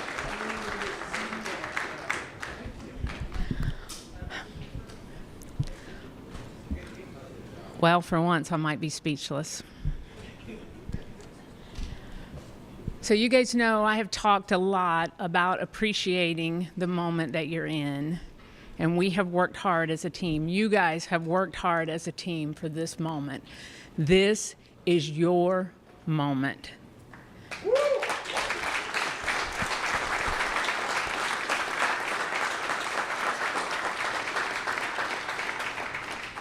It is not by chance that you are here today.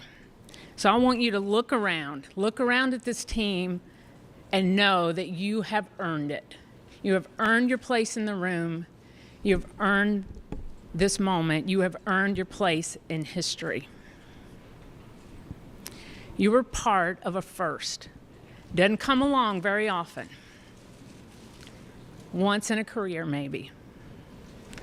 But we are all part of something incredibly special, the first launch of Artemis.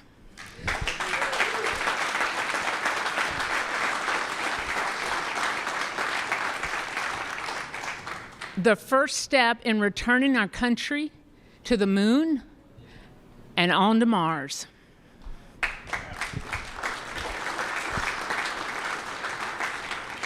What you have done today will inspire generations to come. So thank you. Thank you for your resilience.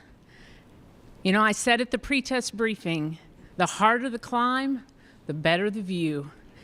We showed the Space Coast tonight. What a beautiful view it is. So congratulations.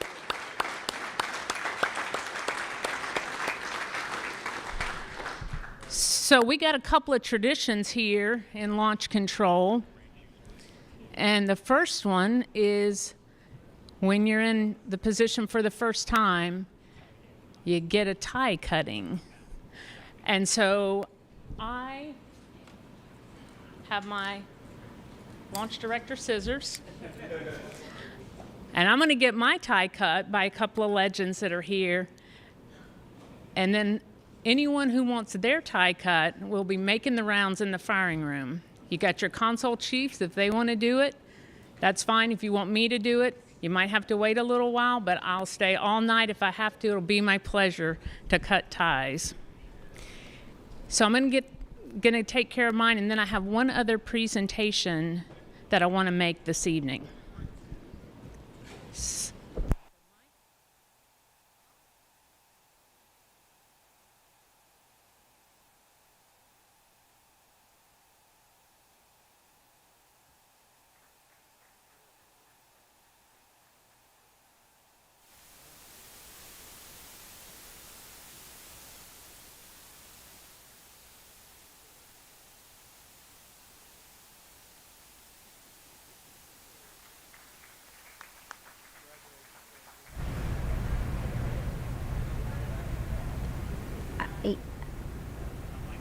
This is Charlie Blackwell Thompson, Artemis I launch director. She just got her tie cut.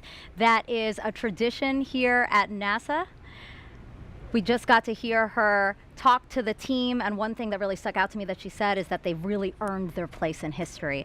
We're coming up on solar array deploy. Let's go on to Leah. Thanks, Megan. And yes, we're here in Mission Control Houston, still monitoring the Artemis I mission and the first flight of Orion atop the Space Launch System. So far, we saw successful liftoff at 1:47 a.m. Eastern Time, all the way through separation from the core stage. We now have Orion and the interim cryogenic propulsion stage flying free.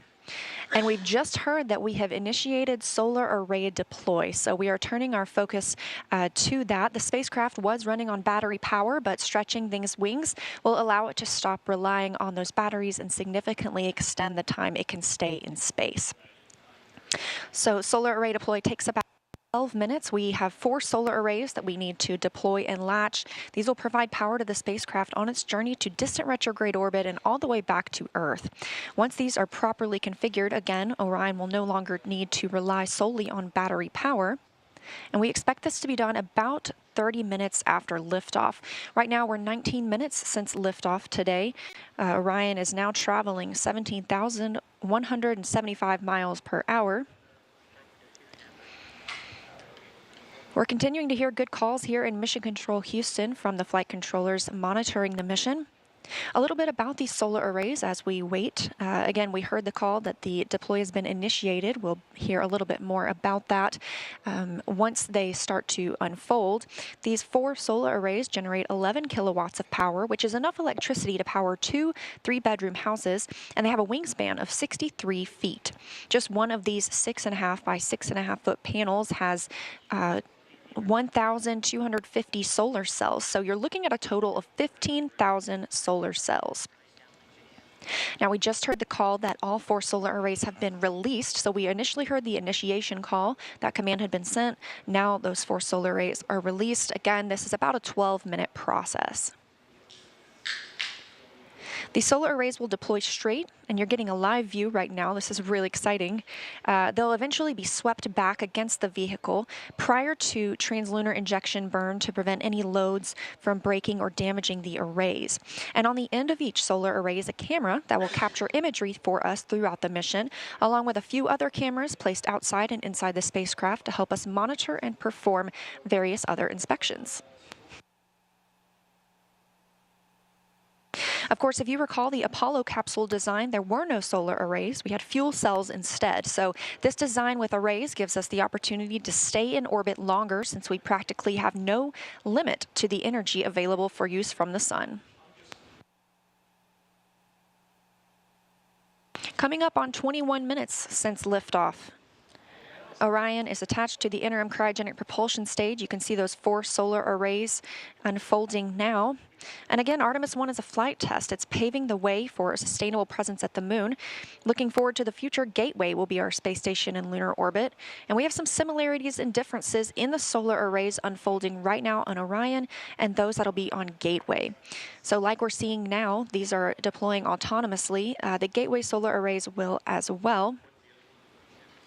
And while these generate those 11 kilowatts of power, the 2 rollout solar arrays, or ROSAs, on Gateway will generate 60 kilowatts of power. That ROSA design is currently being tested aboard the space station. We have 2 new ones installed and a spacewalk conducted earlier today, preparing for another set.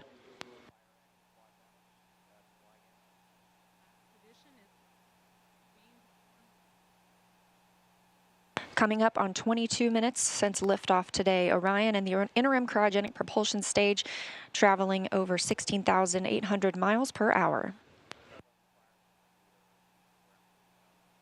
The solar arrays deploying now are part of the European service module. It's comprised of 20,000 parts and components. The service module was developed as part of an agreement between NASA and the European Space Agency, or ESA. This is the first time NASA is using a European-built system as a critical element to power an American spacecraft.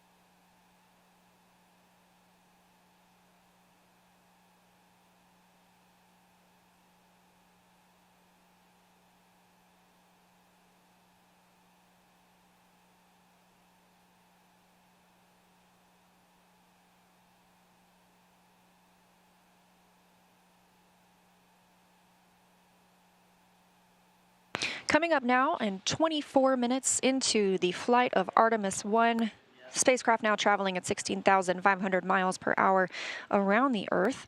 We are in solar array deploy, and we have confirmation all 4 arrays are deployed.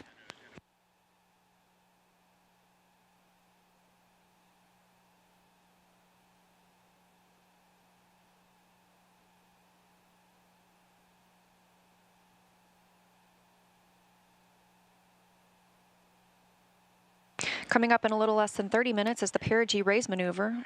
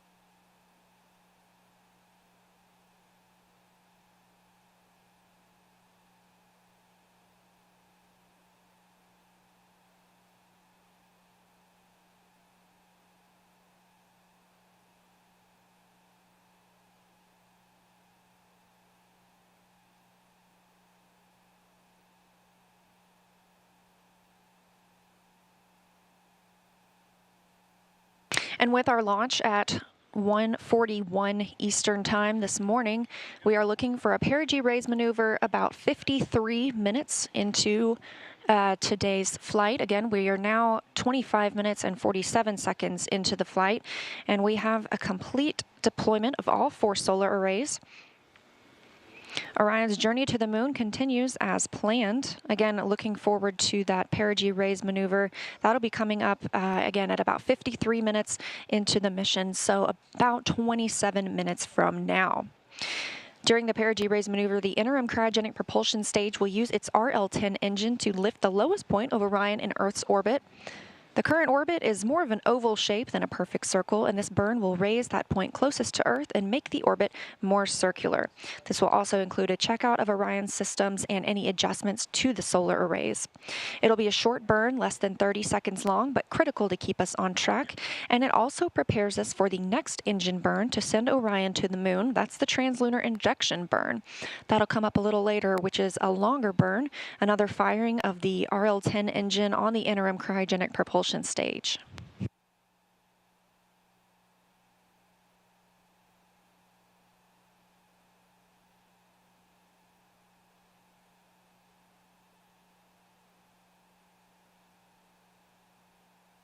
We caught a glimpse there of those solar arrays, and with all 4 solar arrays properly deployed, Orion's journey to the moon continues, and we've got more operational updates coming up shortly, but for now, I'm going to toss it back to Megan and Kayla at Kennedy.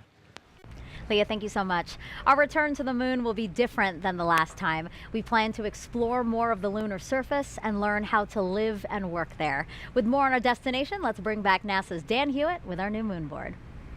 Hey, thanks, Megan. I gotta be honest, we ran outside to catch it. I'm still shaking a little bit. That never gets old. That is always one of the coolest things you'll ever see in your entire life.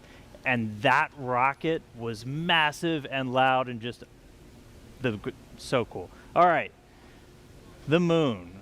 This is why we call it the moon board, but the moon, you know, since the dawn of time, humans have looked at the sky and shouted at our neighbor, "I'm gonna walk in your face." And in the 60s, we actually did it.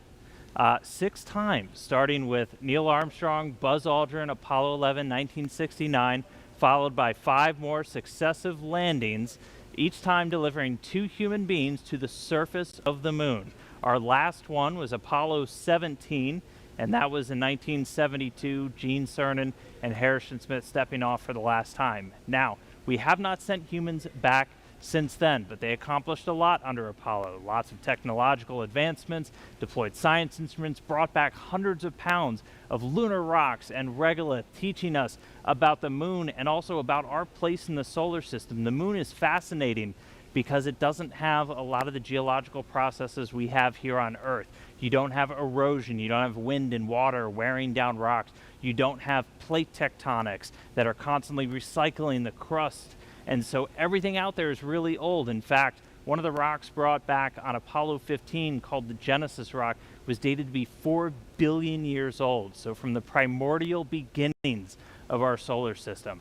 But as Kayla said a little bit earlier, those missions were measured in days, their spacewalks in just hours. With Artemis, we're looking to go and we're looking to stay. And we're not looking around the equator like under Apollo, we're looking at the lunar South Pole. Now, why? So we haven't sent people since the 70s to the moon, but we haven't stopped studying it. We've had orbiters like the Lunar Reconnaissance Orbiter, which has literally just been flying loops around the moon, taking high-resolution images of the surface, so high resolution that you can look them up. They have images of all the different Apollo landing sites, and you can actually see the footprints, the paths they left in the lunar regolith of those sites. We had a mission called L-Cross, which slammed a probe into a crater on the moon, sending out material, some of which potentially hadn't seen direct sunlight for billions of years, and then analyzing what shot out. And through missions like that and others, we've been able to find that there is water ice trapped in those permanently shadowed areas on the moon. A lot of them center around that South Pole. We have already identified 13 potential landing sites for the Artemis III mission. And these are where we're going to send our astronauts around the lunar South Pole to access that water ice. Now, why water? Why are we caring about water? Well, it serves a lot of purposes. Obviously, for humans, you need that to breathe. You can split water apart, get oxygen for breathing gas for an atmosphere. If you have a lunar base, you can split it into oxygen and hydrogen. That's rocket fuel. We just launched the most powerful rocket in history using those constituent parts. And so you can start to live off the land. We can use that, something called in situ resource utilization. And really, the whole point of that is to use the moon as this proving ground. We're trying to get to Mars. We're trying to learn to live on other planets where there is gravity. where we're going to have to use resources there on the ground because we won't be able to bring everything with us. And by going to the lunar South Pole, by going to stay under Artemis, we're going to be able to start practicing that. We're going to perfect those systems, perfect those techniques and operations we need to do that so we can use the moon as that jumping off point to Mars and beyond. So that's why the moon. We're going to see Orion fly around it for the very first time in just a couple of days. That launch was spectacular. I'm still way too excited, but can't wait to see some shots of the moon from up close from Orion. So I'll send it back over to you, Megan. Thanks so much, Stan. So right now we're actually joined by members of the Red Crew. You'll remember from watching the launch coverage that the Red Crew was sent out by the launch team when the launch team identified a small leak on a hydrogen valve inside of the mobile launcher. Well, now here they are. This is Trent Annis. Trent, can you just introduce everybody else here on your team? Yeah, so this is Chad. He's our safety guy. And behind me is Billy. And he's the experienced hydrogen tech out here. And the three of you guys really, I would say, saved the day today. I mean, really, you guys had to go in there to what's called the blast danger zone. You guys are specially trained to be able to do operations on the pad while cryo is loading. Talk to us about getting that call, being told, hey, you guys need to go in there. And it was the first time for all three of you. Yeah, all I could say is we were very excited. I was ready to get up there and go. Really? How are you guys feeling? I was very comfortable, very confident in the test team and the procedures and our training. We did a great job. Walk us. Oh, sorry, go ahead. How gratifying it must be for you guys, because you train for this eventuality but don't always get to do it. Billy was saying that he's been a Red Crew team member for 37 years, and this is the first time he's been called to go into the blast danger zone. So I know for us, when we're training for all of these eventualities, whether it's a spacewalk or robotics operations, you really want to put that training into practice. How do you guys feel like it went today? Amazing. I still can't believe it. It's surreal to me. It's just insane. Yeah, kind of walk us through what you were thinking. So you get there, and what is it, just like game time and you're really focused, or how are you feeling? Yeah, I'd say we were very focused on what was happening up there, just making sure we knew what was happening, because the rocket's it's alive, it's creaking, it's making venting noises, it's pretty scary. So on zero deck, my heart was pumping. Mm-hmm. My nerves were going, but yeah, we showed up today. I think as soon as we walked up those stairs, we were ready to rock and roll. And they were telling us a bit about it while you were working on it. You guys were actually just torquing down the valve to prevent or reduce the leak rate or stop the leak. Is that right? That's right. Just the packing gland. It was a little loose, so went up there and tightened her up. You're probably still like in this oh my gosh moment, like all of us are. Has it actually hit you, like the role you played today in making Artemis I launch? I still can't believe it. It's like I said, it's surreal and just amazing. I don't know about you guys, but they're nodding along behind you for sure. Anything you want to say to the launch team? Again, this is a big day for the launch team, for you guys, NASA, but really the whole world. I mean, this is a historic launch that I think we'll all remember. Really. We had a lot of people here helping us out, a lot of teams, firing room. I'm sure that was hectic. And, NASA, Boeing, all the other companies did a great job, and we're glad to be part of it.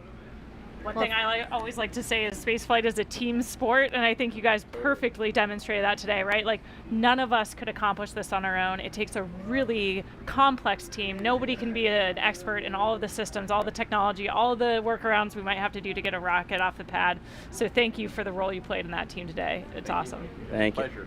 Yeah, thank you so much, guys. I appreciate you coming by to talk with us. All right, it's now been about 35 minutes since liftoff of Artemis I. Orion and ICPS are now free flying, so let's head back to Leah again to talk about how the journey is going so far.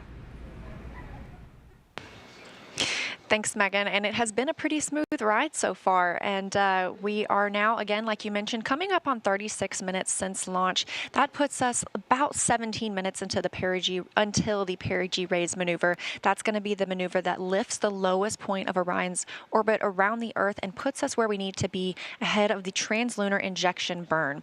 The translunar injection burn is that really long burn that we're going to need to send us on to the moon. So we've been treated to some exciting views from the spacecraft today, including, and we hope to see some from inside the cabin, but we expect to continue receiving photo updates throughout the mission. It takes a team, though, to bring the imagery of Orion down to Earth, so let's meet them. The imagery that we're collecting on Artemis I and the mission itself is preparing to carry humans to the moon. The Orion Imager team is going to be monitoring every aspect of visual spacecraft performance for the entire duration of the mission. The first time that we're going to be live streaming digital video from its spacecraft back down to the Earth from the vicinity of the moon. That's never been done before. What we'll be transmitting live streaming will be lower resolution, more compressed, because we have to fit it into a thinner pipe, if you will. Every one of these cameras is in its position where it is, and it's configured the way it is for a very specific.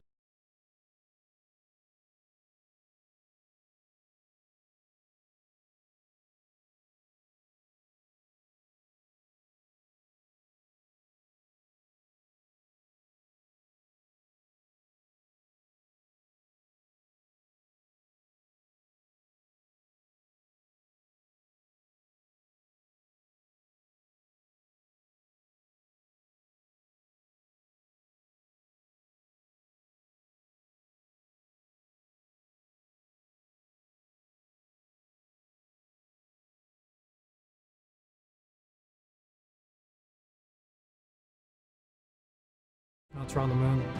It helped.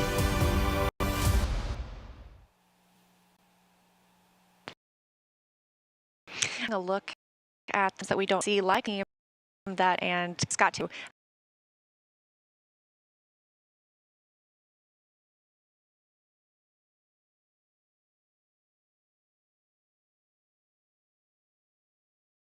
Of these for overall mission, it's kind of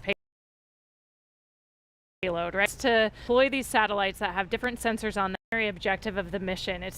We're not relying on the success of these CubeSats for overall mission success. It's kind of a bonus payload, right? A chance to deploy these satellites that have different sensors on them and collect some awesome data to support other research objectives. Yeah, and I know battery life was a concern for some of them, but all 10 were deployed, and scientists, I'm sure, are eager to see what kind of information that hopefully they'll be able to get. And they're just some of several research projects on this flight that will help gather data about the moon and more. Artemis I is paving the way for us to explore deeper and deeper into space. I think Artemis I is significant on so many levels. It is a new frontier to do science. So the primary objective is to test the Orion spacecraft integrated with the Space Launch System. And it is designed to carry out the boldest of the bold missions. But it's more than just learning how to travel in space. We're taking a lot of cool science along with us on this first mission to the moon. So as NASA plans to go back to the surface of the moon and then onto Mars, we want to spend more time there, and that's riskier business. So the more we learn about the moon itself and the environment where we'll be operating, the better we can prepare. We have 10 CubeSats we call secondary payloads, which are small scientific spacecraft of their own that will each be conducting their own scientific mission. All of these payloads in some form or fashion will help us going forward. They are going to be studying the moon. And they're going to help us understand what is the moon made out of,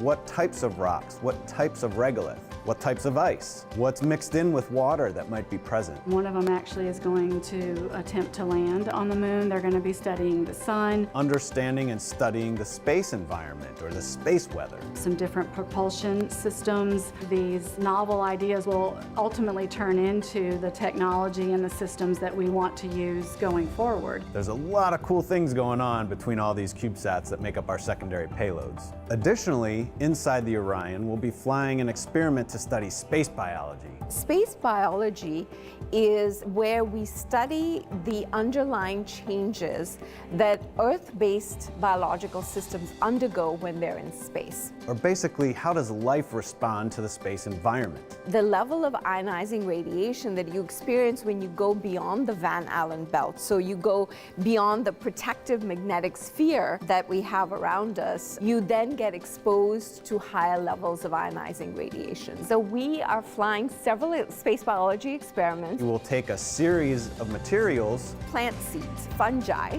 the yeast cell, algae, and ride along the trip. And then when it comes home, we can analyze how they responded to that environment. This research will help us thrive in space. It will help us to go further and stay there longer. In addition to space biology, we'll be learning about how to make astronauts more effective in the Orion in the future. An example of that is something called the Callisto Technology Demonstration. Lockheed Martin built the Orion spacecraft for NASA, and we'll be flying a secondary payload that's a demonstration payload called Callisto. So we took the technology from Amazon for Alexa and the WebEx technology from Cisco, and so we built a digital assistant, if you will, a custom space-qualified Alexa. Alexa, how does the life support system work?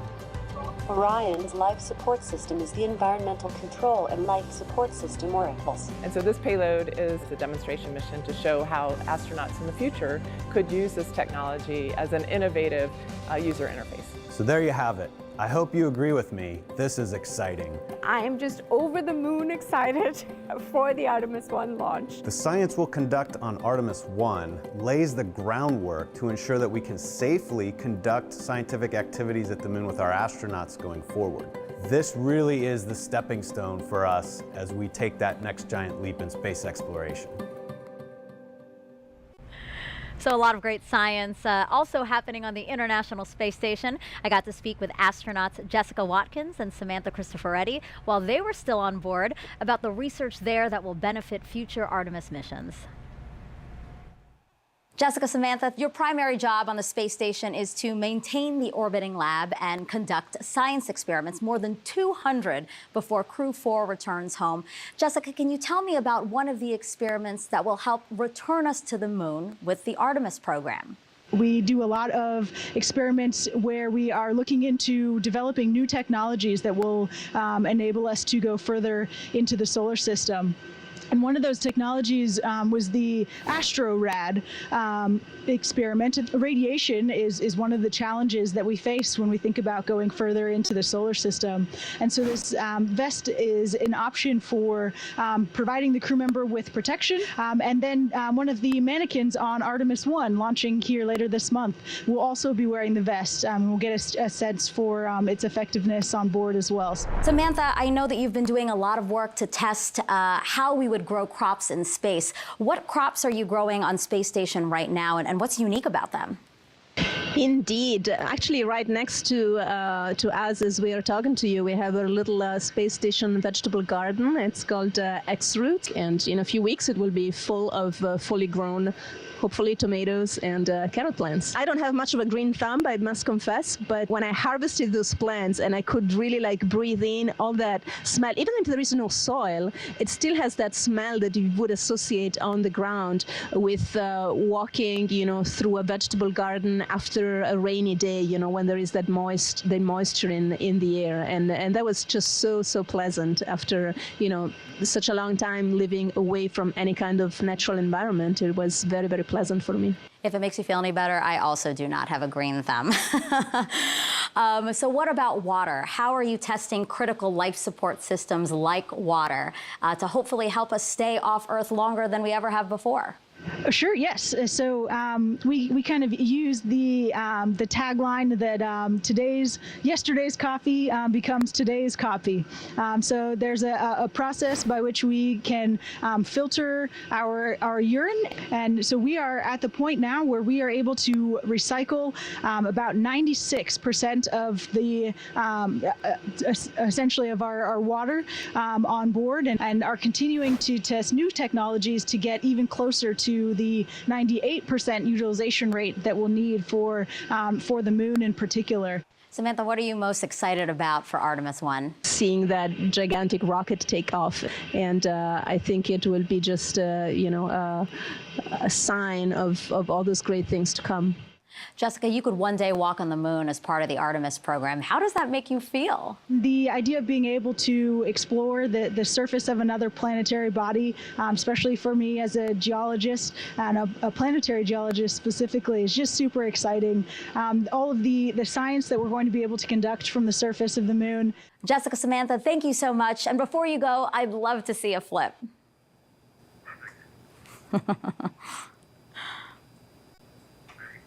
Makes me laugh. I love it. And a double backflip at that. Now, Kayla, you, of course, lived and worked on the International Space Station as part of Crew 3.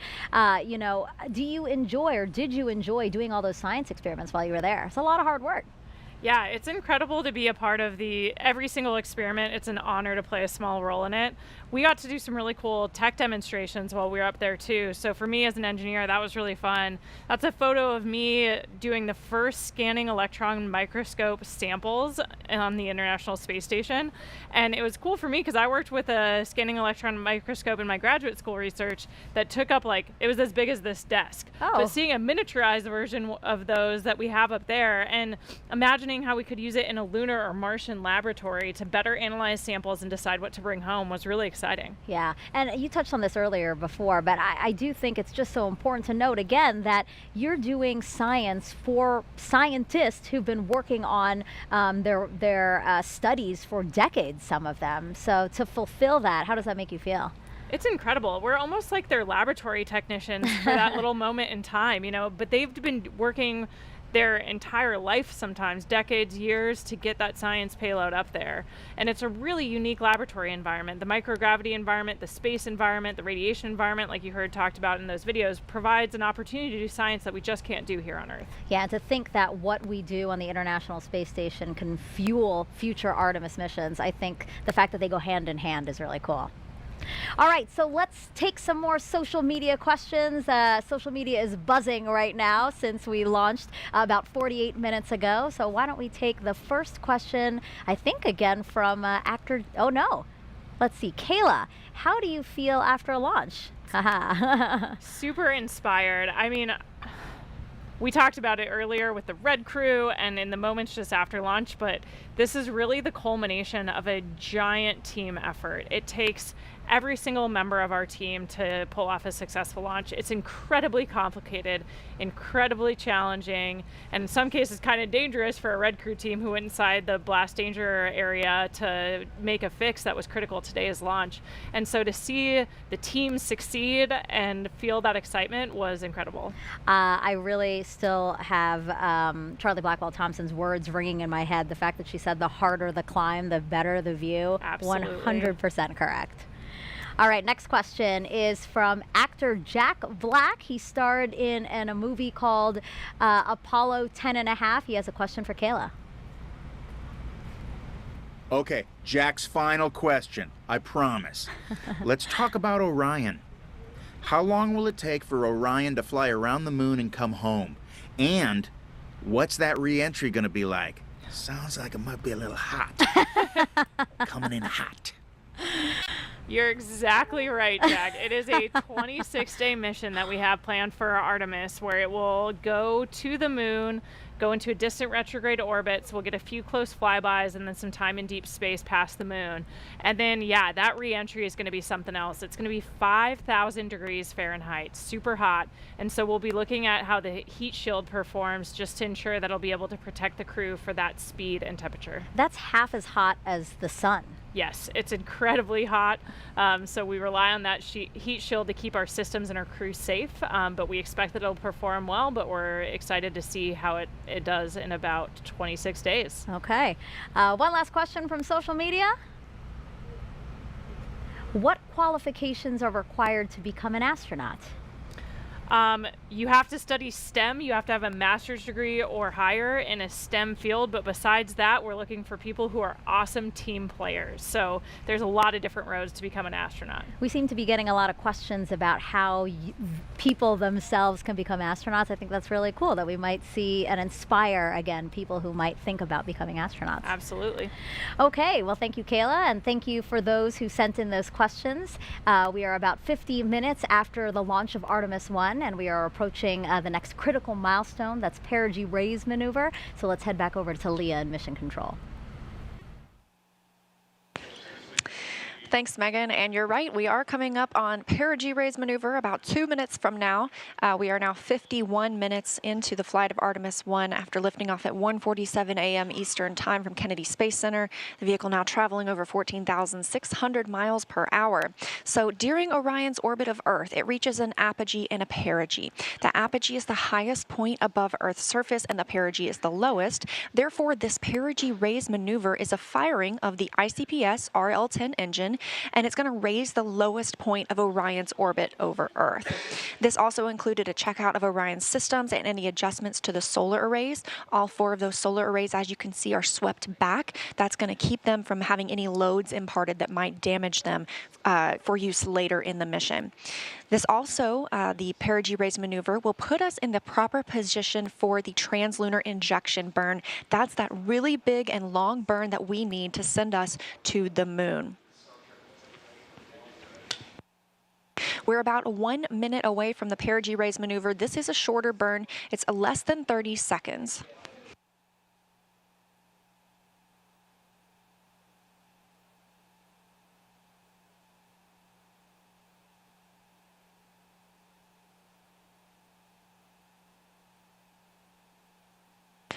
About 45 seconds until the perigee raise maneuver.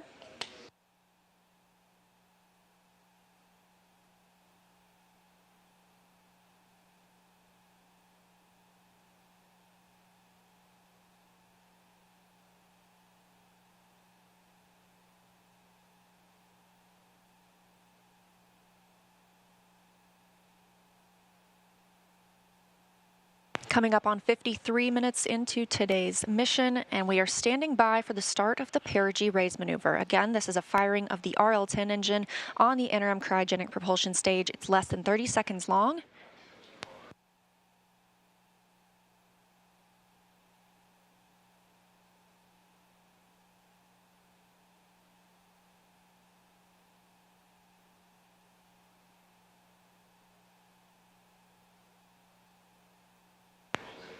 And we have confirmation of perigee raise maneuver ignition and full thrust.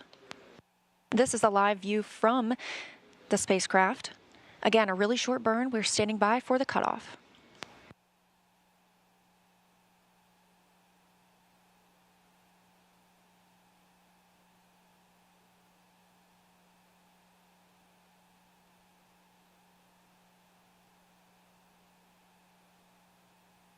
And we have confirmation of perigee raise maneuver cutoff. Flight Dynamics Officer reporting on the loops here in Mission Control Houston that it was a good burn. We are now 54 minutes into the flight, Orion traveling 14,700 miles per hour, and that was the perigee raise maneuver, lifting the lowest part of Orion's orbit around the Earth and putting us right where we want to be for the translunar injection burn. We're looking for that translunar injection burn to happen about 1 hour and 26 minutes after launch, so about 30 minutes from now. That'll be that long burn that helps us break free from the pull of Earth's gravity and commits the spacecraft to a lunar trajectory. So with successful completion of the perigee raise maneuver, I'm going to toss it back to Megan at KSC. No, keep it.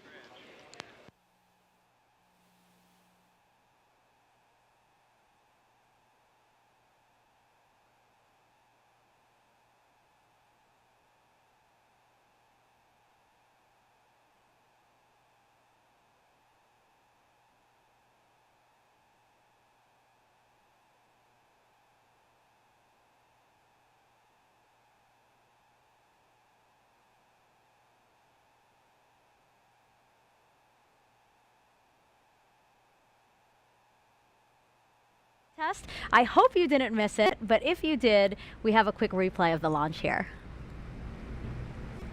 Sound suppressor water now flowing under the ML. And here we go. 10. Hydrogen burn-off igniters initiated. 7, 6, 5. 4-stage engine start. 3, 2, 1. Boosters in ignition. And liftoff of Artemis I. We rise together back to the moon and beyond.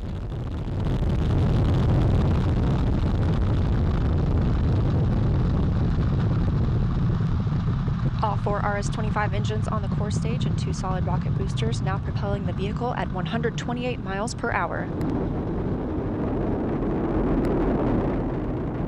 Hearing good control on the roll from teams in Mission Control Houston. All good calls so far. Now 30 seconds into the flight of Artemis I. First milestone will be for the vehicle to pass through max Q at about 1 minute and 9 seconds into launch. This is the greatest period of atmospheric force on the rocket.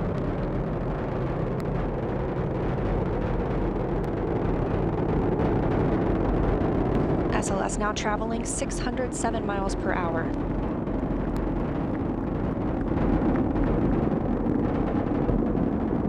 You're looking at 8.8 million pounds of maximum thrust. Quiet here in the loops in Mission Control. The 4 core stage engines are throttling down ahead of passing through.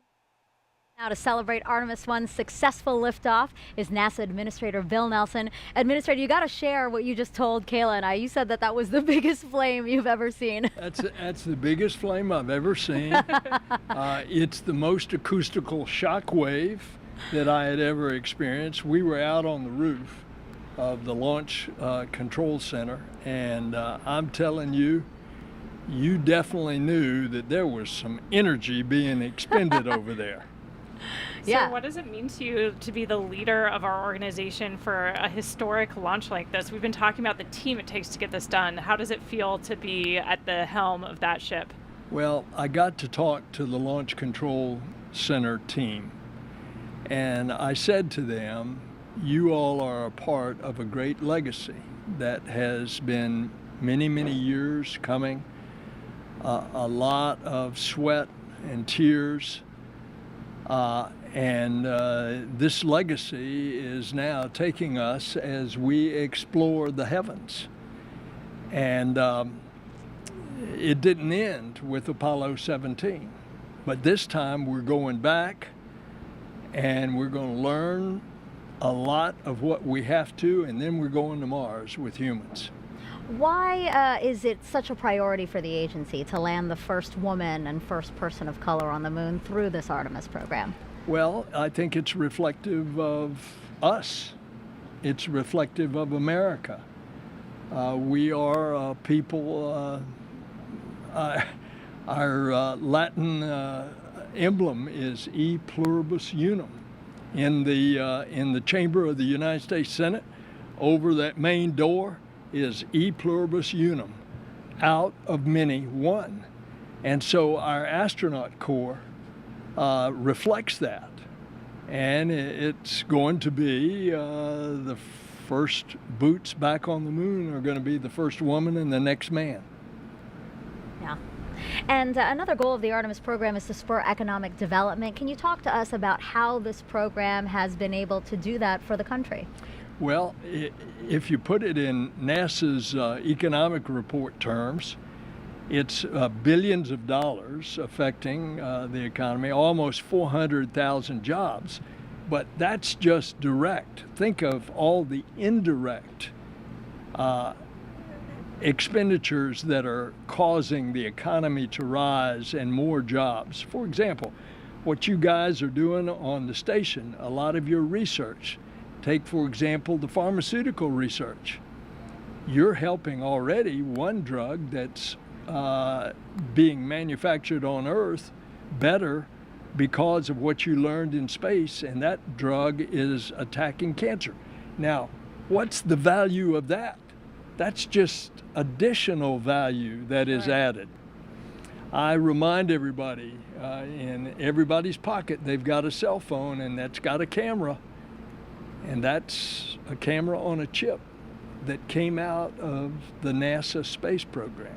That's right. Absolutely. In addition to those innovative new technologies and the economic impact, I think for me, seeing this launch today, it's so palpable, just that human desire to explore. What do you think about what we're doing to inspire the Artemis and the generations to follow us? Well, I think all you have to do is walk into a classroom of kids and look how their eyes get big when you start talking about space. And that is going to multiply itself manyfold as we go back to the moon and then on to Mars.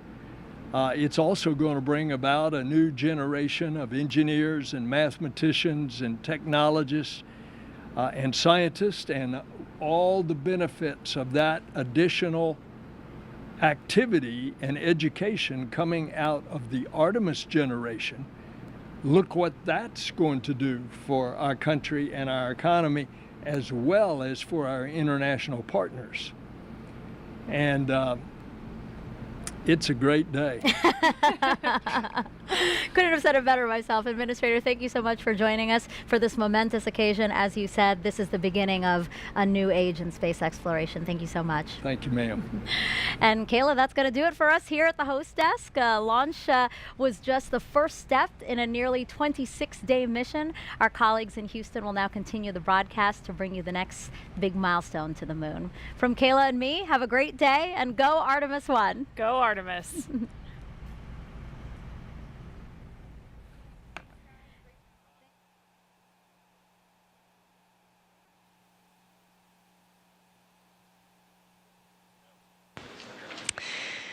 And we had a great ride to orbit today. We are now 1 hour and 2 minutes since we launched the Artemis I mission. Orion is traveling with the interim cryogenic propulsion stage, now almost 15,000 miles per hour. We recently saw the perigee raise maneuver. That's where we lifted the lowest point of Orion's orbit around the Earth, and it puts us in the perfect position to prepare us for translunar injection burn coming up in about 25 minutes.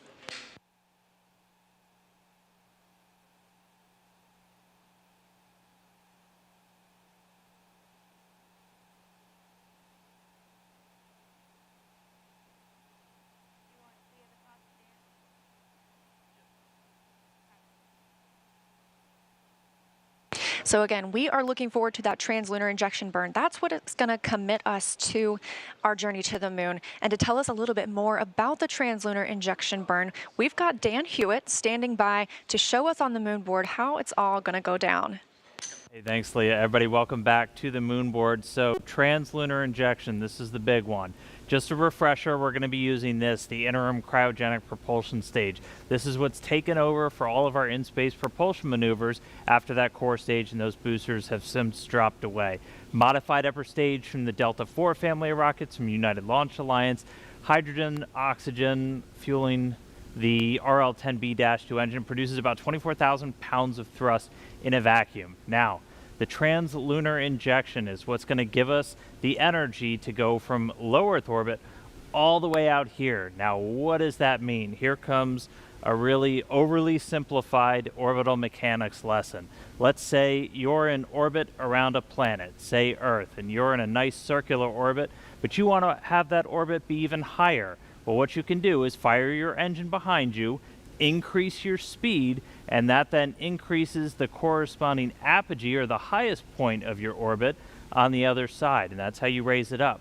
Well, if you wanted to make it into a nice circle, you could follow up and do another burn right here, and that would raise your perigee, or your lowest point, and then you're in a circular orbit around Earth. That's essentially called a Hohmann transfer. If you've ever followed our missions to the space station, that's what we're doing to kind of gradually raise our orbit until we get to the space station. But for this, we're talking about a lot more energy to get somewhere a lot farther away. So what we're essentially doing is we're going to be in this circular orbit around planet Earth, and we are going to be firing that engine with 24,000 pounds of thrust for about 18 minutes. And what that does is it doesn't just increase your apogee by a little, it increases it all the way out, and it's timed. So by the time Orion is hitting its apogee, the highest point of that orbit, the moon will have moved into position that you're entering into its sphere of influence. You're entering into that area where the lunar gravity is going to be able to capture you. And so that's why we're firing the engine for that long. We need to have that much thrust, that much time to get the energy to go out there. So that's the rough orbital mechanics of what we're doing. Now, after that TLI burn is done, the ICPS is going to separate. Its job largely done in the Artemis I mission. As we heard, it's got some secondary payloads up in this stage adapter here that it's going to deploy on its way out. The ICPS will have one more burn after TLI called a disposal burn. And what that's going to do is put it on a trajectory almost looking parallel to that of Orion, where it's going to go around the moon, slingshot away, and then go into what's called a heliocentric orbit. It's actually going to go into orbit around the sun, just like Earth. It's going to leave the Earth-Moon system completely. And then after that, all of the propulsion duties get handed over to the European Service Module. So it'll be using its engines. It's going to do the outbound trajectory correction burn, at least the first one on flight day 1, and a couple more until we get out to the moon and get ready to head into distant retrograde orbit. So that's TLI. It's coming up next. It's going to be a really big moment to pay attention to. So we'll send it back over to Leah to walk us through the ops. Leah.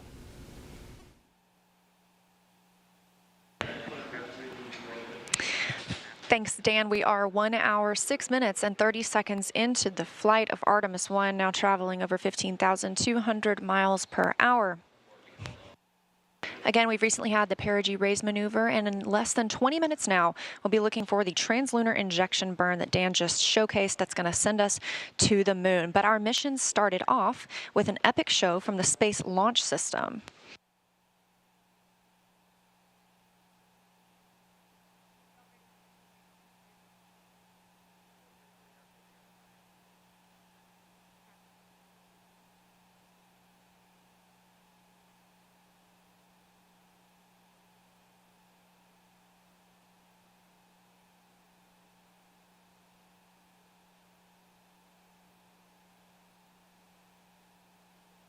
Again, the Space Launch System is what carried us into orbit today, launching off at 1:47 a.m. Eastern Time.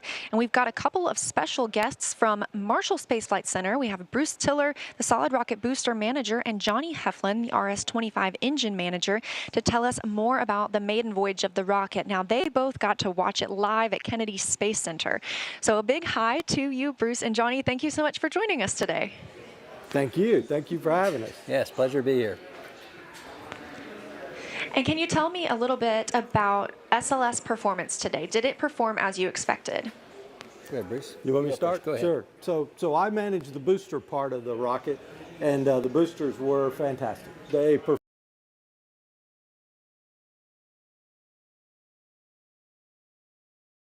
performed just as we expected.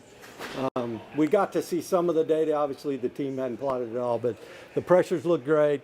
You know, it burned for just the right amount of time, and it separated great. We could see that as well. So very pleased. We were confident it would work well, and it did. Very happy. Similar story for RS-25. Nominal, what we call nominal performance. The engines performed exactly as predicted based on the quick look data. Like the booster, we've got a lot of data to look at, but so far the data looks really, really good. These historic RS-25s that have 25 flights between them on coming off the shuttle program. So really looking forward to getting a look at the data. It looks really good so far. That's fantastic, and we agree. It was amazing to monitor here, and the loops were very quiet in Mission Control Houston. That was a good sign. You knew that things were going well. So we know that the launch abort system was inactive for this mission, but it will be active for when we have crew on board for Artemis II. Are there any other differences we can expect to see in the rocket for Artemis II? So for the boosters, by and large, no. If I talk about the boosters from top to bottom, we are going to make one change though, because of the crew is on it. We're going to have a delay timer in there so that if for some reason they need to abort, we have a few seconds there before, after they abort, before the termination system destroys the rocket. So we will add that, but other than that, nope, these boosters will be the same. Second flight is the first. Same story for RS-25. It will be the next set of 4 heritage engines from the shuttle program. Configuration-wise, they'll be the same as what we flew today. Then I'm glad it all went so well. And so after you get that data back from today, what's next for your team? Well, for my team, we've still got a ton of work to do.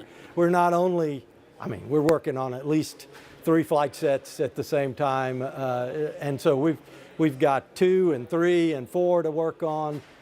We also are working on a new booster that's a composite case design that will replace this steel case version that we're flying today. So we're excited about that, and there's a lot of work going on there as well. So we've got a lot to do, and we'll just keep doing it. So RS-25, super busy as well. We have the Artemis II engines have already been delivered to MAF, and they're on schedule to be installed in the Artemis II core stage in mid-January. We're also about to start the certification test series for the new RS-25 engines that we're building. We have heritage engines for the first 4 flights. Beyond that, coming in on Artemis V, we will fly what we call the RS-25 restart engines that have been redesigned to reduce cost and reestablish manufacturing for future flights. So we're really excited to get into that certification test series really soon as well. All right, well, thank you both so much again for joining us. I'm glad that you got to watch the launch, and a major congratulations to you and your teams for all of the effort that you've poured into this. Go Artemis. Great day. Great day. Thank Fantastic. you so much. All right, and we are now 1 hour and 12 minutes into the flight of Artemis I. We are traveling at orbital velocity. Again, Orion is currently attached to the interim cryogenic propulsion stage, which recently performed the perigee raise maneuver. And we are standing by for translunar injection burn, now less than 15 minutes away. It's going to be about an 18-minute burn that will commit us to the moon. Part of the Artemis program's goal is to inspire the next generation of dreamers and explorers. So we want to show you what students are doing right now to bring the Artemis missions to life. NASA's Artemis mission will land the first woman and the first person of color on the moon. And today's students are the Artemis generation. If you're a student, you can design and build technologies that support the Artemis mission with NASA's Artemis Student Challenges. No matter your background or experience, you're invited to choose a challenge that interests you, whether it's rockets, robots, tools, software, vehicles, or other technologies, there's an exciting challenge for you. To find a mentor and build a team of students. Review the rules and requirements, and bring your ideas to life with NASA's Artemis Student Challenges. Visit stem.nasa.gov/Artemis and see how you can join one of NASA's mission-related student challenges.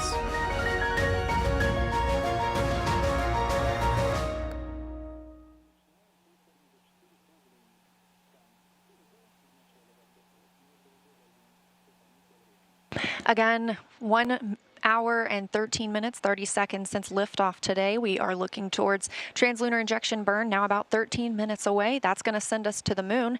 But did you know that you were invited to fly on the first Artemis mission too? Earlier this year, NASA asked the public to create a pass to virtually board Orion. Anyone who signed up got to include their name on a flash drive. I know my name is on there, and that flash drive is on Orion right now for its journey around the moon. It has more than 3.3 million names.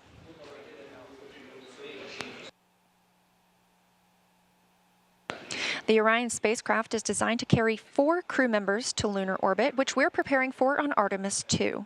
NASA astronaut Randy Bresnik brought us through the hatch of the vehicle to show us where those future crew members will live and work during their journey. This is the Orion crew station, where the crew will be when they fly the vehicle. As you can see, the commander seat's on the left, the pilot seat is on the right. Compared to the space shuttle, which had over 1,200 switches, controls, and circuit breakers, Artemis astronauts will have much less, only about 63. Inside, the crew of 4 can live and work for up to 21 days at a time, which is several days longer than the previous crewed Apollo missions to the moon. The interior is about 30% larger than those Apollo-era capsules to give more crew living and working space. Everything crew needs is packed right under the floor, thanks to the Orion stowage system. Under these panels is space for everything ranging from food, clothing, sleeping bags, to science and camera equipment, and even the tools necessary to perform repairs if required. On the upper part of the crew compartment, or what we call the overhead, is the docking compartment, a crucial component to future exploration. It allows crews to dock the Orion capsule to Gateway, NASA's next generation lunar outpost. Once they dock, crews will have the ability to board the lunar landers also attached to the Gateway and then head down to the surface of the moon. Through these windows, the 4 crew members will have amazing front row seats of their journey to and from the moon. Do you remember Apollo 8 and Bill Anders' famous photo of Earthrise as they came around the moon and saw it for the first time? Imagine being one of those first crew members on Orion having their own modern-day Earthrise and knowing they are traveling farther from Earth than humans have ever traveled before. Thanks to thousands of people from across the country and around the world who have helped with the research, design, construction, testing, and more testing. My fellow astronauts and I know that whoever gets selected for future Artemis missions, they're going to have the journey of a lifetime on board the spectacular vehicle we call Orion.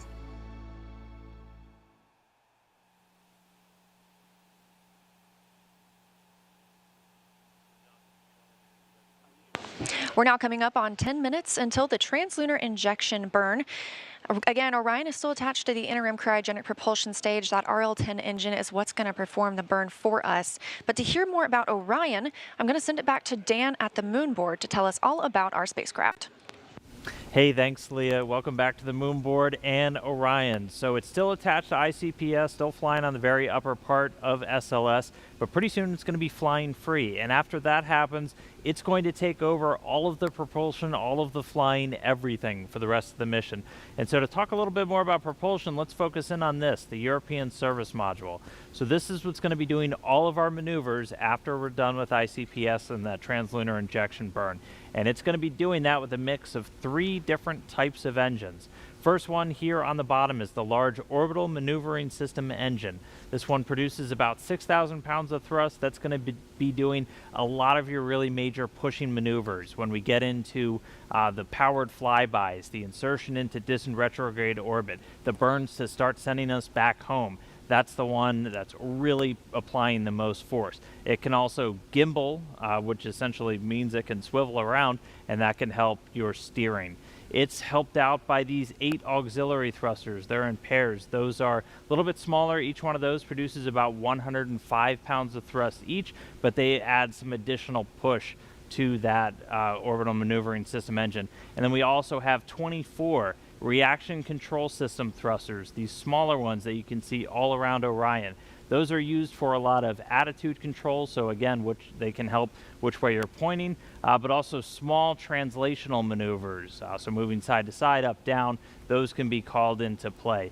Now, all of those engines share a common fuel source. They're using what are called hypergolic fuels, a mix of a fuel and an oxidizer, in this case monomethylhydrazine and nitrogen tetroxide. Now those are long names and they're hypergolic fuels. What does that mean? A hypergolic fuel essentially means you take your fuel and your oxidizer, you put them together, you get a reaction. You get an exothermic reaction which creates that thrust which comes out. You don't need an ignition source like we have on SLS, which is using oxygen and hydrogen. They're extremely reliable. They're very stable. You don't have to store them at cryogenic temperatures, which is really necessary for smaller spacecraft in orbit because it takes a tremendous amount of electrical energy just to keep fuels that cold. And so we can store them at a much closer to room temperature, essentially, when they're on board this spacecraft. So that's all of the primary propulsion that's going to take over. And again, that's going to be after we get through translunar injection. We're going to be doing correction burns on the way out, a number around the moon as we hang out in distant retrograde orbit for about a week, and then eventually sending us on the way back home. But still attached to ICPS right now, going to detach shortly after that burn is complete, and then Orion will be flying free, the service module pushing it for the rest of the way. So with that, I'll send it back over to Leah as we get closer to that TLI burn. Thank you, Dan. And yes, indeed, we are looking for TLI coming up in about 7 minutes from now. Again, that's it's a long burn for us, about 18 minutes long. But before we get to that milestone, I have a friend of mine here. It's Stu McClung, the Program Planning and Control Office Chief of Staff for the Orion program. Stu, I am so glad that you could join us today. Thank you. Good morning. Good to be here. So how is the spacecraft performing so far, and what's next? So far so well. Good. We were clean during the pre-launch and ascent. So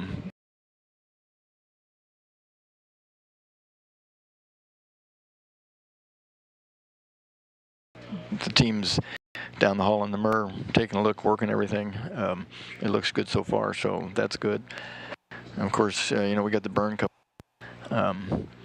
After the burn, we'll start ticking through all planned events, like we have a solar, the SAW modal survey. The wings will have a modal survey that we'll do later this morning. One of the first DTOs that we'll take a look at and evaluate how they react. So DTO, designated test objective. What's another one of those that we'll be looking at over the next 26 days? Oh, we have probably a good 100 of them. They, culminate from everything from like the modal survey to how the cooling system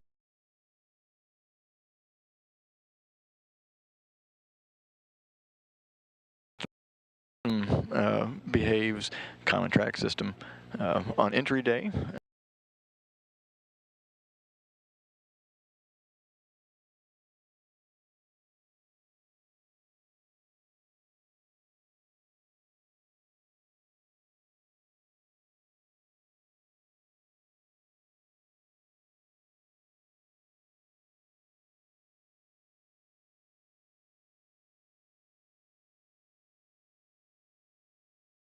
Execute, and now this is day one for us. We've got 26 days for our team to execute now, and we'll go do our job and set the stage for future Artemis exploration.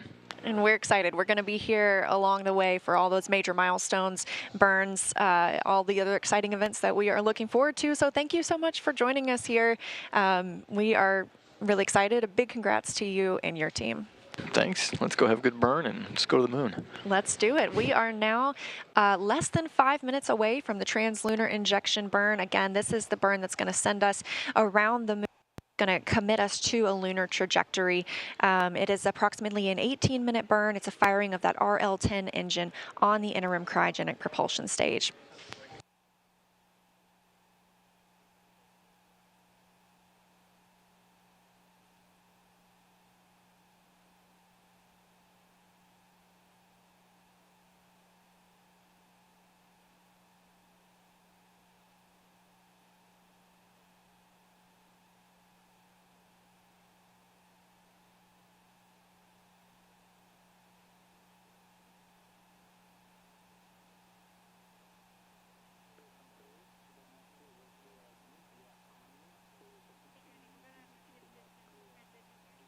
You've got a view here of the White Flight Control Room in Mission Control Houston. This is where all of the teams will be monitoring the mission over the next 26 days. Teams monitored launch tonight. There are, of course, several different shifts that'll be working here.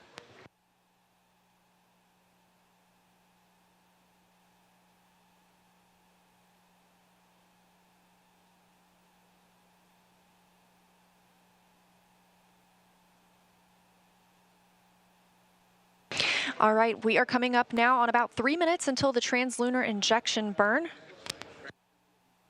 Again, this is about an 18-minute long burn. A firing of the RL-10 engine on the interim cryogenic propulsion stage commits us to lunar trajectory. It helps us break free from the gravitational pull of Earth.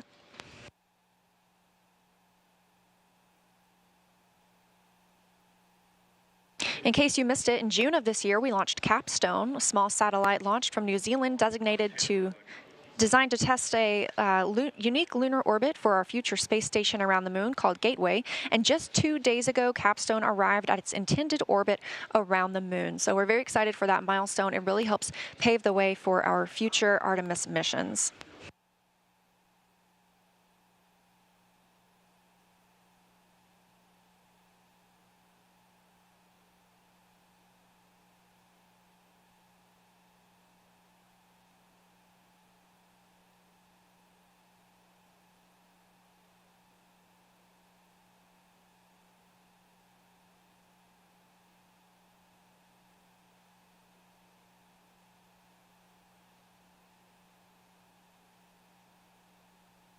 We are now 1 hour 20, coming up on 25 minutes since liftoff from Kennedy Space Center today at 1:47 a.m. Eastern Time. We had a really smooth ride to orbit. We saw solid rocket booster jettison, as well as launch abort system jettison. Eventually, we had core stage separation, which put us in the configuration that we have now, with Orion connected to the interim cryogenic propulsion stage and flying free. The solar arrays deployed and have been swept back in preparation for the translunar injection burn. Earlier, we had the perigee raise maneuver, which lifted the lowest part of Orion's orbit around the Earth, put us in this perfect positioning ahead of translunar injection burn. A good shot here of our two flight controllers on the left.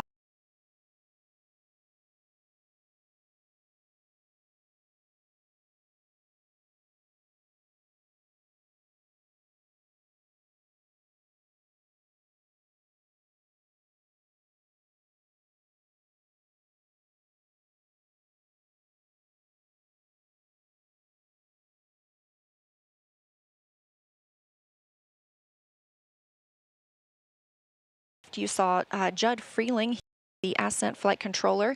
He's been with his team here for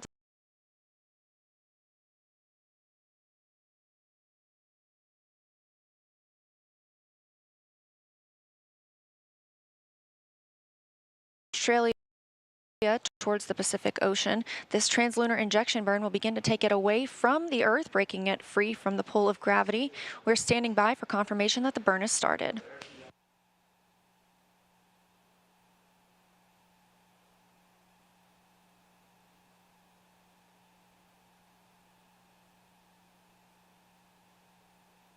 We have confirmation from the booster officer that the translunar injection burn has begun and that we are at maximum thrust. Again, this is a long burn, about 18 minutes. It commits us to a lunar trajectory. This ICPS firing now is an RL-10 engine. It's a design that's been around since the 1960s, and it's a proven, reliable engine. This single engine has 25,000 pounds of thrust. We've already seen the ICPS in action today as it powered the perigee raise maneuver just about an hour ago.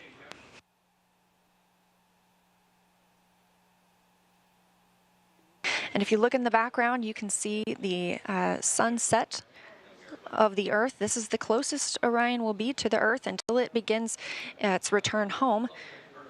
Right now, we're about 382 miles above the Earth's surface. And to put it into perspective, we are approximately 252,670 miles away from the Moon. I'm going to keep reporting that number, and by the end of the translunar injection burn, you will see that start to decrease. We are going to continue to grow closer to the Moon and further away from Earth. This really helps us break free from gravity.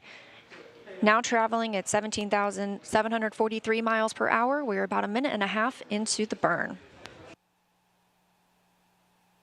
And although this is the last burn for the interim cryogenic propulsion stage, there are other burns that will take place throughout the mission to direct Orion exactly where we want it to be. Those include the outbound trajectory correction burns, the first of which will happen later today. We also have the outbound powered flyby, the return powered flyby, and others. Burns after the ICPS separates will be conducted by using the single main engine on the service module, 8 auxiliary thrusters on the base of the service module, or 24 smaller thrusters.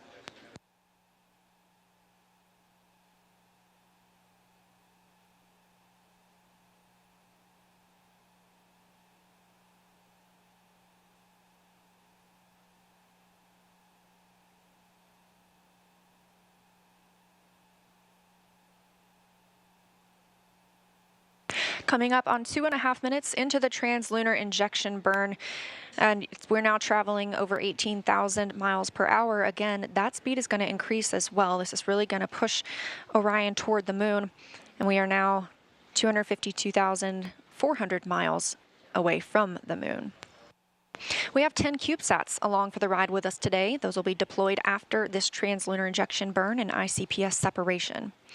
These are located inside the Orion stage adapter, and they include the Lunar Ice Cube, developed by Morehead State University in Kentucky. This will search for all forms of water with an infrared spectrometer.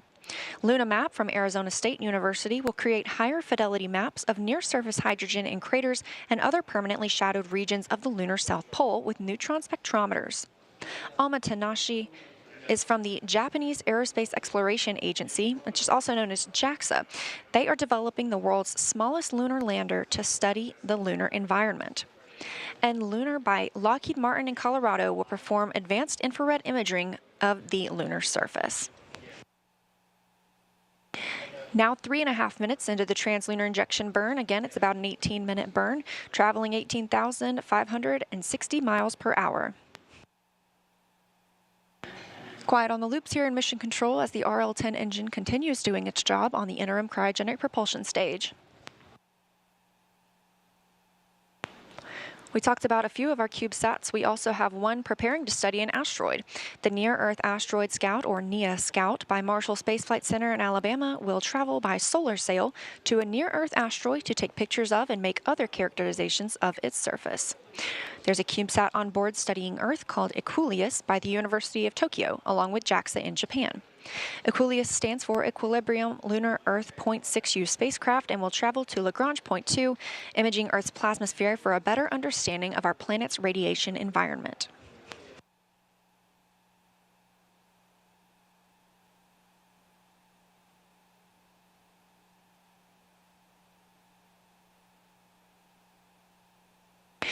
We're now coming up on 4 minutes and 45 seconds into the translunar injection burn. Orion traveling at 18,982 miles per hour. Our distance from the moon continues to decrease, now 251,900 miles away. To highlight some more of our CubeSats on board, we also have BioSentinel, developed by Ames Research Center in California, and will use a single yeast cell to detect, measure, and compare the impact of deep space radiation on living organisms over an extended period of time. Argo Moon was developed by the Italian Space Agency and Argotech in Italy. This CubeSat will observe the interim cryogenic propulsion stage, the stage that it's firing right now, with its advanced optics and software imaging system. And our last CubeSat through the Centennial Challenge is Team Miles from Florida, who developed a CubeSat that will demonstrate propulsion using plasma thrusters and will compete in NASA's Deep Space Derby. These CubeSats pack a ton of tech and science in a tiny package, so they don't all have redundant systems. And if any of the CubeSats missions don't go as planned, it does not affect our primary objectives of Orion's mission. This rideshare opportunity is a rare chance to send CubeSats beyond low Earth orbit, and we're looking forward to seeing what we learn. We're now 6 minutes into the translunar injection burn. Orion traveling at 19,500 miles per hour, being propelled by the interim cryogenic propulsion stage. Still quiet here on the loops in Mission Control Houston. Teams are tracking no issues during the translunar injection burn. Again, this is about an 18-minute burn, so we have approximately 11.5 minutes left.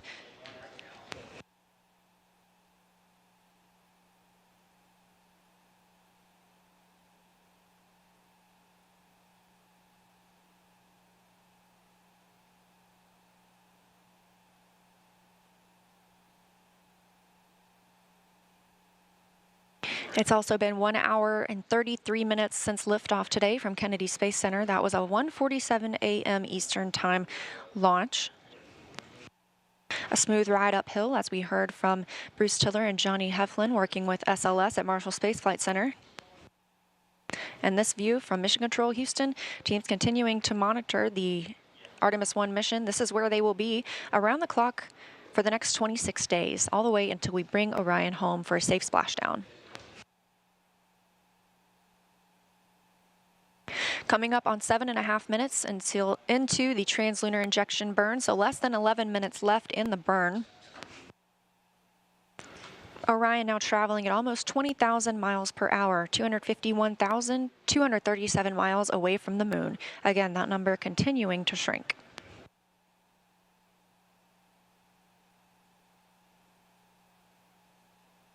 Orion itself is still over Earth. It is over the Pacific Ocean south of Hawaii.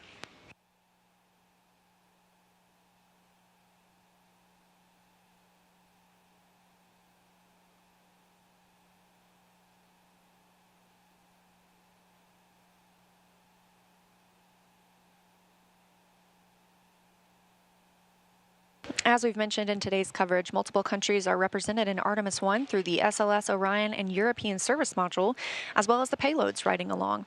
While NASA is leading the Artemis missions, international partnerships will play a key role in achieving a sustainable presence on the Moon while preparing to send humans to Mars. In 2021, over a dozen countries signed the Artemis Accords, which will establish a common set of principles to govern the civil exploration and use of outer space. The Artemis Accords will create a safe, transparent environment that facilitates exploration, science, and commercial activities for all of humanity. This cooperation not only furthers space exploration, but also enhances peaceful relationships between countries on Earth.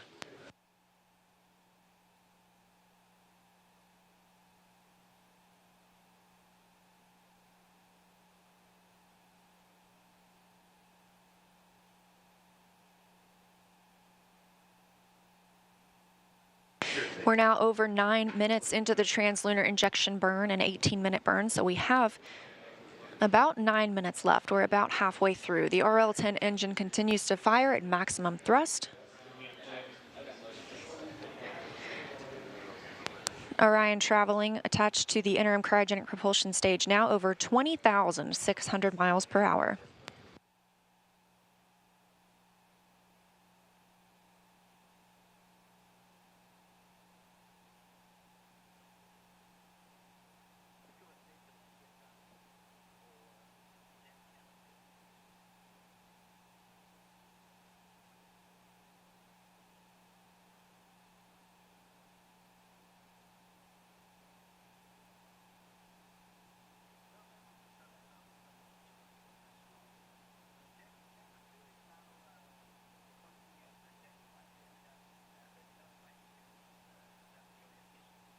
It's been 1 hour and 37 minutes since we launched today. Again, that was 1:47 a.m. Eastern Time from Kennedy Space Center. Orion is still attached to the interim cryogenic propulsion stage. This is the last burn for the interim cryogenic propulsion stage while attached to Orion. It will also have a disposal burn later on.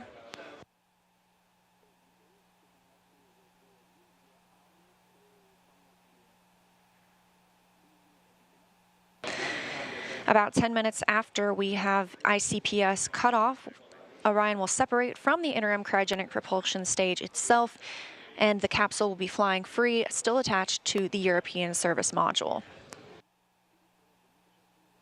We've got about 7 minutes left in the translunar injection burn. Orion traveling now at over 21,000 miles per hour.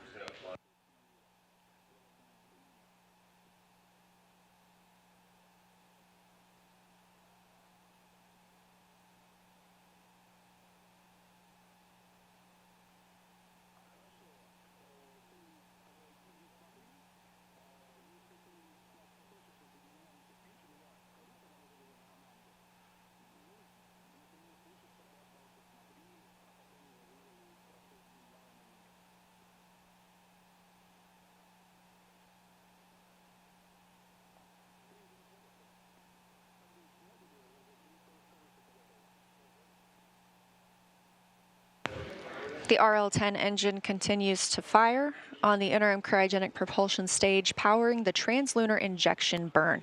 This is the second firing of the ICPS today. The first we saw was the perigee raise maneuver, which lifted the lowest point of Orion's orbit around the Earth and put it in the proper positioning for this burn. This is the burn that commits us to the Moon. We're now over 12 minutes into this burn. Again, it's about an 18-minute burn, so less than 6 minutes left, and 1 hour 39 minutes since we launched. Orion and the ICPS now traveling at over 21,400 miles per hour. And as I promised, we continue to grow closer to the Moon, now 249,000 miles away.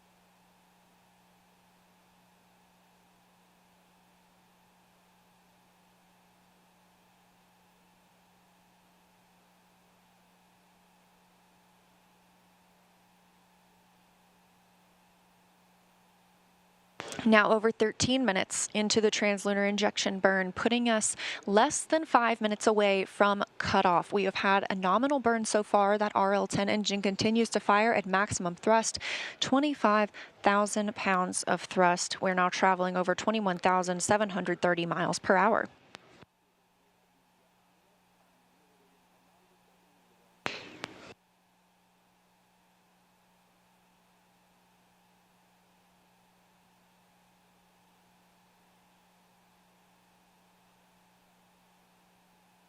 And we've just heard the call for priority 1, meaning we have reached the point at which we could return at lunar return or similar speeds, testing the heat shield as required ahead of flight for Artemis II. Now over 14 minutes into the translunar injection burn, less than 4 minutes until cutoff, traveling now at over 21,900 miles per hour.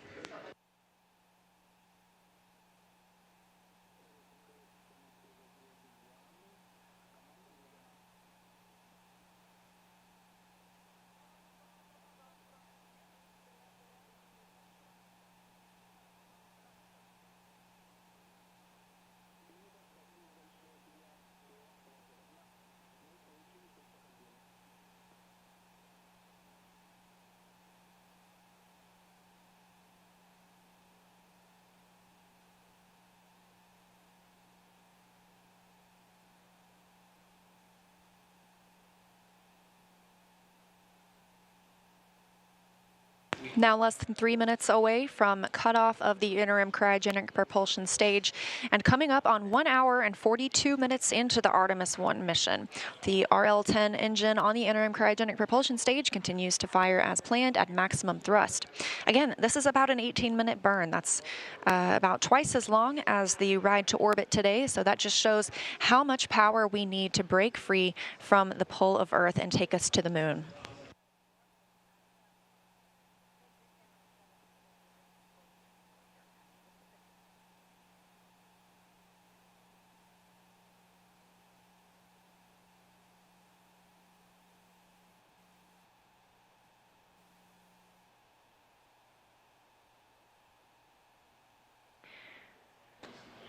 "16 minutes now into the translunar injection burn, Orion traveling at over 22,276 miles per hour.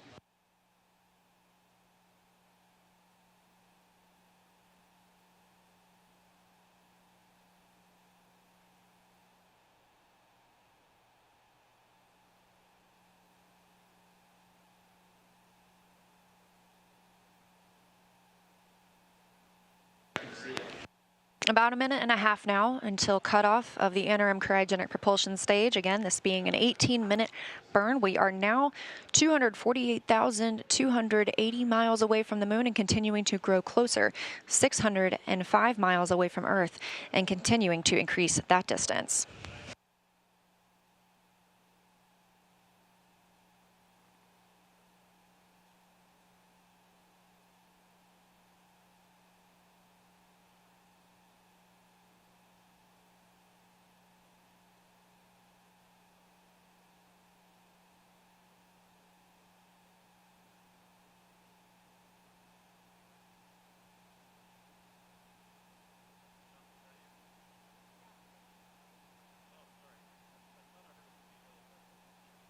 Less than a minute now until cutoff of the ICPS and the end of the translunar injection burn. We've had a good burn all the way through so far. And 1 hour 44 minutes since launch today.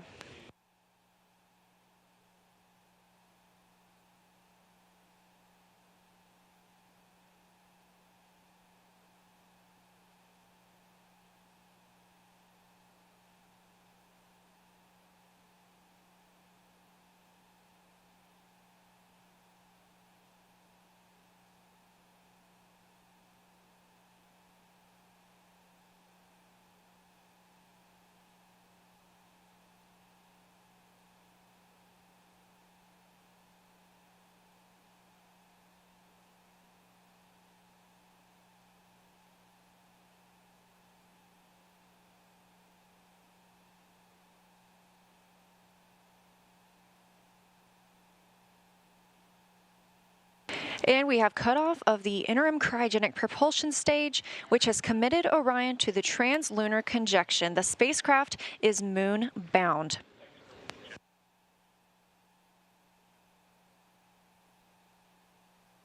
Orion is now traveling at 22,500 miles per hour, 247,450 miles away from Earth. Now that the interim cryogenic propulsion stage has completed its translunar injection burn, it is no longer needed to propel us to the moon. It's done its job, and it will separate from Orion. After it separates, those 10 CubeSats we discussed will be deployed from the Orion stage adapter, which is below the service module and above the ICPS. Each payload will be ejected with a spring mechanism from dispensers installed on the Orion stage adapter. And again, these will help us study the moon and space weather, test innovative propulsion technologies, analyze the effects of radiation on organisms, and provide high-resolution imagery of the Earth and moon. The CubeSat deploys will start just short of about 4 hours after launch. Once those CubeSats are deployed, the ICPS will be on track for disposal in a heliocentric orbit, meaning it will closely circle the sun until destroyed.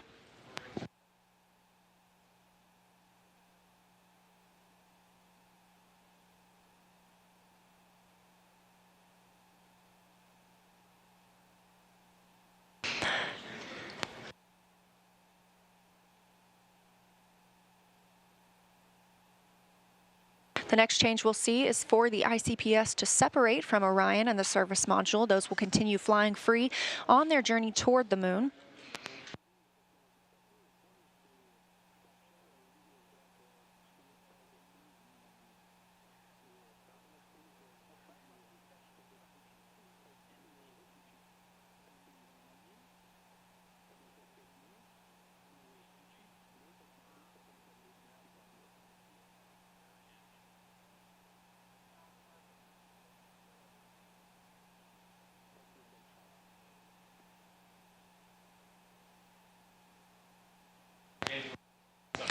It's now been an hour, 47 minutes, and 30 seconds into the first flight of the Artemis program.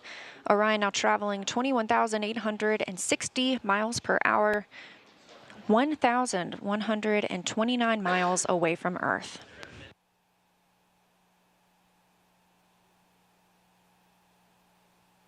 That stage separation from the interim cryogenic propulsion stage, again, should be about 10 minutes after the translunar injection burn is complete, so approximately 7 minutes from now.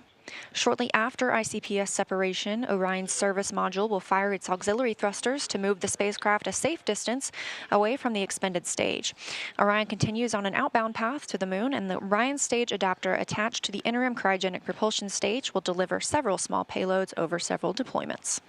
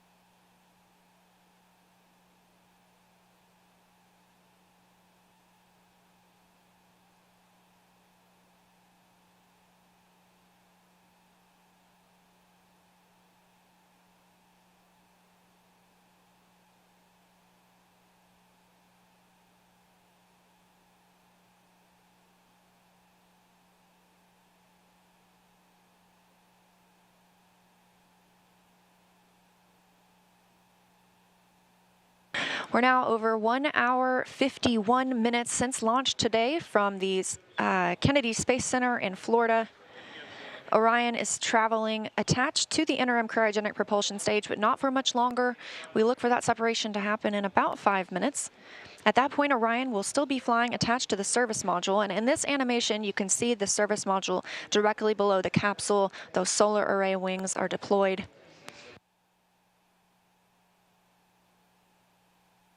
The spacecraft now traveling over 20,570 miles per hour, continuing to increase its distance from Earth, now over 1,780 miles away, continuing to decrease its distance from the Moon, 245,150 miles away.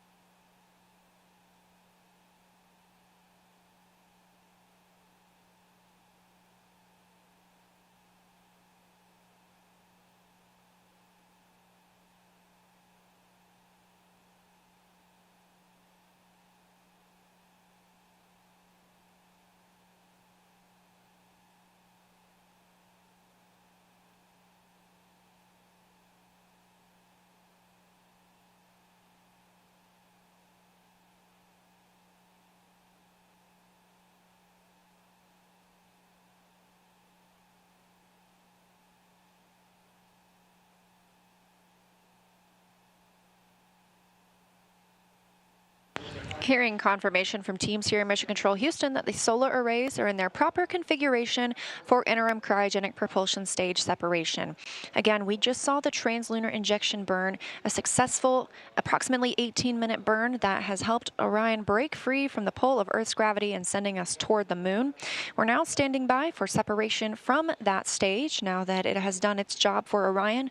However, it still has a job to do. It will help eject some CubeSats that will help us study the Moon, Earth, and the space environment. Orion now traveling at 19,700 miles per hour, 2,270 miles away from Earth. We're expecting that stage separation to happen in about a minute.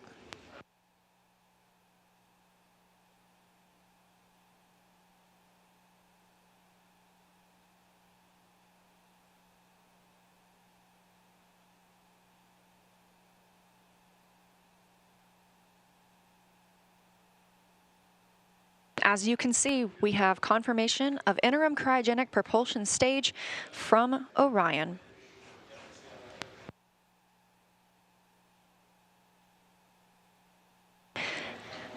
With the Earth in the background and the Moon is our destination, Artemis generation, we are going.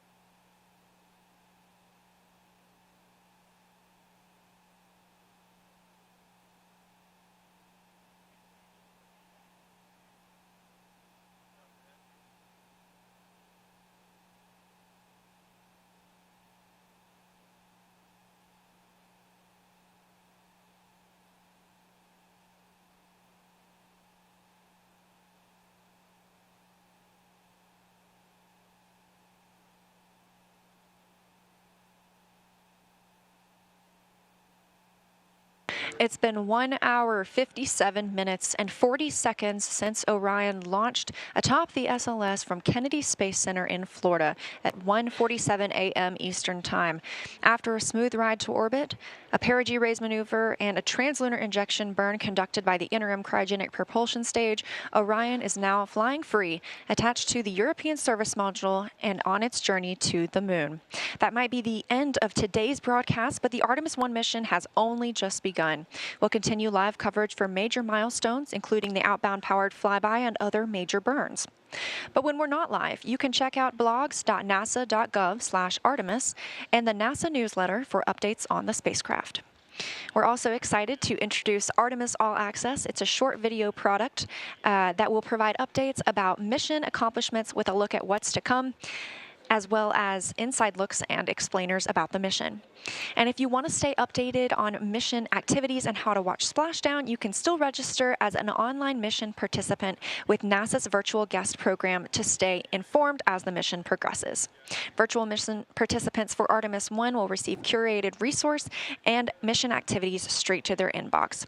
You can register at go.nasa.gov/virtualartemis1. That's a Roman numeral 1 as part of the URL. Don't forget, you can also learn about the mission on NASA and Artemis social media accounts. We'll be holding a post-launch news conference at Kennedy Space Center at 5 a.m. Eastern Time, 4 a.m. Central Time, and you can watch live at nasa.gov/live. We'll also be back on the air later today for the first orbital trajectory correction burn at 9 a.m. Eastern Time, and again at 10:45 a.m. Eastern to get a look at the first images coming down from Orion. Thank you for joining us today for our coverage of the Artemis I mission. We leave you now with a rendition of our national anthem performed by Josh Groban and jazz pianist Herbie Hancock, followed by a look back on today's historic liftoff as we look toward every milestone in this mission. Artemis generation, we are going.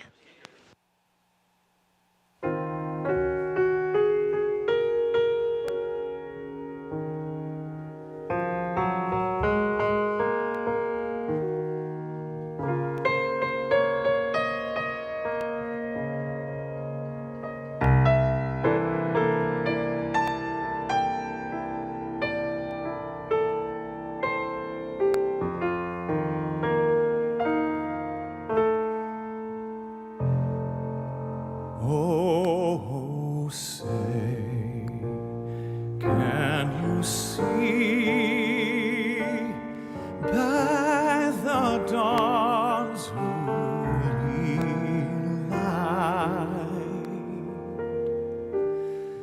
what so proudly we hailed at the twilight's last gleaming, whose broad stripes and bright stars through the perilous fight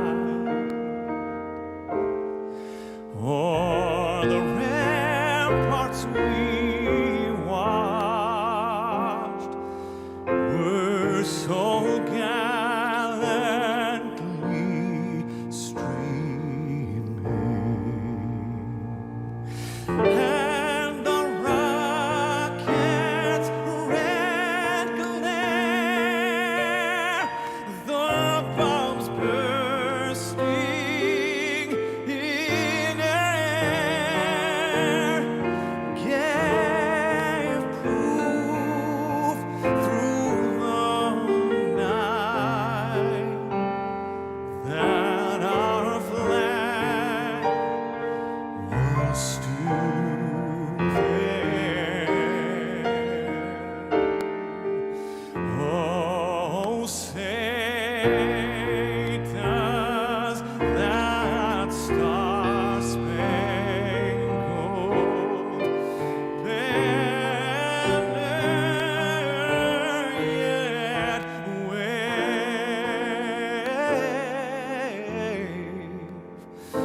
o'er the land of the free? Oh,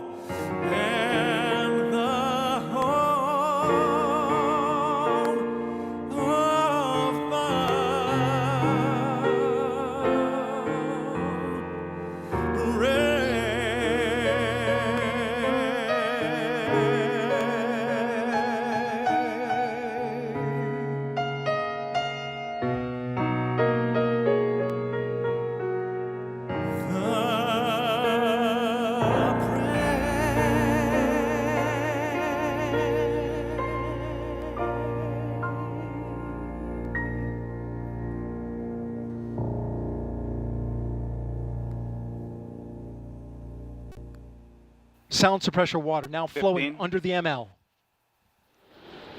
And here we go. 10. Hydrogen burn-off igniters initiated. 7, 6, 5. 4-stage engine start. 3, 2, 1. Boosters in ignition. And liftoff of Artemis I. We rise together back to the moon and beyond.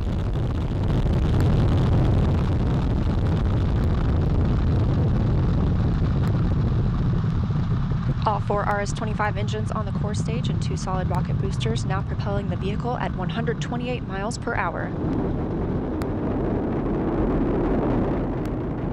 Hearing good control on the roll from teams in Mission Control Houston. All good calls so far. Now 30 seconds into the flight of Artemis I.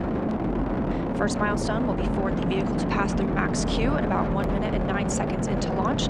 This is the greatest period of atmospheric force on the rocket.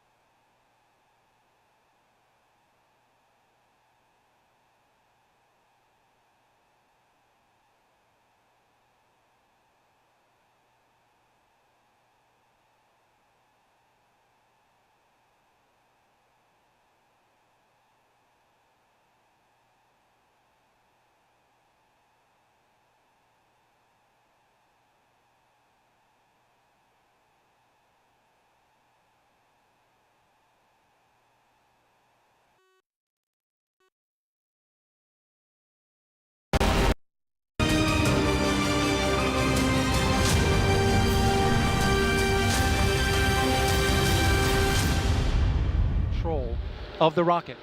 But the ALS will check, make sure there's no holds coming from the ground up until T-minus 2 seconds. Go for ALS. And we are go for ALS.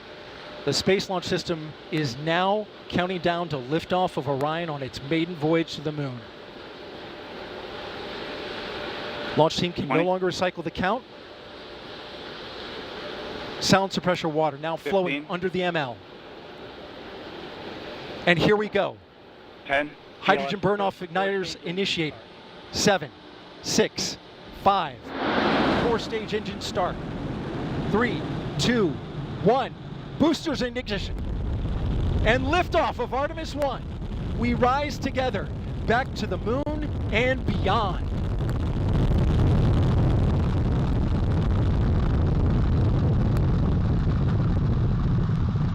All 4 RS-25 engines on the core stage and 2 solid rocket boosters now propelling the vehicle at 128 miles per hour. Hearing good control on the roll from teams in Mission Control Houston. All good calls so far. Now 30 seconds into the flight of Artemis I. First milestone will be for the vehicle to pass through max Q at about 1 minute and 9 seconds into launch. This is the greatest period of atmospheric force on the rocket.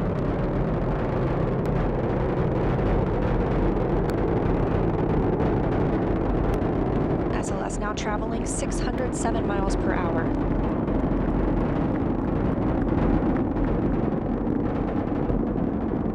You're looking at 8.8 million pounds of maximum thrust quiet here in the loops in Mission Control.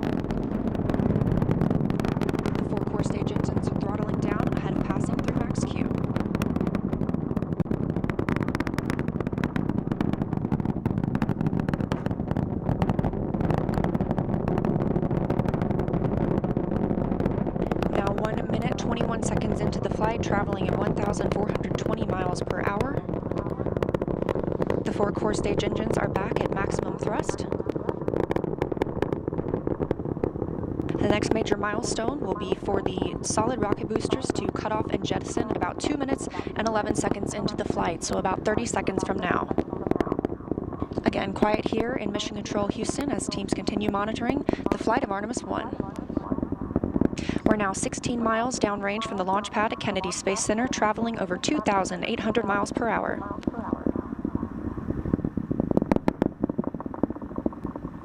Standing by for solid rocket booster jettison and shortly thereafter.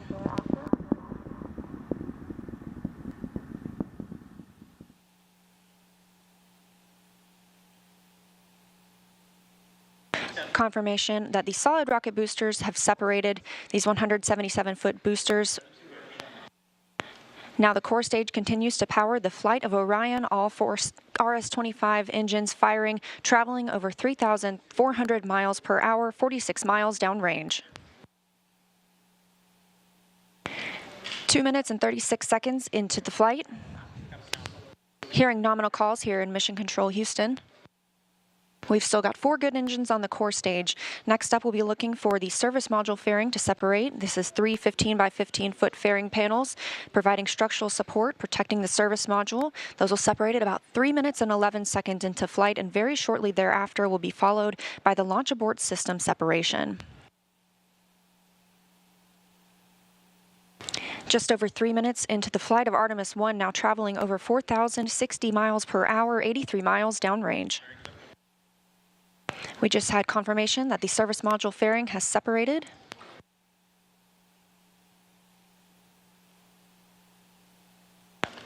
And that the launch abort system pyros have fired, separating those from Orion as well. For future crew members,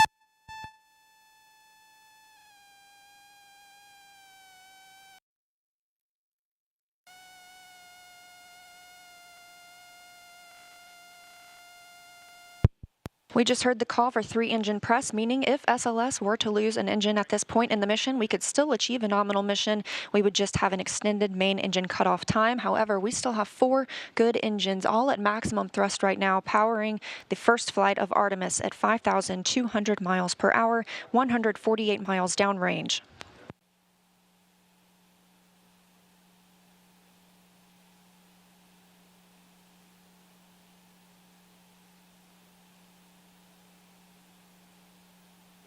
We're 4 minutes and 16 seconds into the flight of Artemis I.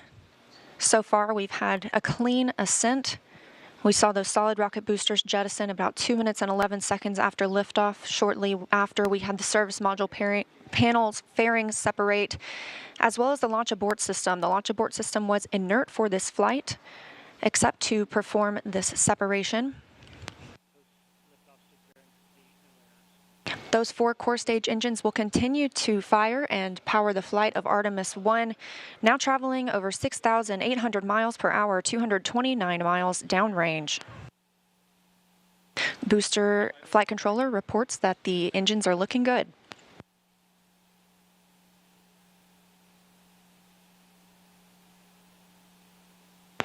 Our core stage main engine cutoff time is about 8 minutes and 3 seconds. We are now 5 minutes and 11 seconds into the flight, 7,656 miles per hour.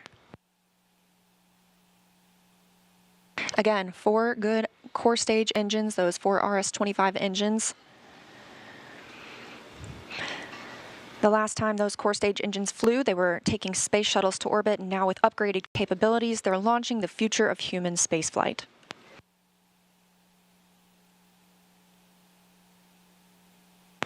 Five minutes, 42 seconds into the mission. We are now traveling 8,800 miles per hour, 345 miles downrange from the launch pad at Kennedy Space Center.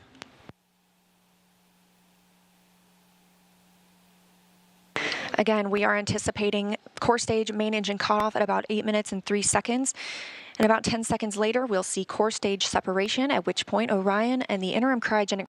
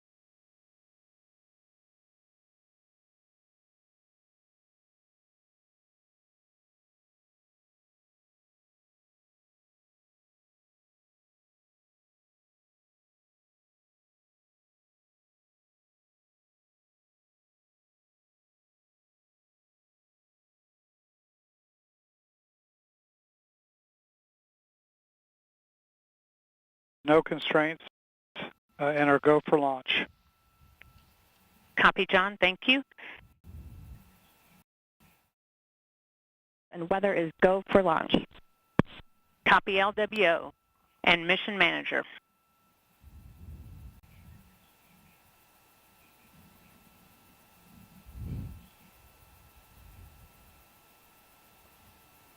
And mission manager, launch director. Launch director, mission manager on 232. The mission management team has been pulled. You have a go to proceed with terminal count and launch of Artemis I. I copy all. Thank you. And NTD, launch director.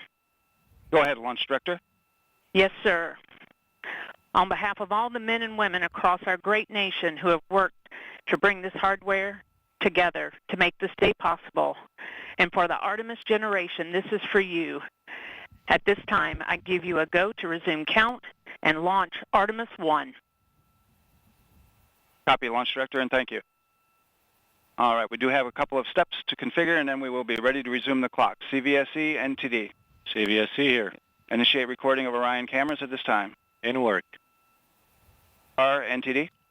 RSR here. Perform the booster ignition SNA arm rotation enable.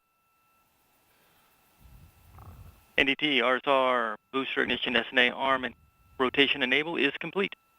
And I copy. Thank you. Okay, so there you heard the poll from launch director. Early.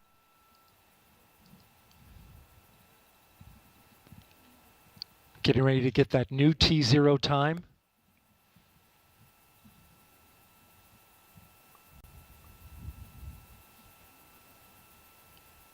The poll that you heard was the NASA test director's poll. And all right, and we have verified no cutouts at this time. And all personnel, we are going to resume the clock. GLS, you can resume the clock on your mark. GLS copies. Countdown clock will resume on my mark. 3, 2, 1, mark. GLS mainline has been initiated. Okay. T-minus 10 minutes and counting. We are T-minus 10 minutes away from liftoff of Artemis I. As you can see, the clock is now moving. Let's put that up. T-minus 9 minutes and 47 seconds. The L-minus 15 poll complete. Show 06:47:44 is the new liftoff time. Affirm. Okay.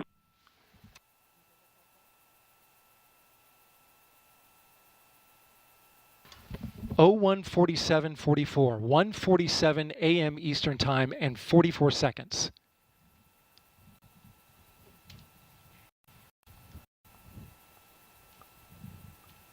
We went straight into terminal count.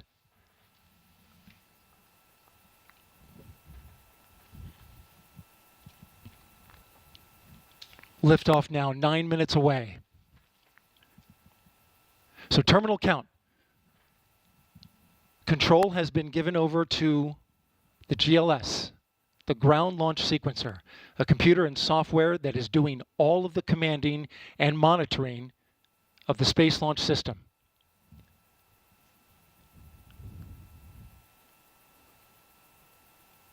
We'll hear call-outs from the GLS operator, Alex Pandalos.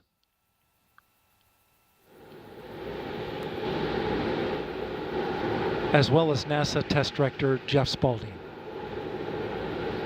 GLS is pre-tensioning the umbilicals at this very moment. You can see them as they run down the rocket. That's getting them ready to detach. At liftoff, those arms will swing away. We'll let go of the rocket in a clockwise direction.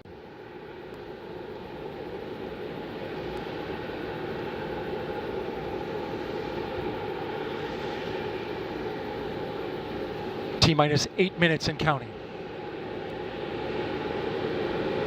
The GLS is performing up to 100 commands per second, including configuring ground systems for power transfer to the rocket. GLS is turning on cameras, recording video inside and outside the crew module to collect data for engineers. Purging the aft skirt booster with high flow nitrogen. Clear out any hydrogen gas that may be there.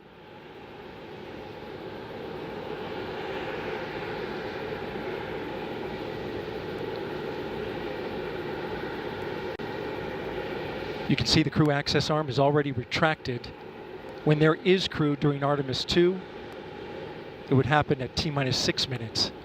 But out of abundance of caution, they went ahead and retracted the arm well ahead of liftoff.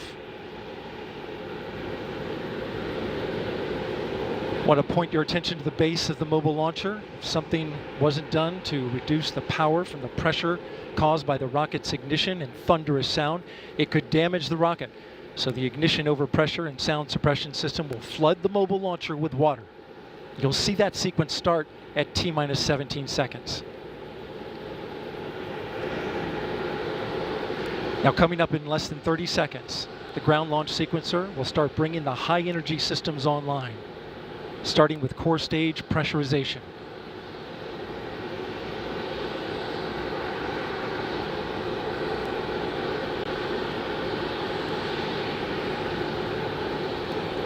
Firing room 1 is completely silent as they listen for the next call.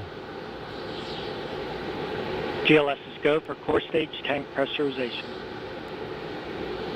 The core stage tank is now pressurizing to flight levels. The replenish valve to the liquid hydrogen tank now closing. The liquid oxygen tank will come a little later. Now we're arming the Orion ascent pyros and transfer to internal power.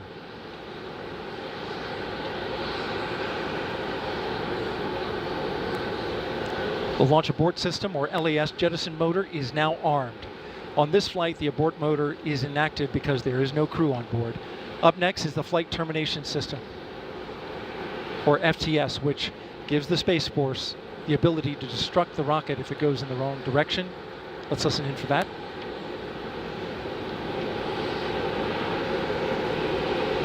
GLS is go for FTS arm. The flight termination system is now armed. Coming up at 4 minutes and 40 seconds, a big moment. This is where the RS-25 engines and their bleed go to high flow. It's been a little tricky to dial in. GLS is go for LH2 high flow bleed check.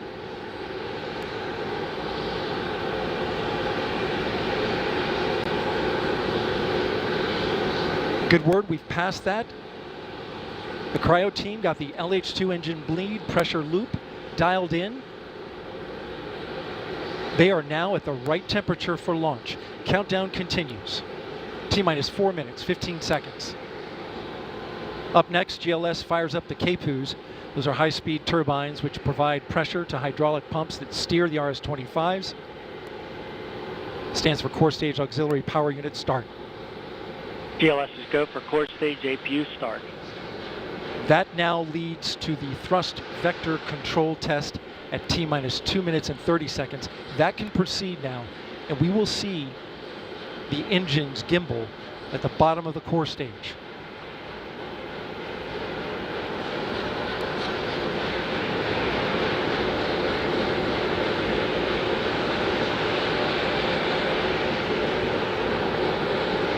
At T-minus 3 minutes and 10 seconds, you will hear the go for purge sequence 4. That's a helium purge of the 4 core stage engines downstream of the propellant valve, getting the air and moisture out.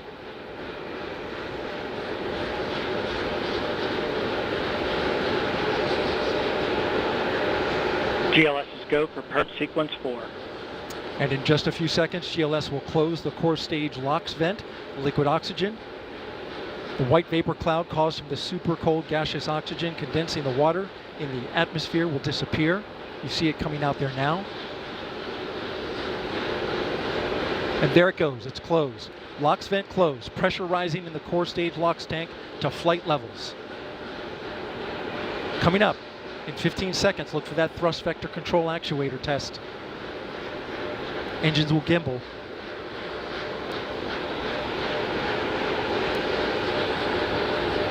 And there they go. The 4 core stage RS-25 engines gimbaling around, testing the ability to steer the rocket into space. They will operate at 109% performance, each RS-25 throwing down 500,000 pounds of thrust, all four 2 million pounds, all together with the boosters 8.8 million pounds of thrust. GLS is go for upper stage to internal power. Now the upper stage has gone to internal power. So power is removed from the rocket's upper stage, the ICPS, and it's been switched to battery power. The same milestone is coming up for the core stage at T-minus 1 minute and 30 seconds.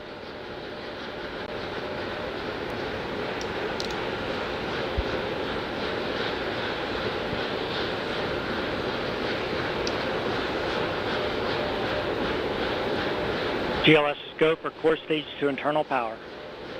The rocket's core stage, which houses the 3 flight computers, is now on battery power. So there is no more hold time available because there's no more margin on the batteries. So if we have a hold, we'd have to recycle back to T-minus 10 minutes and recharge those batteries. The count continues. A note now, shortly after liftoff. 1 minute. Shortly after liftoff, Mission Control Houston will take control of the rocket, and my colleague, Leah Cheshire, will take over commentary. T-minus 50 seconds and counting. Coming up at T-minus 33 seconds, the GLS will hand off control to the ALS. This is the autonomous launch sequencer. On board the rocket, it will take over command and control of the rocket. But the ALS will check, make sure there's no holds coming from the ground up until T-minus 2 seconds. GLS is go for ALS. And we are go for ALS. The Space Launch System is now counting down to liftoff of Orion on its maiden voyage to the moon. Launch team can no longer recycle the count. Sound suppressor water now flowing under the ML. And here we go. 10. Hydrogen burn-off igniters initiated. 7, 6, 5. 4-stage engine start. 3, 2, 1. Boosters in ignition. And liftoff of Artemis I. We rise together back to the moon and beyond.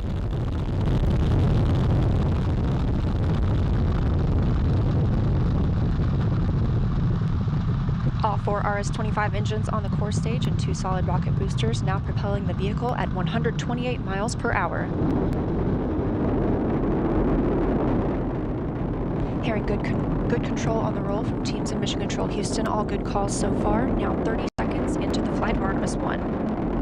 First milestone will be for the vehicle to pass through max Q at about 1 minute and 9 seconds into launch. This is the greatest period of atmospheric force on the rocket.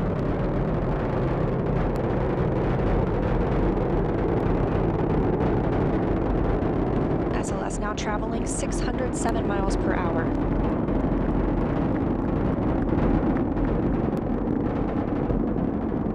You're looking at 8.8 million pounds of maximum thrust. Quiet here in the loops in Mission Control. The 4 core stage engines are throttling down ahead of passing through max Q.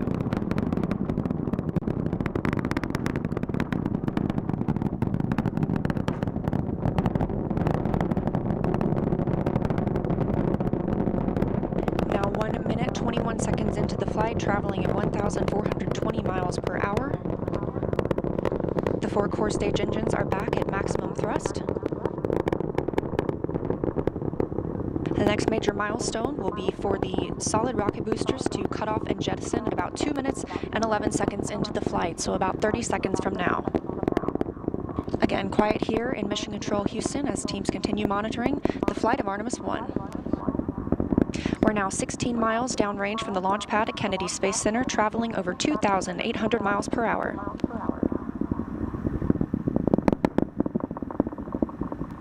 Standing by for solid rocket booster jettison and shortly thereafter.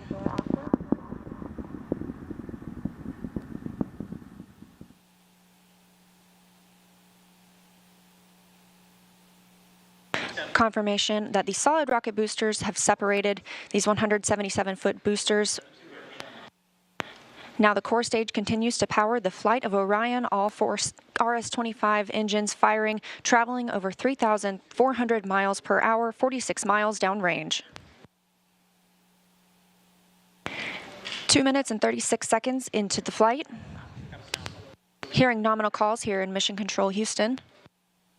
We've still got 4 good engines on the core stage. Next up, we'll be looking for the service module fairing to separate. This is 3 15 by 15 foot fairing panels, providing structural support, protecting the service module. Those will separate at about 3 minutes and 11 seconds into flight, and very shortly thereafter will be followed by the launch abort system separation. Just over 3 minutes into the flight of Artemis I, now 20 miles per hour, 83 miles downrange. We just had confirmation that the service module fairing has separated.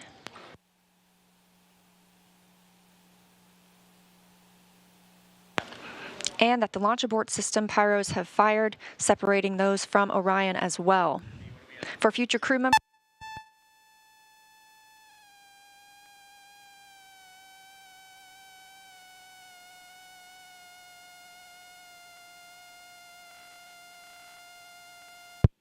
we just heard the call for 3 engine press, meaning if SLS were to lose an engine at this point in the mission, we could still achieve a nominal mission. We would just have an extended main engine cutoff time. However, we still have 4 good engines, all at maximum thrust right now, powering the first flight of Artemis at 5,200 miles per hour, 148 miles downrange.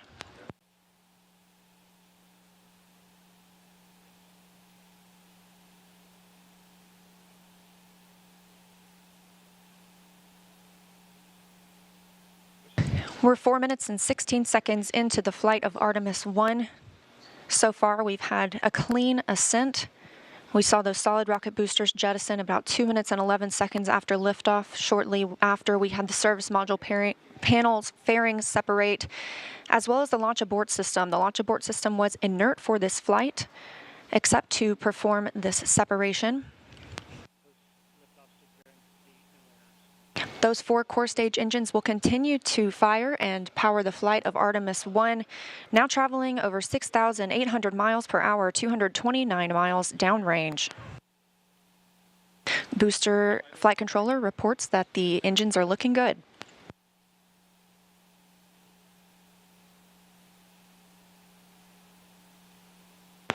Our core stage main engine cutoff time is about 8 minutes and 3 seconds. We are now 5 minutes and 11 seconds into the flight, 7,656 miles per hour. Again, 4 good core stage engines, those 4 RS-25 engines. The last time those core stage engines flew, they were taking space shuttles to orbit, and now with upgraded capabilities, they're launching the future of human spaceflight.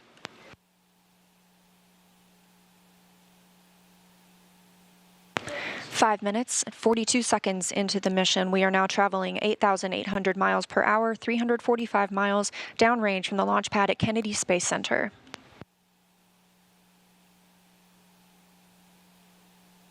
Again, we are anticipating core stage main engine cutoff at about 8 minutes and 3 seconds.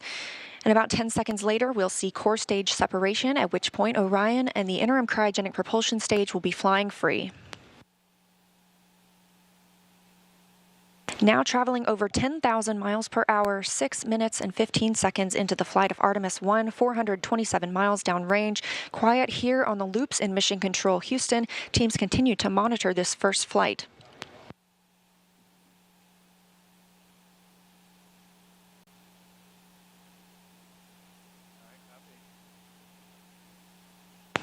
About a minute and a half now until that core stage main engine cutoff time. Our 4 core stage engines continue to fire at maximum thrust.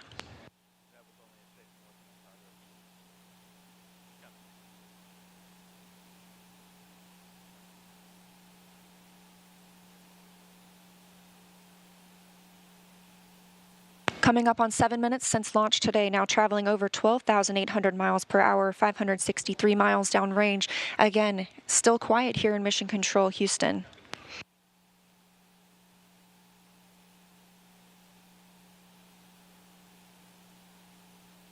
As we prepare for main engine cutoff, the 4 RS-25 engines are beginning to throttle down.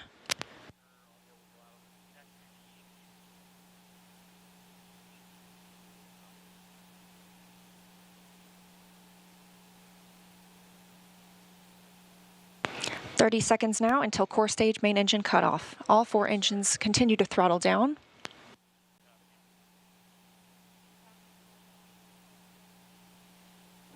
Now 7 minutes 45 seconds into the flight, traveling over 16,000 miles per hour.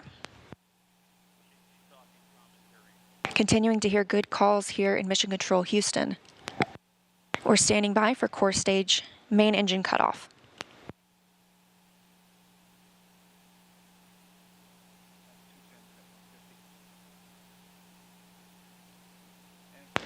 And we have confirmation of core stage main engine cutoff. Orion is now in Earth's orbit.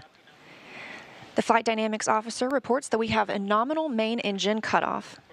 And we just heard the call for core stage separation. That means Orion and the interim cryogenic propulsion stage are now flying free from the core stage of the Space Launch System. The next milestone will be solar array deploy approximately 18 minutes after liftoff. But before Orion stretches its wings, let's check back in with our friends at Kennedy Space Center and hear all about what it was like to hear the rocket roar off the launch pad. Megan and Kayla, I've got to hear all about it. 50 years after we last left footprints on the moon, NASA's Artemis I is our first bold step towards getting us back there and pushing us farther than we've ever been before.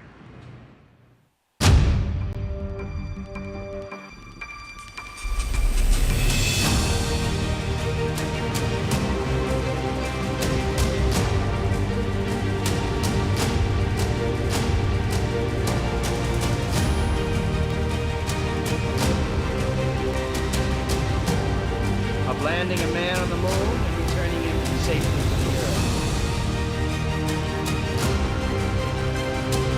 Tranquility Base here. The Eagle has landed.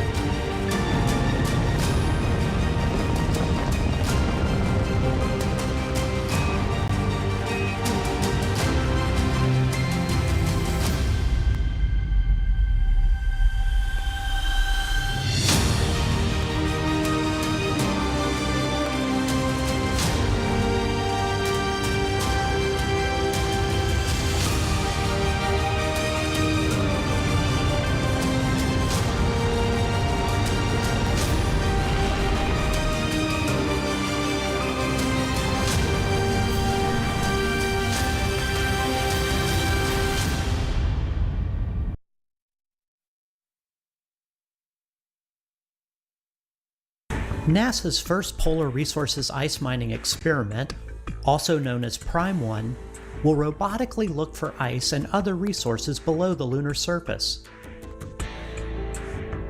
Thanks to data from spacecraft orbiting the moon, scientists believe that the polar regions contain water ice in the form of ice just below the surface. With the right technologies, that ice is a game-changing resource that can be mined and used to produce propellant and breathable oxygen for future explorers. Under NASA's Commercial Lunar Payload Services Initiative, the agency selected intuitive machines to fly and land Prime 1 on the Moon's south pole. Prime 1 will land near the Shackleton crater to drill into the lunar soil in an area that could contain water ice. Prime 1 is made up of 2 instruments, Trident, the regolith and ice drill for exploring new terrain, and M-SOLO, the mass spectrometer observing lunar operations. Trident will drill up to 3 feet into the lunar surface, extract lunar soil, and bring it up to the surface. Trident drills to its maximum depth in multiple phases, stopping at different increments. As it reaches each desired depth, it will pause and retract the drill string to deposit lunar soil on the surface for analysis. This is where M-SOLO comes in. M-SOLO is a commercial off-the-shelf mass spectrometer modified for spaceflight. It will evaluate the chemical elements and compounds released from the lunar soil for water and other chemical compounds. Trident will then proceed to the next specified depth and repeat the process until samples at all desired depths have been analyzed for water. If no ice is found where Prime 1 lands, NASA will still collect valuable information about drilling into the lunar soil for a future mission. NASA's Viper, the volatiles investigating polar exploration rover, will use Prime 1 technology on a mobile robot that will navigate the moon's south pole searching for additional resources. Prime 1 data will help NASA assess lunar resources to inform future Artemis missions and a robust human presence.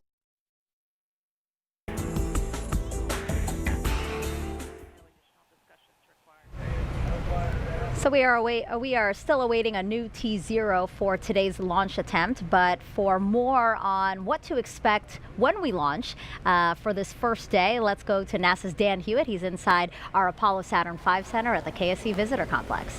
Hey, thanks, Megan. Everybody, welcome back to the moon board. There's a lot of people here in the complex. I just heard a woo-hoo. People are getting in and out because we have a great view of launch when it's going to happen, and it's going to happen today. But that launch is just the first step in the Artemis I mission. So let's look at what's ahead for this historic first flight. As we just said, launch is step number 1. Those 4 RS-25 engines throttle up, followed shortly after by the 2 solid rocket boosters igniting, sending SLS and Orion skyward.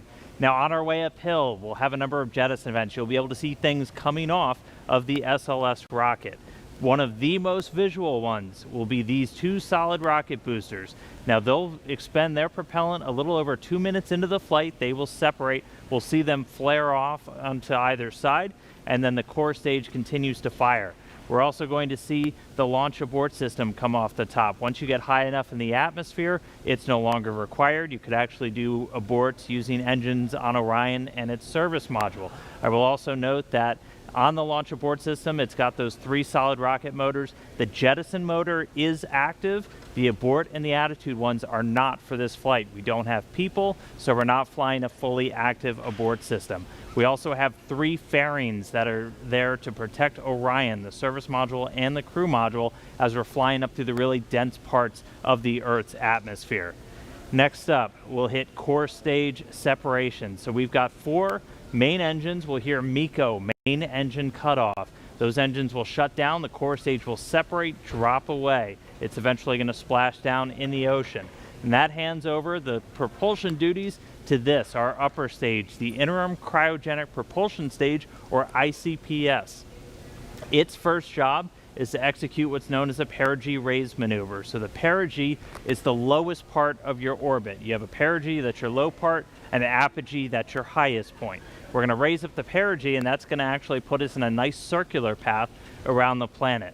And while we're there, that gives us time to check out Orion. We're flying it in space for the second time, the first time in this fully integrated stack with SLS. We'll be able to look at all of Orion's systems, make sure those solar arrays are capturing the sun's energy and turning it into electrical power for Orion's systems, make sure the communications are working, all of our guidance and navigation and control. That is your time to make sure you have a healthy spacecraft before you do something that is going to send it to the moon. And that's next up on our list. That's the trans-lunar injection. For today's launch profile, that's going to be a firing of about 18 minutes of that single engine on the upper stage. Now that engine optimized for a vacuum, it's producing about 24,000 pounds of thrust. So it's a pretty big engine, and it's doing that because we need enough energy to be able to send our payload, Orion, beyond low Earth orbit and send it on a path to head out to the moon. Now after that burn is complete, ICPS separates. It's going to do what's called a disposal burn.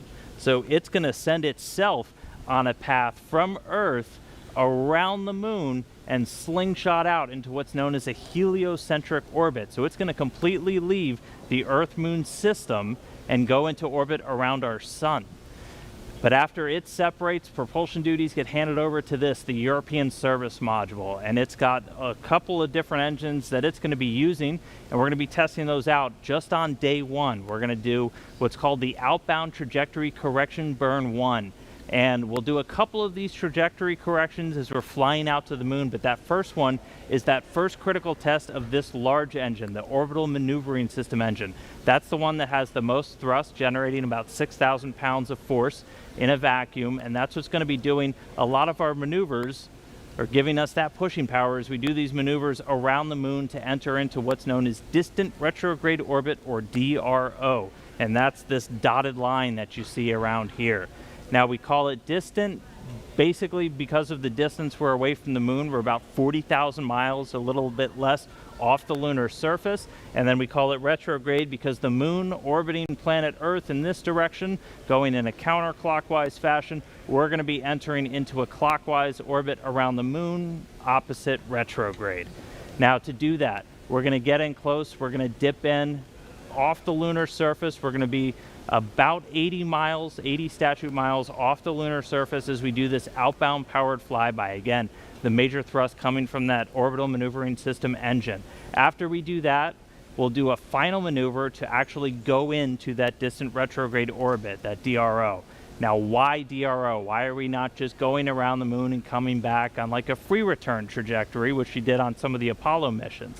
Well, in DRO, it's a very stable orbit. It doesn't require a lot of fuel to maintain that area around the moon. So it gives you a lot of time to really test the spacecraft. If you followed with any launch of a new spacecraft, you know there's only so much testing you can do on the ground. Once you actually put all of that hardware in space, in the environment that it's going to be operating, hundreds of thousands of miles away from Earth, you're going to learn things you didn't even realize about everything from communications, the life support systems, the thermal control. Everything on a spacecraft needs to get put through its paces in this environment before we put people on board, and that's why we're heading out to DRO.